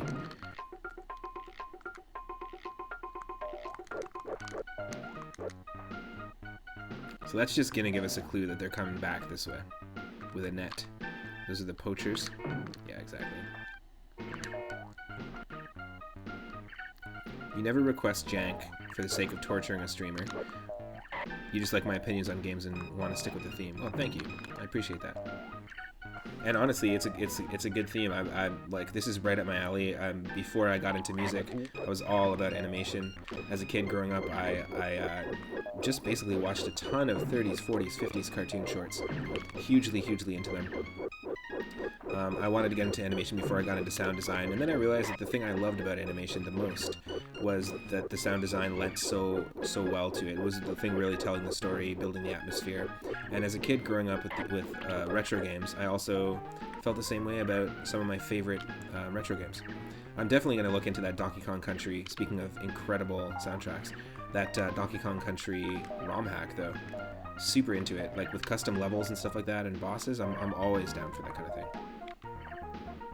Especially for games that I played as a kid, to have them like reimagined by fans, or to have them randomized like yesterday's race. It's such a cool experience. Oh shoot! What if you had to play the whole game like this? Like always.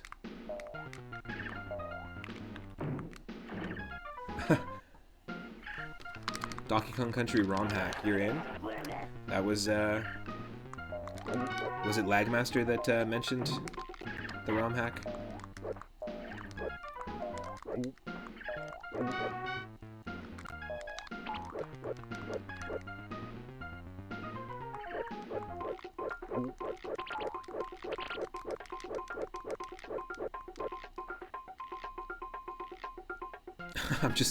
I'm doing a wallaby percentage run of this game, everyone.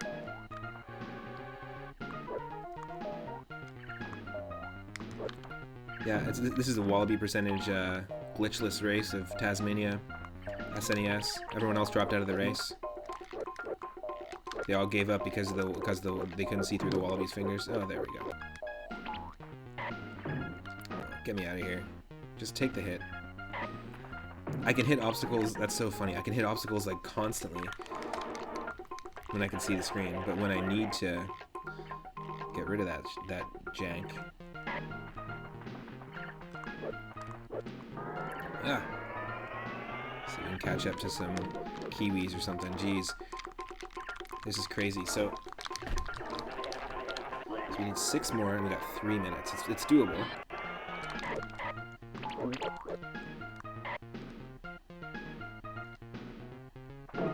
Yeah, what the hell? I don't know what was going on there. But that kiwi started running in the opposite direction, so I'm not going to go back for it.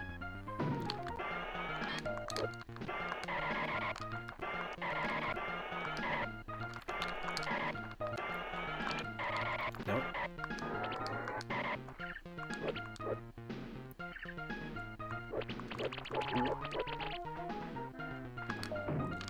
Oh. Yes, got one.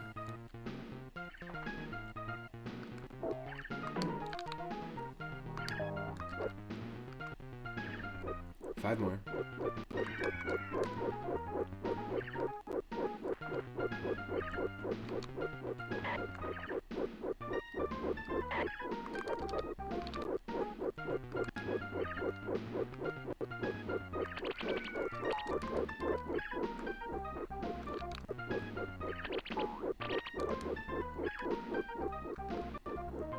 Damn.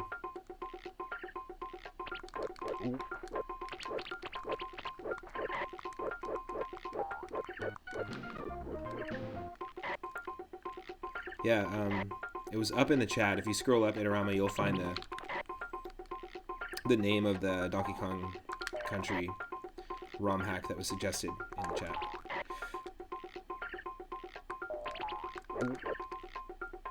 Yes, got it.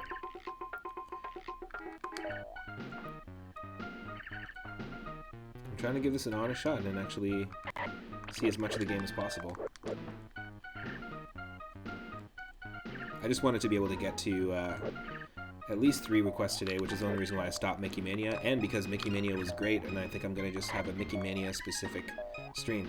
I might actually visit the Sega Genesis one, which is the one I rented back in the day.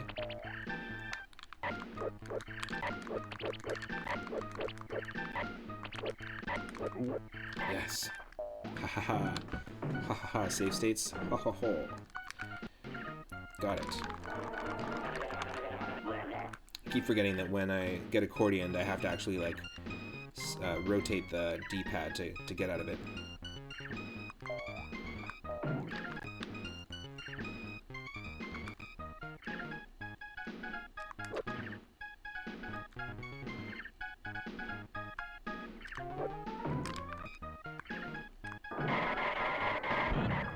That's right. Get out of here, poachers.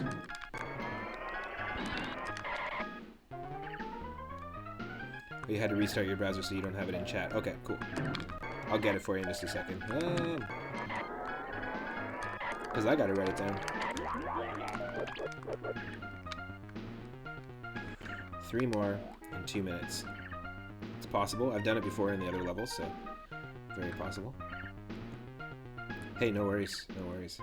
I have a list of ongoing ROM hack suggestions that people are throwing out there, so whenever I'm like in other people's streams or just hanging out in the chat here, I'm always open to suggestions, and always ask if you know, there's something someone's been playing recently that they like, or if there's a ROM hack of a particular game that really stands out in their mind, because you never know what people are going to suggest.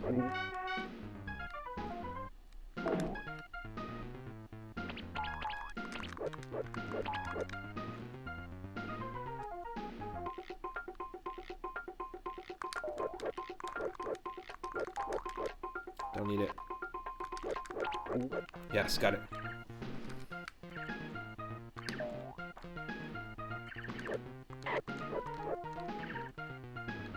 Yeah, they like pump the brakes to run away from you. That's funny. Yes. Here we go. So that was like a Kiwi combo. It says ×2 because I think we got 2 without missing. Like without we were able to like eat 2 in the first bite, if that makes sense. Yes. Nice. This is a totally doable game. This is not an ultra difficult game, but I'm glad that we're able to get some progress. Alright, Donkey Kong Country, ROM hack.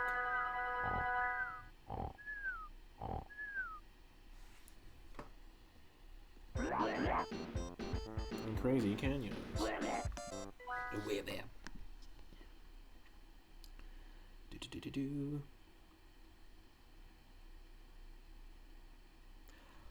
DKC Mania. Of course it's called that. Just like we were playing Mickey Mania earlier, it's all about the manias. Now we're on taz-mania. So Donkey Kong Country Mania is what we're looking for in terms of the ROM hack. In fact, I'm gonna forget it. Let me just write it down.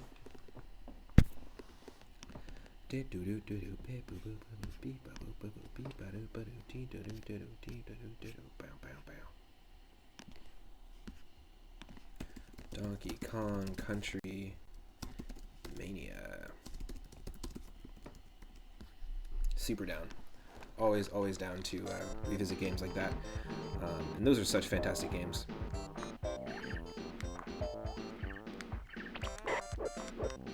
I feel like Donkey Kong Country 3 is one of my favorites, but not a lot of people talk about that one when they talk about the 3 of them, you know?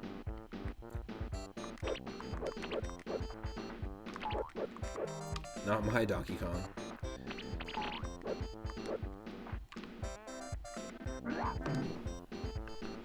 Not my leader of the DK crew.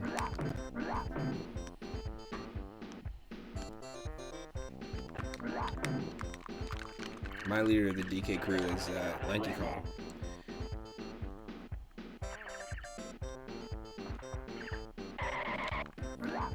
He's the leader of the bunch. You know him well.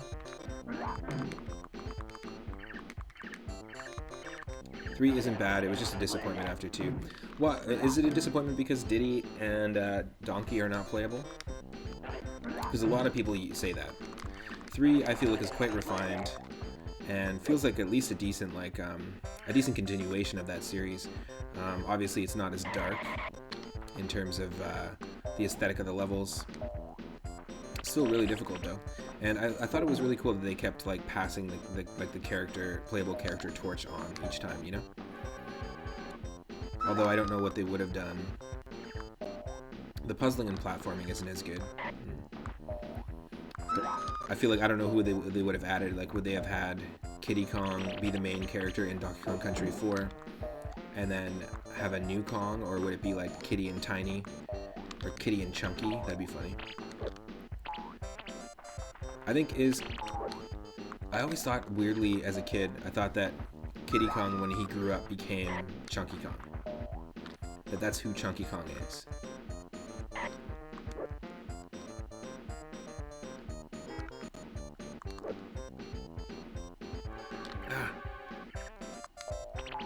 Oh, they just start adding tons of obstacles in here, eh? Oh, I see what you're trying to do. Still got it, though. Still got it. Man, I don't like how Taz controls in this. Let alone how Kitty controls.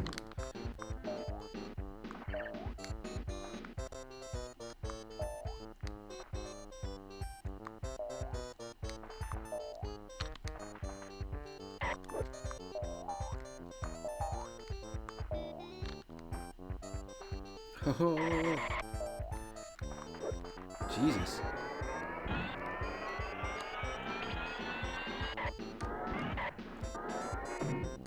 Damn.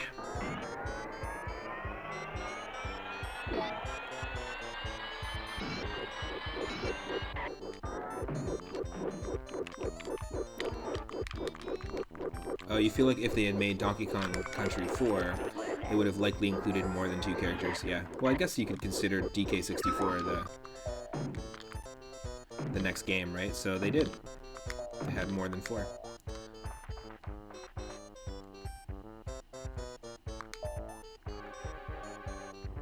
That game is really tough to control when it comes to the camera. And Donkey Kong Country, or Donkey Kong 64, was a really fun game, but for some reason it just doesn't hold up for me at all. But a game like Banjo-Kazooie and Banjo-Tooie totally does.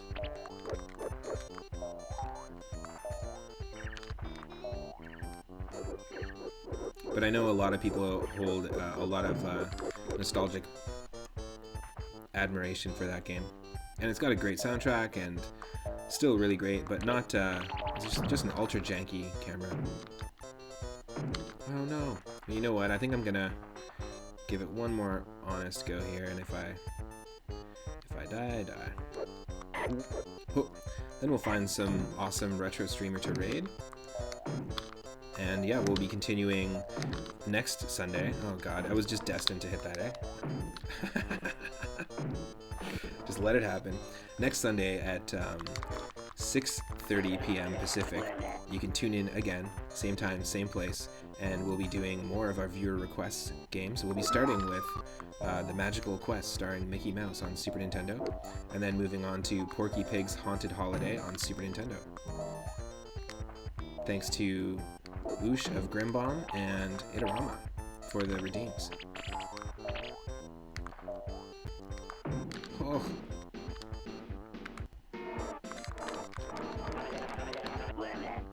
Who is that?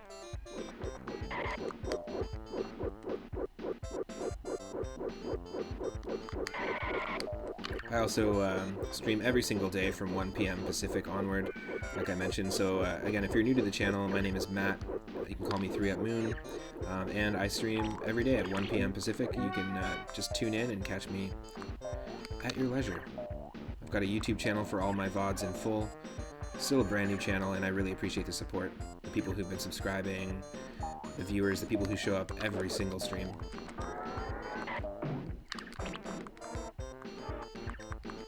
Oh, I think I might just call it here for taz-mania. I gotta say though, it's a pretty fun game. If you're looking for like a quick to pick up arcade game, I did not expect this. I was anticipating a platformer. Bugs Bunny's Rabbit Rampage, I recommend giving it a shot if you're into SNES platformers. I think it's not terrible. It's not an amazing, it's not going to stand out as like one of the best cartoon themed games that you've played, obviously. When we're excluding Disney Capcom games though, they're still much better out there. I loved Mickey Mania though. It was developed by Traveler's Tales. I didn't realize that they had made the game. The fluidity of the animation is fantastic, the use of animation smears, and all the references to some of my favorite Mickey Mouse cartoons. Think of it like Epic Mickey for the Wii, but years before. That's kind of the best way to describe it. So I will 100% be returning to Mickey Mania. Thanks again to Stegosaurus McCartney and to Grimbomb for the requests and Itarama, and also thanks to Carefree Bomb for that raid. Everyone that's been hanging out, I really appreciate it. Yeah, I'm gonna look for someone to raid here. Let's put on some of that Super Nintendo, Sega Genesis lo-fi hip-hop we were listening to earlier.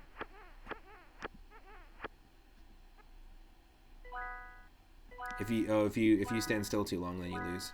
Interesting. Let's play some more of this mixtape I found.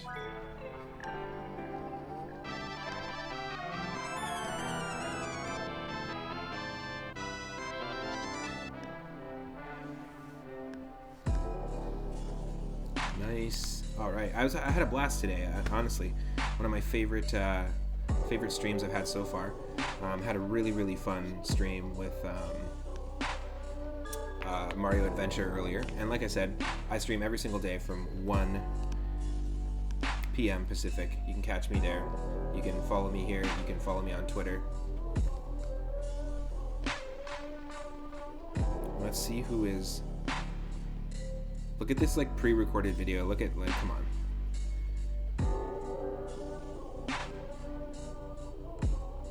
Yeah, you can't get that kind of precision with this game. Let's just see who's online, and we'll send a nice raid to an awesome retro streamer and pass on that love.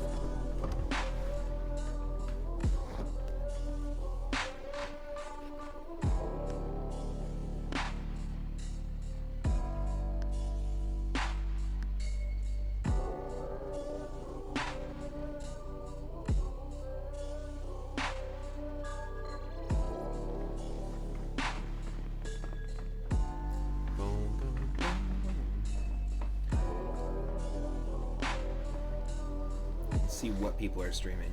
So we've got some people playing Sonic Mania. The first run through of Sonic Mania. Let's see if there's something else here that's going on.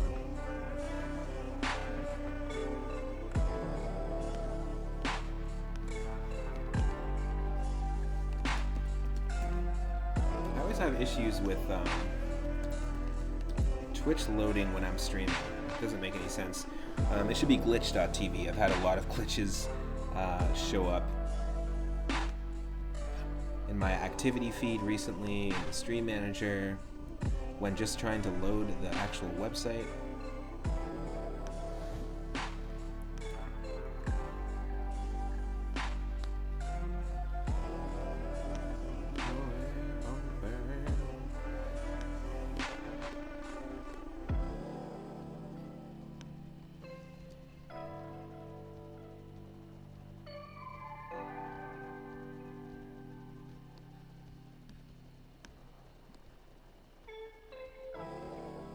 It's always just such a struggle to load this site for some reason.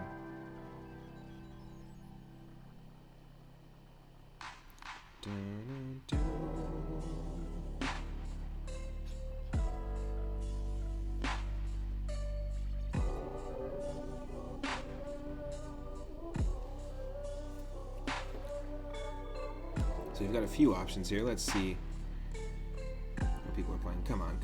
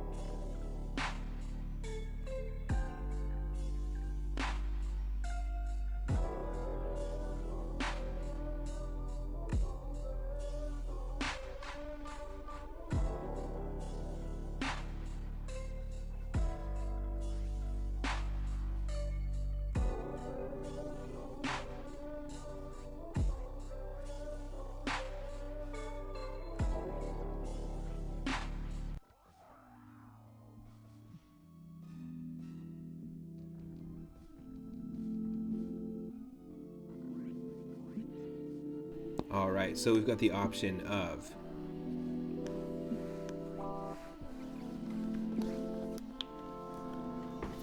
let me know, Idarama, who should we raid here?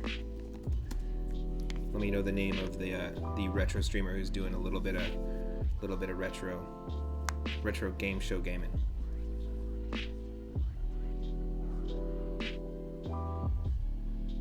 I just find that when I'm using OBS and streaming at the same time that I can't access Twitch very quickly on my similar device. I don't own a phone, never owned a tablet. Who is this mystery streamer that we should raid, my good friend?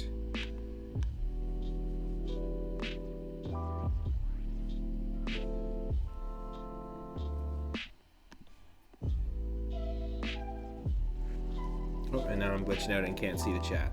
You know what? I think we're gonna raid my good friend Abby Jams. Abby, Space Colonizer. I see it. Okay, cool. Let's do it.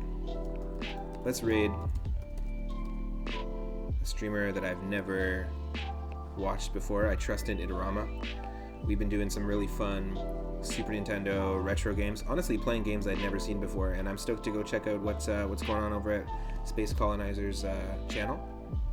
Go ahead and give Space Colonizer a follow as well if you can. Share that love. Have an amazing Sunday night. I am really excited to get back into streaming tomorrow at 1 p.m. Pacific, and to continue our viewer request nights on Sunday at 6. You can actually redeem a request for the games anytime, so you don't have to wait till Sunday. Thanks again, Carefree Bomb, for the raid. Thanks, Kona Chocolate, for the follow. Take care. We'll see you in Space Colonizer's stream.